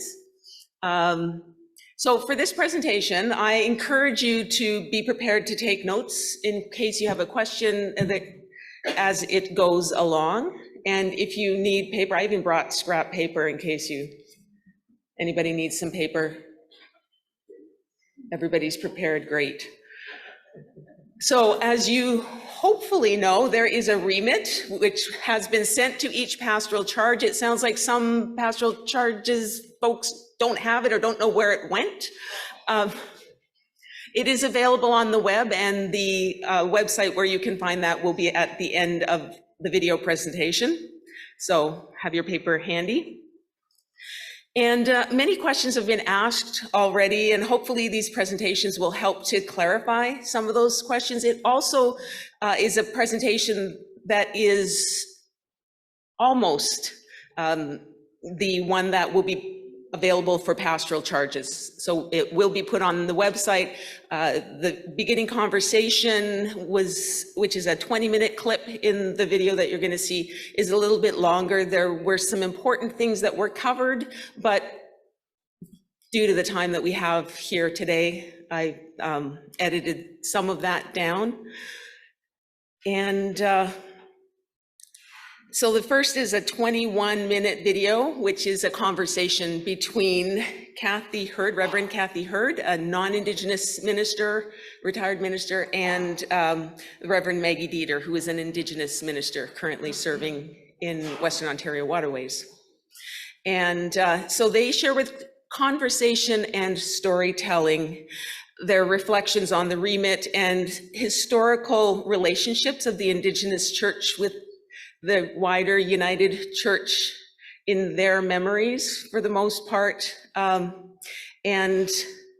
it's a chance for a little bit of non-linear learning. So sometimes this kind of learning brings up questions in addition to answering questions, and invite you just to roll with that. Part of why I encouraged you to have paper or pen and paper handy to take notes for if you have questions. It's going to go right into a very linear kind of learning PowerPoint presentation, where I will share some background information on the remit and some related history documents as well.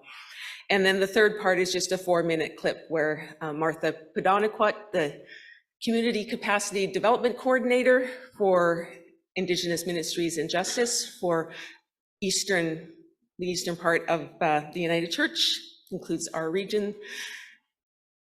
She will introduce herself and tell you a little bit about what she does, and then speak a little bit from her perspective about the remit as well. So the whole presentation is about 36 minutes long, and after that, there will be a chance for you to have some discussion in your table groups briefly, and then we'll open it up for any questions that you wanted to share.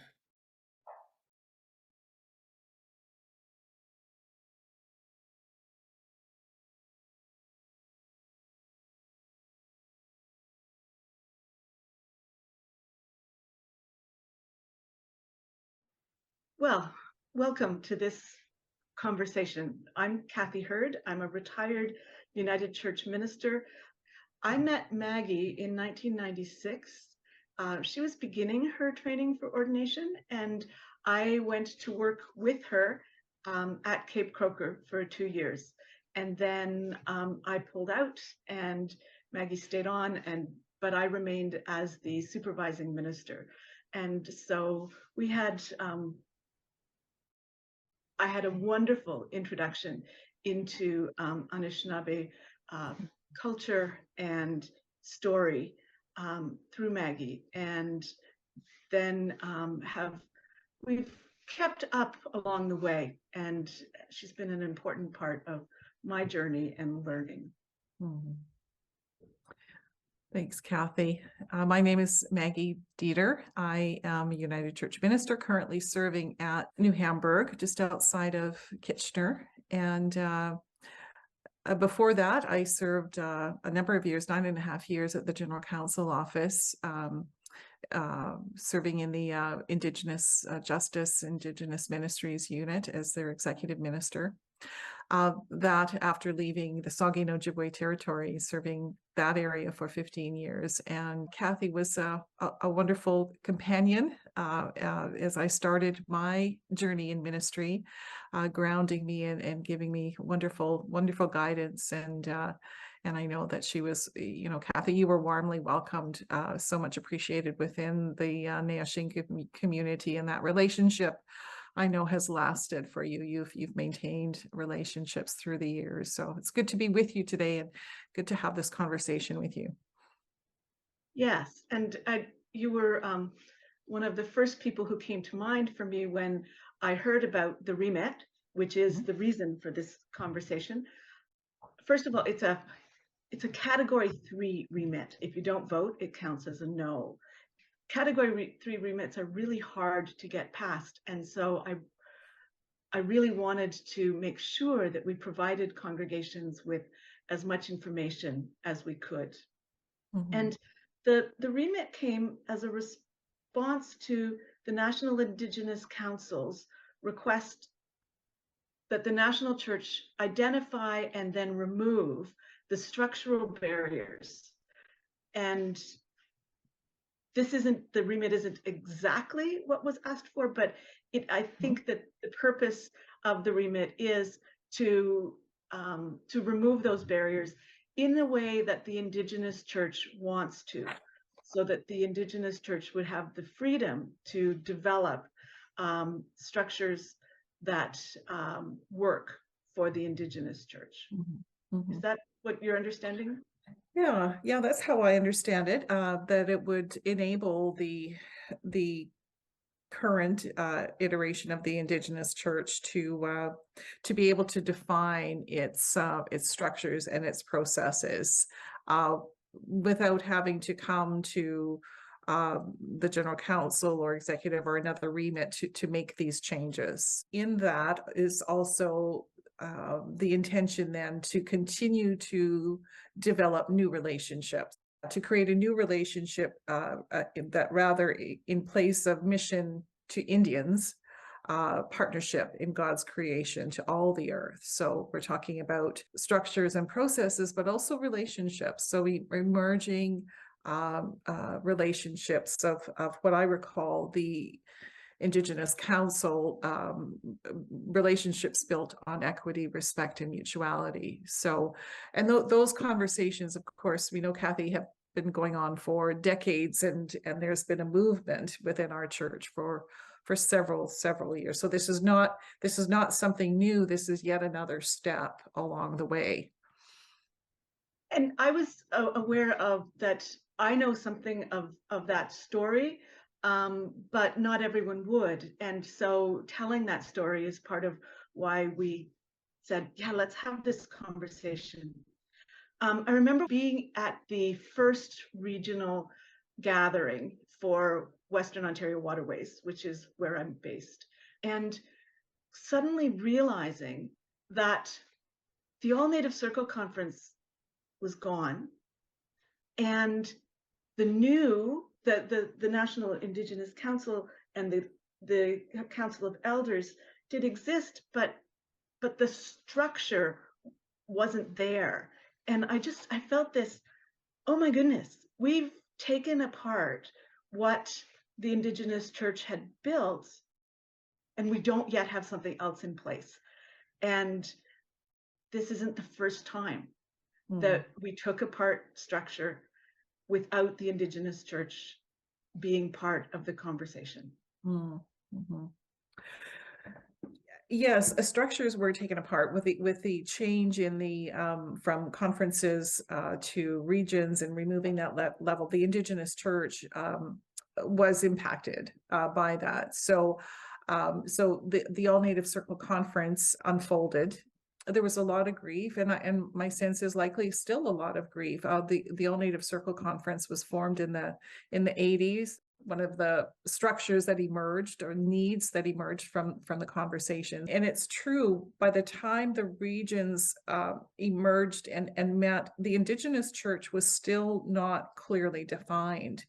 And at the time that whole restructuring happened, there was that tension because the Indigenous church timelines were quite different than the wider church's timelines. And there are conversations in a sense, we're just beginning with the calls to the church, what I imagine we're going to talk a little bit more about later. But the timelines and the ways in which we engage community is so different that the times didn't align. So development wasn't there, but there was a lot of background work to be done. And I think it caught, my sense is, well, with any transition, but this in particular, because it was such a major shift, just caused that tension and the grief and all that comes with that. So it was a difficult time. There was a sense that where is the Indigenous church? Where are our representatives? And that relationship, that new relationship, hadn't been clarified or understood yet. Well, and when I worked at Cape, elders would sometimes say to me, when we joined the United Church, and I found it, I wasn't sure what they were referring to. And then, they'd talk about some of the structural changes that they had to deal with when that happened. And I realized in 1925, when union happened, the Indigenous churches got plunked into the United Church. It was a change that my settler church did, and then and imposed on the Indigenous congregations. And then we did it again. We did it in the late 60s, early 70s with, sure, we were modernizing the United Church's structure, but we got rid of the Home Mission Board, which is where the Indigenous church knew they belonged. And suddenly that was gone. And the funding model changed completely. People had to figure out a whole new structure and a whole new way of block grant, it was called, at that point. And so partly it feels like we just keep imposing the change that the settler church thinks that it needs. And this remit will say, we're not imposing anymore. This time you get to choose the structures. Yeah, I think you're touching on something essential, and that's recognizing that the church has been colonizing and has contributed to this country's colonization of Indigenous peoples. And so there just wasn't that awareness, that dialogue in 1925. The United Church at Grand River on the Six Nations, that's like over 180 years old or somewhere around there. So they've been around for a very long time, and they would have had a rich history, at the time of union. But surprisingly, no, there was no consultation. It was just assumed. And so Indigenous voices, have emerged or began to emerge, even before the 80s. Things were happening within Indigenous communities and even nationally with the National Indian Brotherhood and other movements that were happening that really sparked conversations around, Indigenous communities, Indigenous people finding their own way and self-determining and developing their own ways of being. Just to think about all of the heavy lifting that our predecessors, like Indigenous leaders, have done, to even get us to this point. I think there wasn't that awareness. There have been a number of events, reports, that have happened over the decades that have helped the church increasingly becoming aware of the colonizing history, and that it needs to change. We need a new relationship. So it's been a journey. It certainly has been a journey, and we're unlearning, we're unsettling and that takes time because it's a deep transformation. It's right into the fabric of Canada, you know, and right into the fabric of our church. So it takes a lot of unraveling and time to do. So a number of steps have been taken. And you know, going back to that point you were talking about at Cape Croker at Neashing, they were sort of plunged into new relationships and engagement with one another. I mean, and I know there was likely, you know, some real struggle in that, or, you know, like building those relationships and creating some understanding. And I know, you know, you and I were about some of that work when we were up in the Bruce Presbytery, creating understanding, education, and all of that. But it was as difficult as that is, it's also a gift to the church. We've grown, we've deepened understanding. Now we're not there yet. We're on the road. Very much. You mentioned the 80s a couple of times, and that is a bit of history that I hope the wider church does pay attention to, because Stan McKay, when he was working for the Division of Mission in Canada, began these series of consultations. Those were opportunities for people from across the country to gather, Indigenous people from across the country to gather and talk about what they needed. Do you want to tell your story about the consultation at Grand River?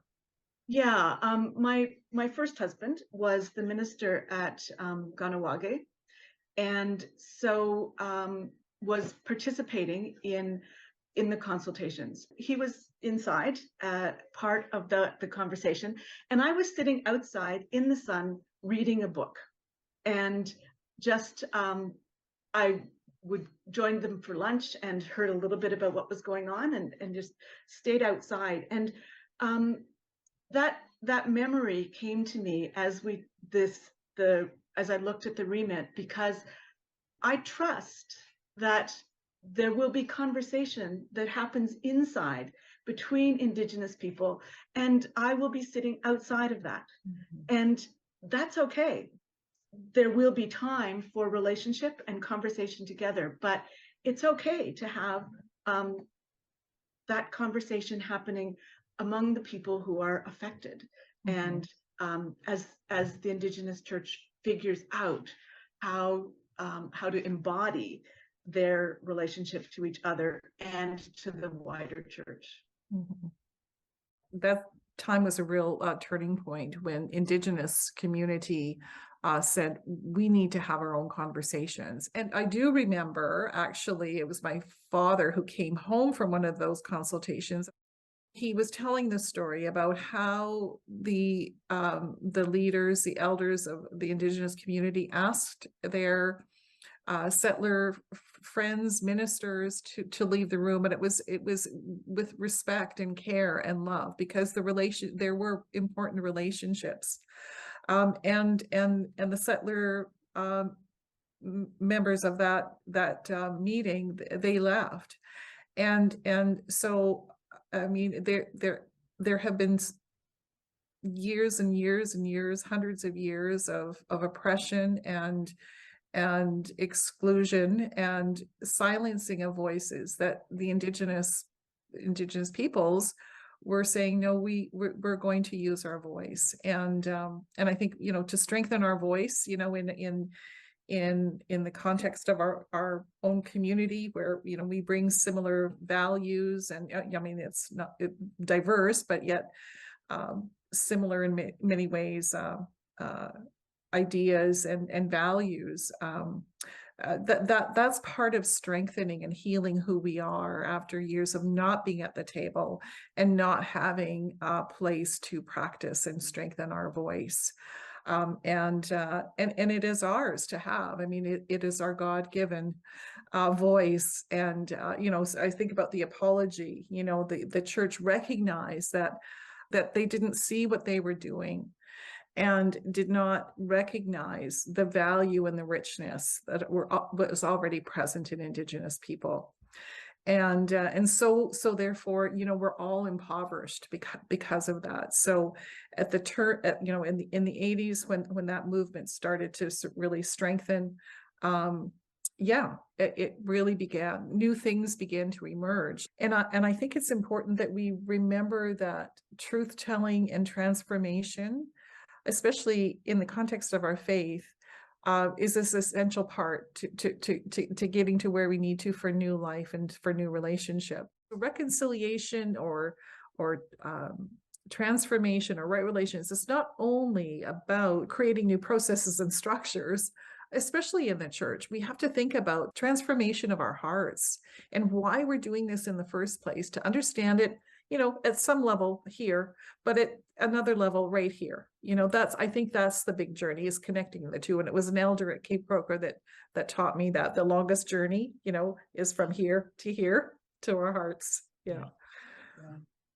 Well, and that is why when we said, yeah, there's this history that people need to be aware of, we did decide to do this as a dialogue, that because it is, yes, there are some structures that need to be done, and that needs to be done appropriately by the Indigenous church, but there also needs to be dialogue.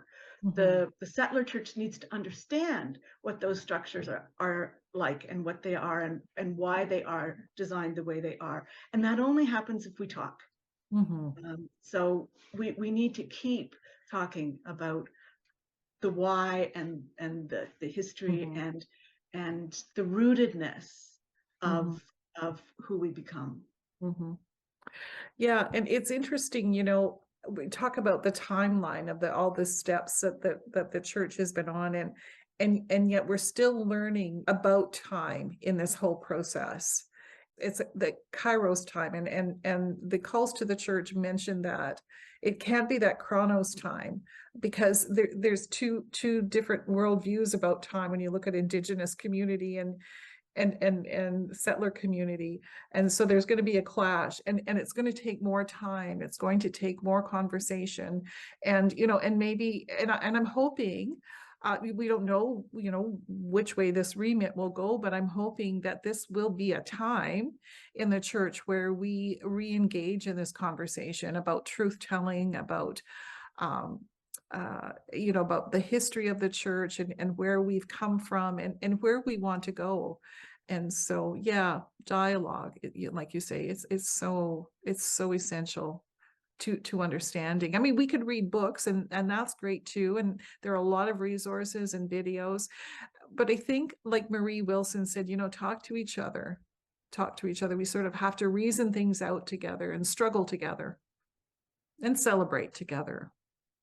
One hope is that I know that the Indigenous Church meets this summer for their National Indigenous Spiritual Gathering. It'll be their first since 2019. So it'll be good to hear from them and what they have to say, about the remit. So their leadership, their voice is important as well. I know this is the work of the wider church, of the settler church. And it is true, the work of decolonizing is, but we are also decolonizing within our Indigenous communities. And so it's important that we hear the voice, that we hear the wisdom and some direction. I have some wonderful words to share as we close. Yeah. And I hadn't visited these words in a while, and I come across them, thinking about our conversation today. And these words belong to the elder Edith Memnook. She was a representative that met at a meeting in 1988, representative of the All Native Circle Conference, an elder. And this was in response to the 1986 apology to Indigenous peoples. So she offered these words to the church. We only ask of you to respect our sacred fire, the creation, and to live in peaceful coexistence with us. We recognize the hurts and feelings will continue amongst our people, but through partnership and walking hand in hand, the Indian spirit will eventually heal. Through our love, understanding, and sincerity, the brotherhood and sisterhood of unity, strength, and respect can be achieved. The people hope and pray that the apology is not symbolic, but that these are the words of action and sincerity. We appreciate the freedom for culture and religious expression, In the new spirit this apology has created, let us unite our hearts and minds in the wholeness of life that the Great Spirit has given us. And may it be so. Greetings. My name is Therese Samuel. I use the pronouns she and her, and I serve as Minister for Right Relations and Social Justice for Antler River Watershed, Horseshoe Falls, and Western Ontario Waterways Regional Councils. I offer some background information to help prepare regional councils and pastoral charge governing bodies to discuss the remit for restructuring of the Indigenous Church. Between now and March 31st, 2024, every regional council and every pastoral charge governing body, that's the board or council, is being asked to approve an amendment to the basis of union authorizing an autonomous Indigenous church structure.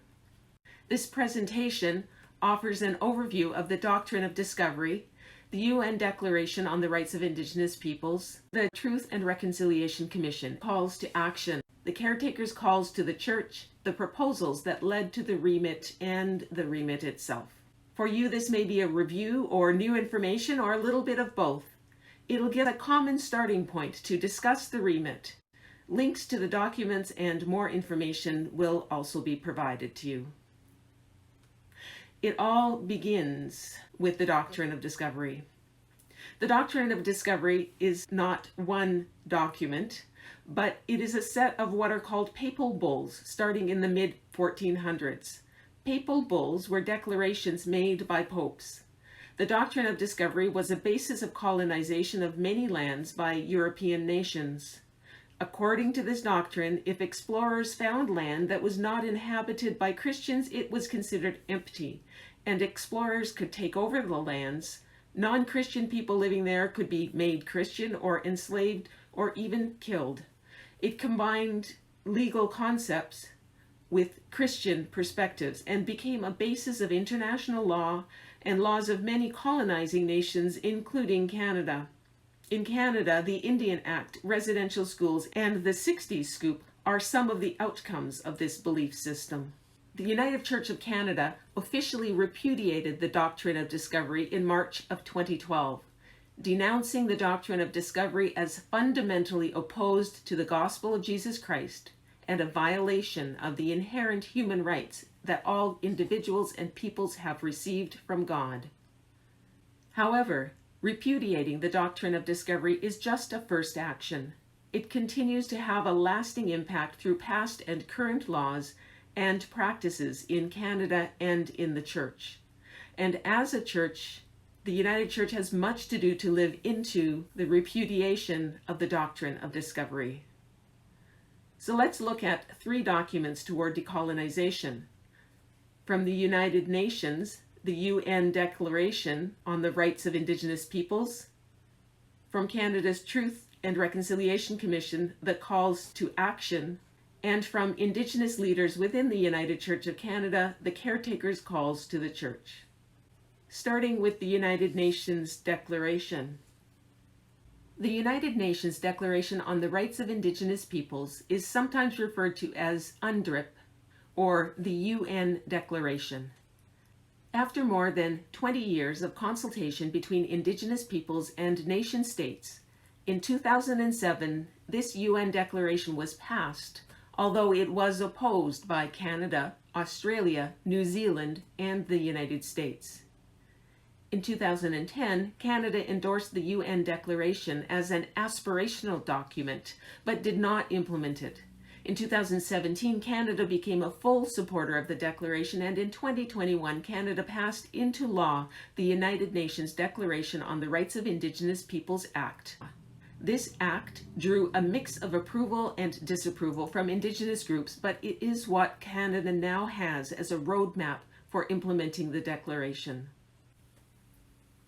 The UN Declaration has 46 articles organized around 6 key principles: the right to self-determination, participate in decision-making, to cultural and spiritual identity, to lands and resources, to free, prior, and informed consent, and to the freedom from discrimination.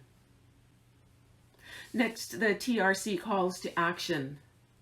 TRC stands for Truth and Reconciliation Commission, and it came from the Indian Residential Schools Settlement Agreement of 2006, which was the legal settlement between residential school survivors, the Assembly of First Nations, Inuit representatives, and the parties that created and operated the schools, including the United Church of Canada. Many deep and painful truths were shared by survivors, families, communities, and others who were affected by the residential schools. In 2015, the Commission released their summary report, which includes 94 calls to action. The calls to action are statements calling for specific actions toward reconciliation by the Canadian government, the church parties to the settlement, including the United Church of Canada, and other sectors of society. And I'd like to highlight one particular call to action, number 48, a call to adopting and complying with the principles, norms, and standards of the UN Declaration, which includes respecting Indigenous peoples' right to self-determination in spiritual matters. In 2016, the United Church of Canada expressed a commitment to honoring call to action number 48. The Indigenous Church, along with the non-Indigenous settler church, began a process of consultation to determine the vision and future structure of the Indigenous Church. And this brings us to the caretaker's calls to the church. Now, when you hear calls to the church, please know that this is a United Church document, often confused with the Truth and Reconciliation calls to action relating to the churches. But it refers to the caretaker's calls to the church, which contains the Indigenous Church's vision for the Indigenous people's ministry and communities of faith within the United Church of Canada. It was written by the caretakers of our Indigenous Circle, who are Indigenous leaders from across the United Church of Canada. It was affirmed by the broader Indigenous Church at the National Aboriginal Spiritual Gathering in 2017 and received by the United Church of Canada in 2018. Calls to the church is foundational to the relationship between the Indigenous Church and the rest of the United Church. And that brings us to the proposals that led to the remit. These proposals were brought to the 44th General Council, who met between February and July of 2022. In NIC 01, the National Indigenous Council proposed that the 44th General Council act on the issue of autonomy of the Indigenous Church by directing the General Secretary to identify and remove all the structural barriers to developing and sustaining an autonomous Indigenous Church within the United Church of Canada, consistent with the caretaker's calls to the Church and the UN Declaration, and to continue the conversation of restructuring right relations and reparations with the National Indigenous Circle.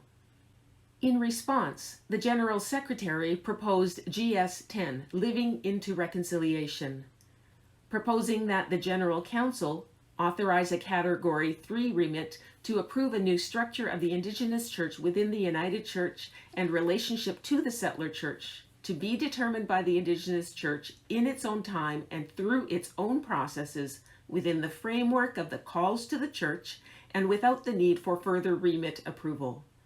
And to approve the shortening of the time for study and information sharing for regional councils and pastoral charges from the usual 24 months to 12 months for this remit.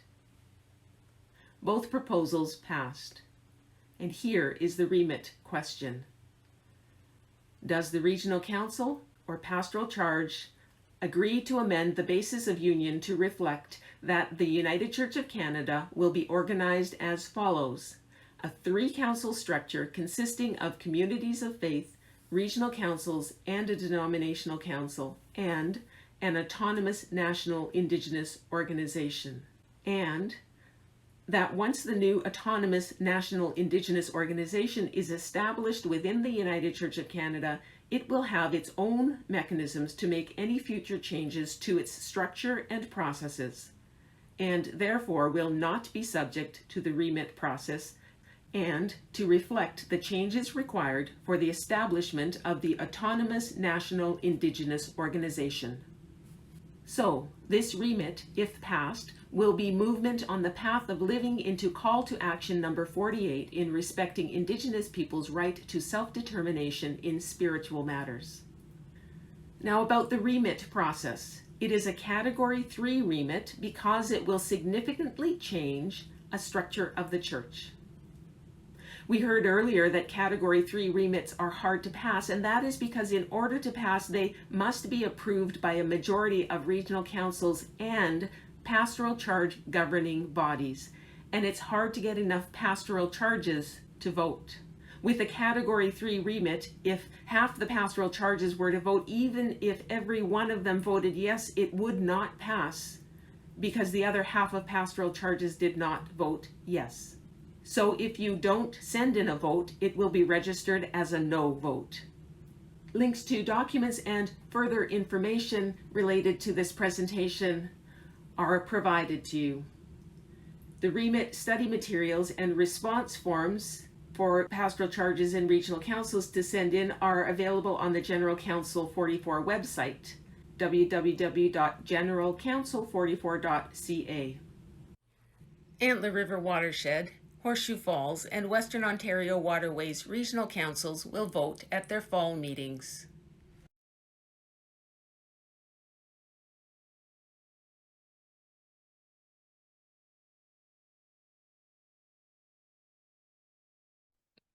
Ani Bojo. My name is Martha Pedoniquit, and I am from the Chippewas of Nawash, Neashingaming at Cape Croker on the Bruce Peninsula. I am currently working for the National Indigenous Council, Indigenous Ministries and Justice Unit as a Community Capacity Development Coordinator, CCDC for short. I work for the Ontario-Quebec East region, and there are currently 3 CCDCs working, with one in the Keewatin area, who is Ray Anderson, and Charlene Burns, who does the west of Canada, Western Canada. We are responsible for building capacity within the Indigenous communities of faith. This is through knowledge transfer, skill development, resources, informing about the resources available, facilitating training and funding opportunities, helping with forms, learning about the processes within the national church, including mission and service, real property, and ensuring that their needs are met for pastoral care, minister recruitment, human resources, and to have the working relationship with the National Indigenous Council and their advisory groups, general council staff, and all regional councils and their networks, cluster groups, and right relations. We also work with urban and off-reserve Indigenous people and the Indigenous Office of Vocation and Theological Schools. I'm currently responsible for 24 communities of faith in Ontario and Quebec, but my area expands from southwestern Ontario to the eastern part of Canada. And Ray, who's Keewatin, takes care of northern Ontario. The remit is to put forward that there will be, it's to remove the barriers for Indigenous people to be a self-determining church. We're not asking to be a separate church, but we're asking to be a partner within the church. A lot of Indigenous communities that were raised within the United Church still love the church and still want to be a part of the church, but they want to also explore who they are as Indigenous people, because that was taken away from them with residential school and colonization and all that stuff that happened in the past. So we want to be in relationship with the non-Indigenous church, but we also want to explore who we are as Indigenous people. So learning our own spirituality on a parallel path with the United Church. So the remit gives us that opportunity to do that, but still stay a part of the United Church. We're asking for autonomy, not separation. And by allowing the remit to go forward, we have the opportunity to explore that and to bring back who we want to be and how we want to be in relationship with the broader church. So in closing, I would just like to say that regardless of the outcome of the remit in 2024, I hope that relationships are still built upon within the United Church, and that people continue to learn about the struggles that Indigenous people have had intergenerationally. We all have a lot of healing to do, and I believe this can only be achieved through our faith and spirituality, however that may look in each individual's lives. Miigwech. So that was a lot to absorb, but it shows the complexity of how this is structural, but really at its core, it is relational, which is really who we are as a church as well. So I'm going to invite you to take about 10 minutes in table groups to think about and discuss what questions you would like addressed before you vote on the remit. Now, as a regional council, this regional council will be voting at the fall gathering, and you might be also thinking about what more you might need to know in your pastoral charges. So what questions would you like addressed? Not promising any answers right now, that's why I'm saying addressed, and we do have some more time to have more conversation on this.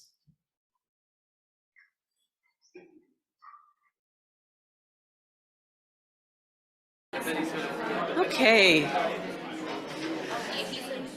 That sounds like some spirited discussion. So time to share from the table groups and the breakout groups. And so I trust that our Mark, our breakout group, the liaison to the online group will also let us know if there are any questions. Hello, there we go. Are you hoping to hear from every table group, or are you just hoping to, if anybody has something for clarification? Just, I don't think there's not enough time to hear from every breakout no, group. that's what I'm so that's what I'm clarifying. So if you have something that you'd like to share. So, okay, yes, if you have something to say, and if you do, I'll come to you with my microphone, but you also, before you speak, say your name, your pronouns, and Mark, if you're watching on the Zoom, just help us there if you can direct anything. Are there any, oh, over here, okay.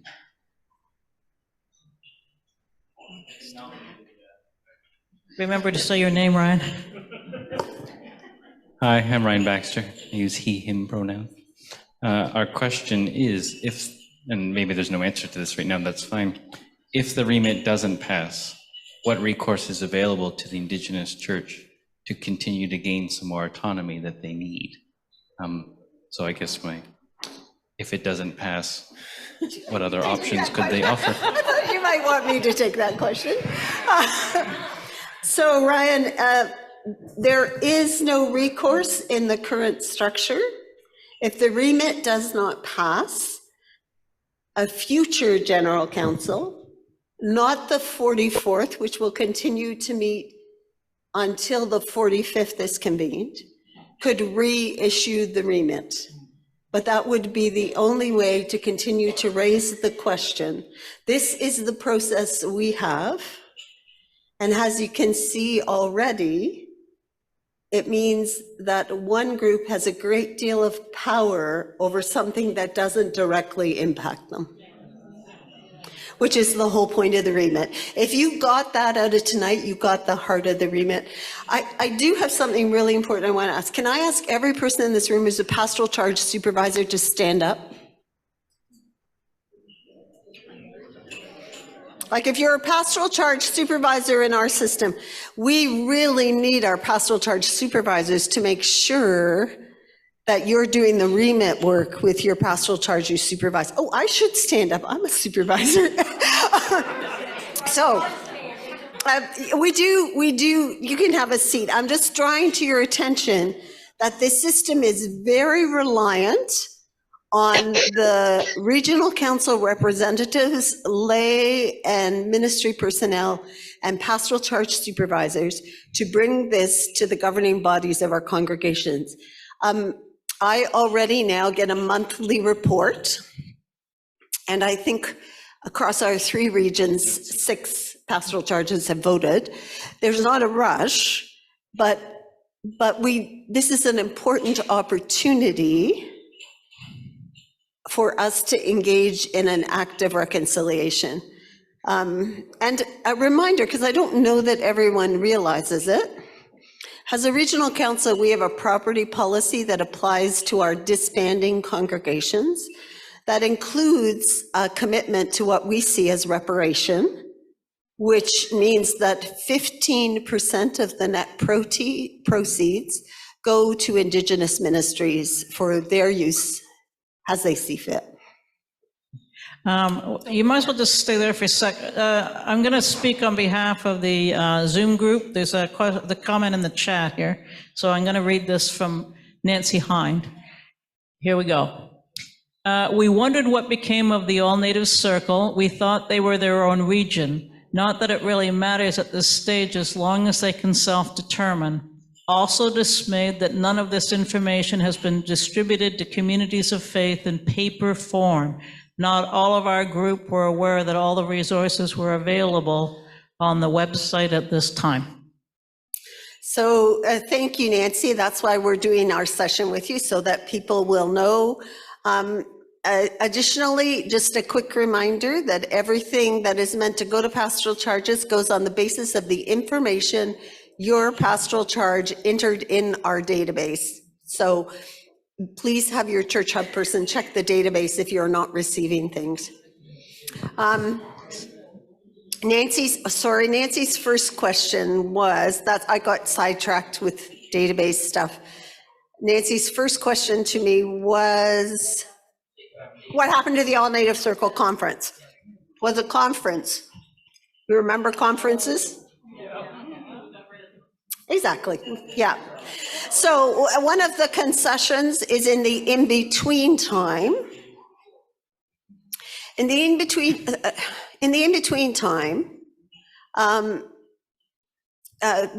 National Indigenous Council has been given the right to carry out some functions as a regional council, but it's still a murky place. So I think this would be a way to say clearly we'd get some, the Indigenous communities would together determine how they would handle their, how they would handle their work and life together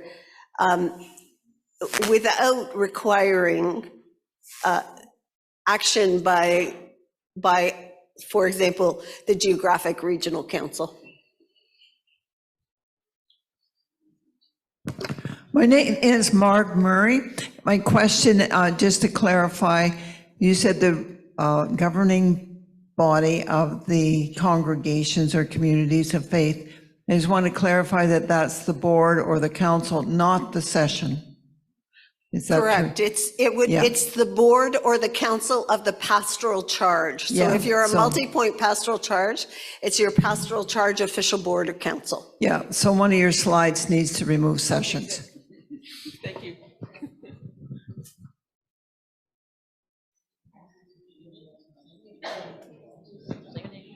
Hi, Rob Hawken, he, him. I had 3 questions here. Some may not be answered now, but just go back for future explanation. And not being negative about the question, but more about how I respond to people who might be negative about the question. The first one would be, what does the remit not include? And I know that's a very wide question. The second question is, who or what determines the relationship between the autonomous group and general council? Or is that something to be figured out later? I can actually answer that. In 2012, the general council signed a covenant with, it wasn't then called the National Indigenous Council. Do you remember? Who can help? I can't remember the exact name at the time, but there was a covenant for a mutual meeting. The National Indigenous Council is represented and present as part of the General Council Executive. And so that will be the place at which that interaction happens. Does that answer that, Rob? Okay, if that could be added to the learning materials at some future point, maybe. And the third question is sort of a side thing to the remit. There's a question about discrimination between Indigenous persons and persons who are part Indigenous. So I'm thinking that's something that would have to be settled after this is set up, because there would be a call from General Council to the new body saying, what are you doing about this? And so I'm not 100% sure what that question gets at, except to say that Indigenous ministries understand that they really serve the identified Indigenous ministries across the country. The collection of Indigenous ministries that's in Pacific Mountain, which are already organized in a different way, and urban Indigenous ministries. And all of those communities involve people with rich heritage that may not be. This is such an awkward, because if people don't know what, we're a biracial family, so I hardly know how to answer you, Rob. True story. something to be considered in the future afterwards, perhaps. Help me understand why. This might be interesting. Well, the comment, tell me more, Rob. the comment I heard was that if you were, I'll use the term half-breed just because that was the word that was used, they're told by Indigenous people, decide which side you're on. I would not presume to speak about how other communities define their members or not when I belong to the people who wrote the Indian Act. But all of that said and done, I think I'm confused about the question, partly because I do think communities determine themselves. Do you have a better answer? Yeah, my sense is that they are doing, as Indigenous ministries, they're doing it already. They're identifying who are part of their ministries. And so they're also connecting with Indigenous people who are in other non-Indigenous United churches, ministry personnel who are in other churches. So they're identifying who their community is, and we will find out from them. Anybody? Oh, Mark.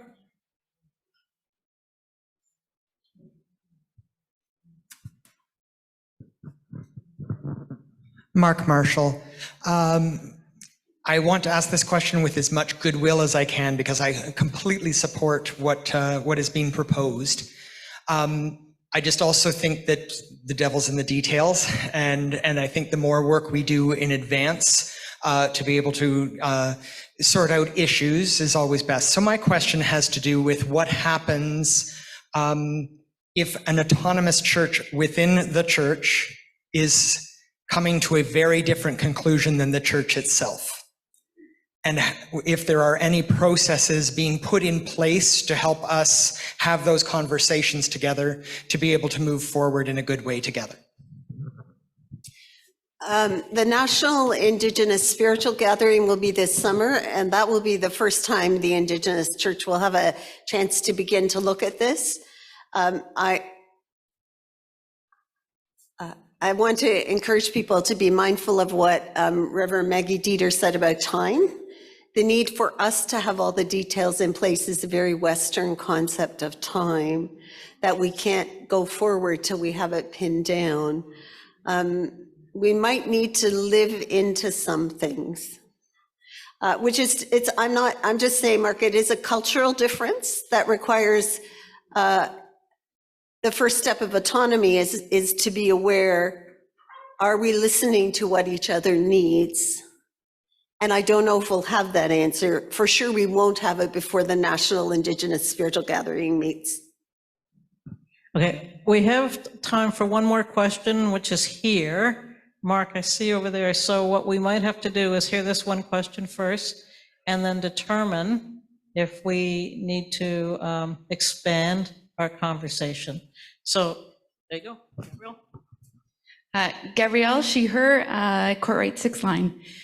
I just wanted to clarify, at General Council, this proposal went through because it seemed like a no-brainer to most people voting. It was to allow autonomy and to work towards living into a covenant that has been long established.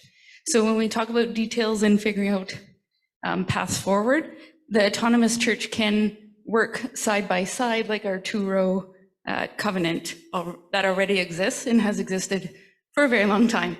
And we agree to work together and walk side by side without having to interfere, right? And in the remit, the issue is that their autonomy or decision-making process that existed post-restructuring is now taken away. So I just wanted to add that in. Gabby, that was really helpful. I just wonder if people who were commissioners to the 44th General Council could stand so that people could know you also are a resource to them because you were also at the 44th. And that includes me too. So we're also willing to be, all of us who are part of the group that made that decision, and you can call on, made the decision to approve to request the remit. All right, at this point, we've come to sort of time. Is there, by show of hands and on Zoom as well, is there a desire to continue for a little bit longer to address any questions? I know the Zoom chat has a question. Are we okay to continue for a few minutes, or do you feel we're, just a show of hands on Zoom and in the room here? President Jane, I think it'd be easier if we did it just as a straight motion, and then that's clear as. So I will move and Carrie will second that we extend the order of the day by 15 minutes. All right. Questions? All in favor? Okay. On the Zoom chat, on the Zoom, are we sort of handy? Hands up? Yes, no?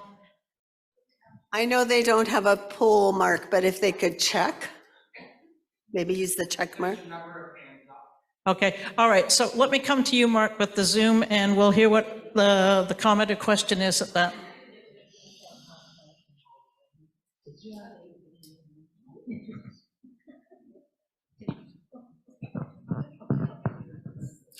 So this question comes from Angie Braun. Will Indigenous congregations have the freedom to decide which structure or region they wish to participate in? It is my understanding that will be the case. I think that is what I have heard in staff meetings. So that's my understanding, but that will be one of the things I think that gets sorted out along the way. Mark, there's one more. Any other questions? There's comments? one more question, Mark, from Patricia Mack. Okay.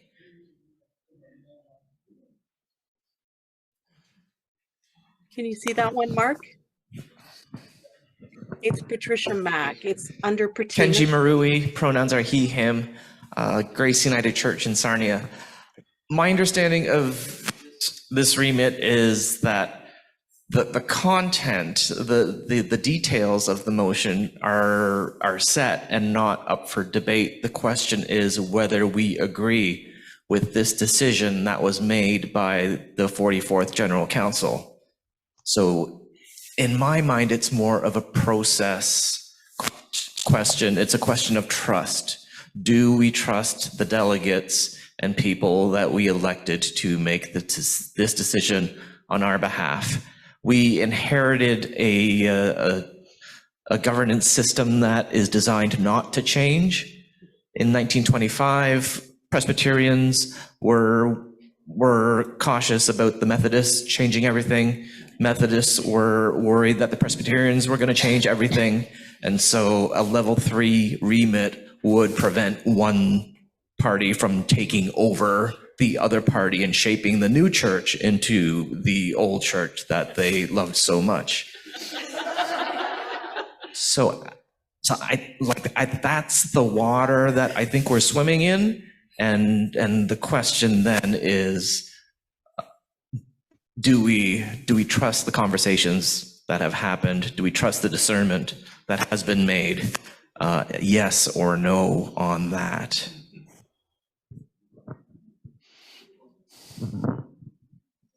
And I would say that an overarching question to that is, do we trust the Spirit in our midst to guide us?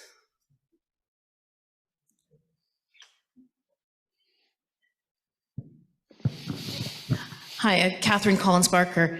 My comment is this, is one of the things is the wording of the remit itself. I know that there's been hours and hours put into how it's worded. The question that comes out to is accountability. That's one of the questions that we have. How are we going to be accountable? How are we going to be accountable to each other? We say, well, we'll trust the Spirit, we'll trust the kind of stuff. But one of the things is we look back in almost 98 years, and it's still a question of accountability. How are we looking at General Council, looking at in partnership with the Indigenous Council that's going to be formed if this remit goes through? Where is the connection? How are we going to say who's accountable to who, where it's the parallel? And the wording to me says, well, if we vote no on this, we are saying we don't wish to carry on the way the dialogue has been carrying on. Because there is no, as we've already just heard, there is no backup plan for at least another year and a half. So the question, there's several questions that keep coming up. Can you make that a bit more specific for me, Kathy? I guess I could use a bit more explanation about what you mean about accountability. Just help me out a bit. The question of accountability is when we say General Council makes a decision, yes, we're all made from different, from the region, from the pastoral charges to the regional level to the national kind of thing. When we say we're accountable, one of the things is when we look around different regions and different connections with the United Church people, we don't hear the stories. We don't hear the accountability about, well, what does this mean for you as an Indigenous congregation, as Indigenous pastoral charge? How do we hear those stories? And what difference will this make if we say no to this remit? How do we understand where is the reality of balance?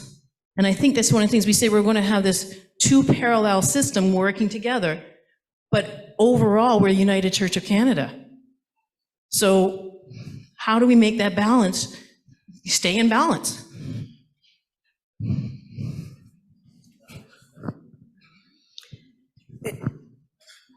I don't have an answer for that, except to say that we are very richly blessed in Antler River Watershed with many Indigenous ministries. We have more in this regional council than in any of the three I serve, and then in any of the regional councils east of us. So if you haven't connected with an Indigenous congregation, if you haven't joined them for worship, learned the story of their community, know some of their history, this is a great time to do it. My experience whenever I've had the opportunity to be present is to have been graciously welcomed and greeted. And my advice would be, you know, if that's the conversation you want to have, then we have lots of opportunity to connect with members among us. All right, I have a question from the Zoom chat, and then I'm going over to Michael over there, and then I will see, then I'll look to Carrie to let us know where we're at in terms of the extended time. So, the last question. Okay, just so we know. So from the Zoom chat, okay. Patricia Mack asked if we would have a relationship with them either way the vote went, with the Indigenous community.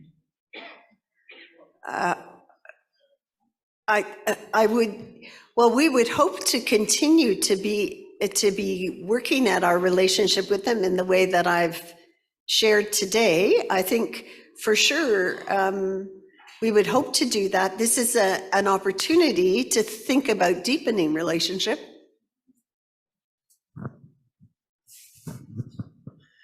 Michael Schuberg, he, him, Richwood United Church. My question actually is, how will we, I think it's a, I mean, we can't predict how our region will vote, but I can't imagine that we wouldn't vote yes. So it's a slam dunk there, hopefully. My concern is all of our pastoral charges who don't have the depth of knowledge and are going to have a lot of questions. And how as regional staff, or how can Five Oaks, for instance, or what can we do to make sure our region, every church votes yes or no at least? And that's, for me, that's the question to regional staff is, this seems like the most important piece of work maybe we have to do in the next year of anything else. I don't know, maybe we should have a competition between the regions, like pizza party for the region. Oh, I love it. I know, I got 3, I can sign up. So I guess that's what that would be the question I would want to hear is like, what's the approach? How can we all work together to make sure, let's beat all the other regions. Get everyone voting or something. Because I just learned, I mean, I'm pretty involved, and I just learned about this just now. So I actually wondered, and this is something if someone, Carrie, have we passed new business deadline? Oh, well, I know some people, so if you talk to me, I might be able to make something happen. I actually wondered if we should declare a particular month, Remit Month, and have a series of webinars. Like, we will have a webinar as and I'm going on sabbatical, so other people will have a great time. But I actually wondered if we should say that we are going to take a month, and this is our Remit Month, and we are going to hound you to death until you understand, consider, discuss, and decide. Yeah. Amen, sister. Well, actually, that's a great idea, Carrie. Like, do we do it in September? And which ends with National Day of Reconciliation. Like, imagine what it would be like to be able to say by September 30th, oh, well, you won't have voted yet, but all the pastoral charges could have, we could have our vote in, because our vote as a regional council is at the fall meeting. But I have wondered, is that a helpful tool? And then I'm going to say something, and you know, like, we've been together a long time, so sometimes I feel free to say things to you because I trust you know me, and you will hear the difficult thing I'm saying without offense. And actually, if you hear it with offense, maybe you deserve to be offended. We passed 4 remits. We passed 4 remits before 2018 that were all category 3. So we met the threshold, and it wasn't hard. And they were about restructuring, and they were really important, and they have been my work for 9 years. So of course I care about them. But let me tell you, they mean nothing compared to figuring out how we move beyond the damaged relationship in this country that we have with our First Nations. And that's what this remit is about. So my friends, like, honestly, if you forever one moment cared about me or respected me, please know, if we cannot get the majority of votes in on this, my heart will break, because I will feel like we only care about the work of the church and not the work of the gospel.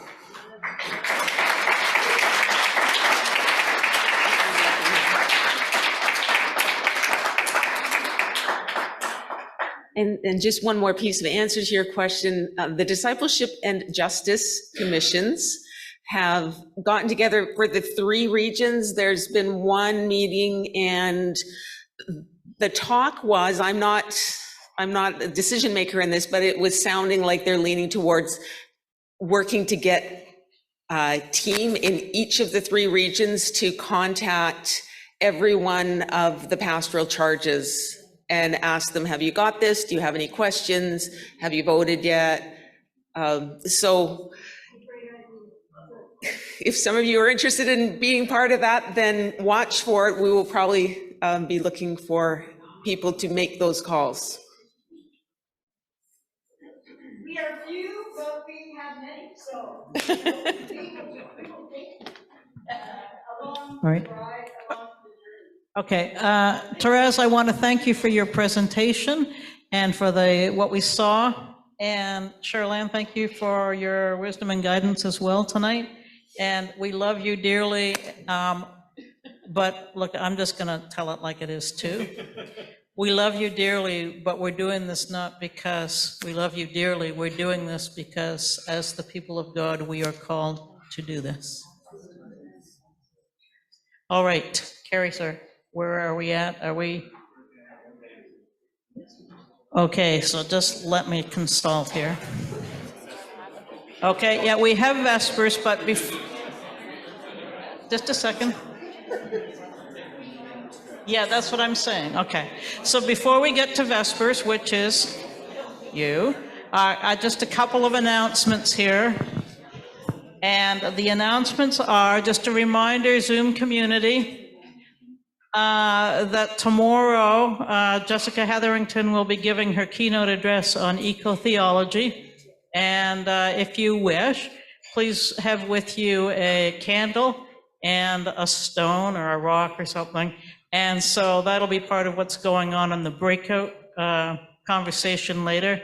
And same will happen in the table groups here in the room, but I believe those, oh, you're right there, Jessica. Okay, so the candle and the stones will be on the tables for the conversation, right? All right, the other thing to know is the restaurant that usually closes, I don't know what time it usually closes, but it's gonna stay open until, you ready for it? 9:30. And ooh, so the bar, there's a bar there, so if you want to go and social time there or have a drink or whatever you want, I mean, have a glass of water or ginger ale, I don't know. But anyway. Oh, yes. Okay, so that restaurant's open till 9:30 tonight because we asked if they could keep it open a little longer in case anybody wanted to do that after. So I believe those are all of the announcements and everything we need to know. What time, Carrie, would you like us starting tomorrow morning? 9 a.m., so get your breakfast and be here for 9 a.m. because the sooner we start, the sooner we're done, and then we're going to go on to that celebration of ministry service. Okay. Well, if you're staying here, okay, breakfast is in the restaurant over there, and you have your room key. There's a little paper inside the room key envelope. Yes, they didn't ask for one this morning. Well, my friend Denise, she didn't ask for it, but anyway, yeah, the breakfast is there. It starts at 6 and goes till 9 or something, okay? 6:30? Okay, it opens at 6:30, and there you go, and then you want to be in here for 9 o'clock. So Greg and Jody, thanks for coming back, Jody. No problem. Okay, and thanks for being here. So now, Vespers. This has been a day, hasn't it? Oh, hang on. There we go. This has been a day, hasn't it? I want you to each take like 30 seconds. I'm not releasing you to the wilds, but I want you to take 30 seconds, turn to one of the people closest to you and tell them you love them. This is really uncomfortable. I know that, but tell somebody close to you that you love them.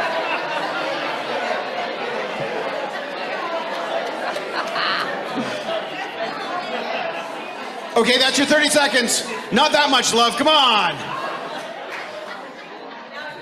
I love you.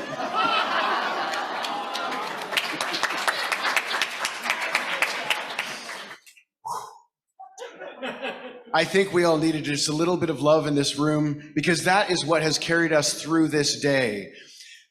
This has been a day of so much conversation, both in learning and in education, in digging into traditions and maybe stepping away from some. It has been a day of getting to know some people better and reigniting old friendships with people we haven't seen since before COVID. This has been a day. And so we're going to close this evening with a little bit of singing, a little bit of talking, and a little bit of singing. You good with that? All right. Now, here's where I have to admit mea culpa. There's no slide for this. You know it. I have a note that says, send slide to Sue. Didn't happen. You know this song. But you guys know you shall go out with joy. So we're going to sing it through once quite slow. Too late. I should. Oh, that's okay. You know it. You know it. And we're going to sing it. So we're going to sing it once quite reflectively. And then I'm going to talk for a little bit, and then we're going to crank it up. Sound right? Okay. So let's sing together, You Shall Go Out with Joy. Don't worry, it's going to be faster at the end. You shall go out with joy and be led forth with peace. The mountains and the hills will break forth before you. There'll be shouts of joy, and all the trees of the field will clap their hands, and all the trees of the fields will clap their hands. The trees of the fields will clap their hands. The trees of the fields will clap their hands while you go out with joy. I just want to reflect for just a very brief moment on the hope that I have seen in this room. I'm sure that if I went to each table and asked you to give me a word, you would have so many different words, but my word that I have seen here is hope. We've seen hope in awkward situations where we had a president-elect who couldn't complete what we had all planned that he would do, and with respect, somebody else stepped up and said, I'll do it. And that is a beautiful, hopeful thing. And we collectively said, thank you so much. We give you that. And Jane said, that is a very beautiful and hopeful thing. And we talk lots about our church and where we sit. And some of our churches are thriving and some of our churches are not. Some of our structures are thriving and some of them are not. Some of our personalities are thriving and some of them are not. And we sit so easily in a place of fear. But I read quite recently a study, and it comes from the world of neuroscience, of which I know nothing. So I'm going to count on the great big brains of the people who talk about when they point cameras at the insides of brains, fear and hope mostly can't exist together. The centers of our brains that do fear, that bit that says, there's a tiger in the grass, I must run away, that bit can be quieted by hope. And so in the midst of a day where we definitely heard fear as well, we heard fear about things that are maybe not happening the way we wanted them to, looking at some traditions that we're going to have to step away from, was so much hope as well. We have hope we heard from 2 of our 3 candidates, people who are brand new. Well, some of them have been in the process for a while, but brand new in the process of being leaders in our churches. We heard hope from somebody who used the most spectacular use of sarcasm to straighten us out a smidge, to hold up a very clear mirror so that we look at ourselves and say, oh no, she's talking to me. And in that we found hope to say, yeah, because if I don't look in that mirror and realize where I'm stepping out, then how dare I tell somebody else what log is in their eye? And so we find hope in that. And we find hope in work that says we as a church have been struggling with relationships. And now we're taking a huge step to take a step into really healthy relationships. And I find hope in that. And so with hope, with courage, with boldness, let's go out with joy. Now let's sing it like we mean it. Shall go out with joy and be led forth with peace. The mountains and the hills will break forth before you. There'll be shouts of joy, and all the trees of the fields will clap their hands. And all the trees of the fields will clap their hands. The trees of the fields will clap their hands. The trees of the fields will clap their hands.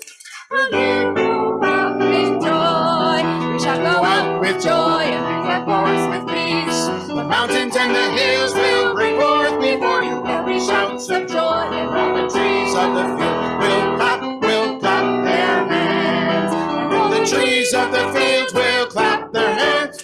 The trees of the fields will clap their hands. The trees of the fields will clap their hands. Well, you go out with joy.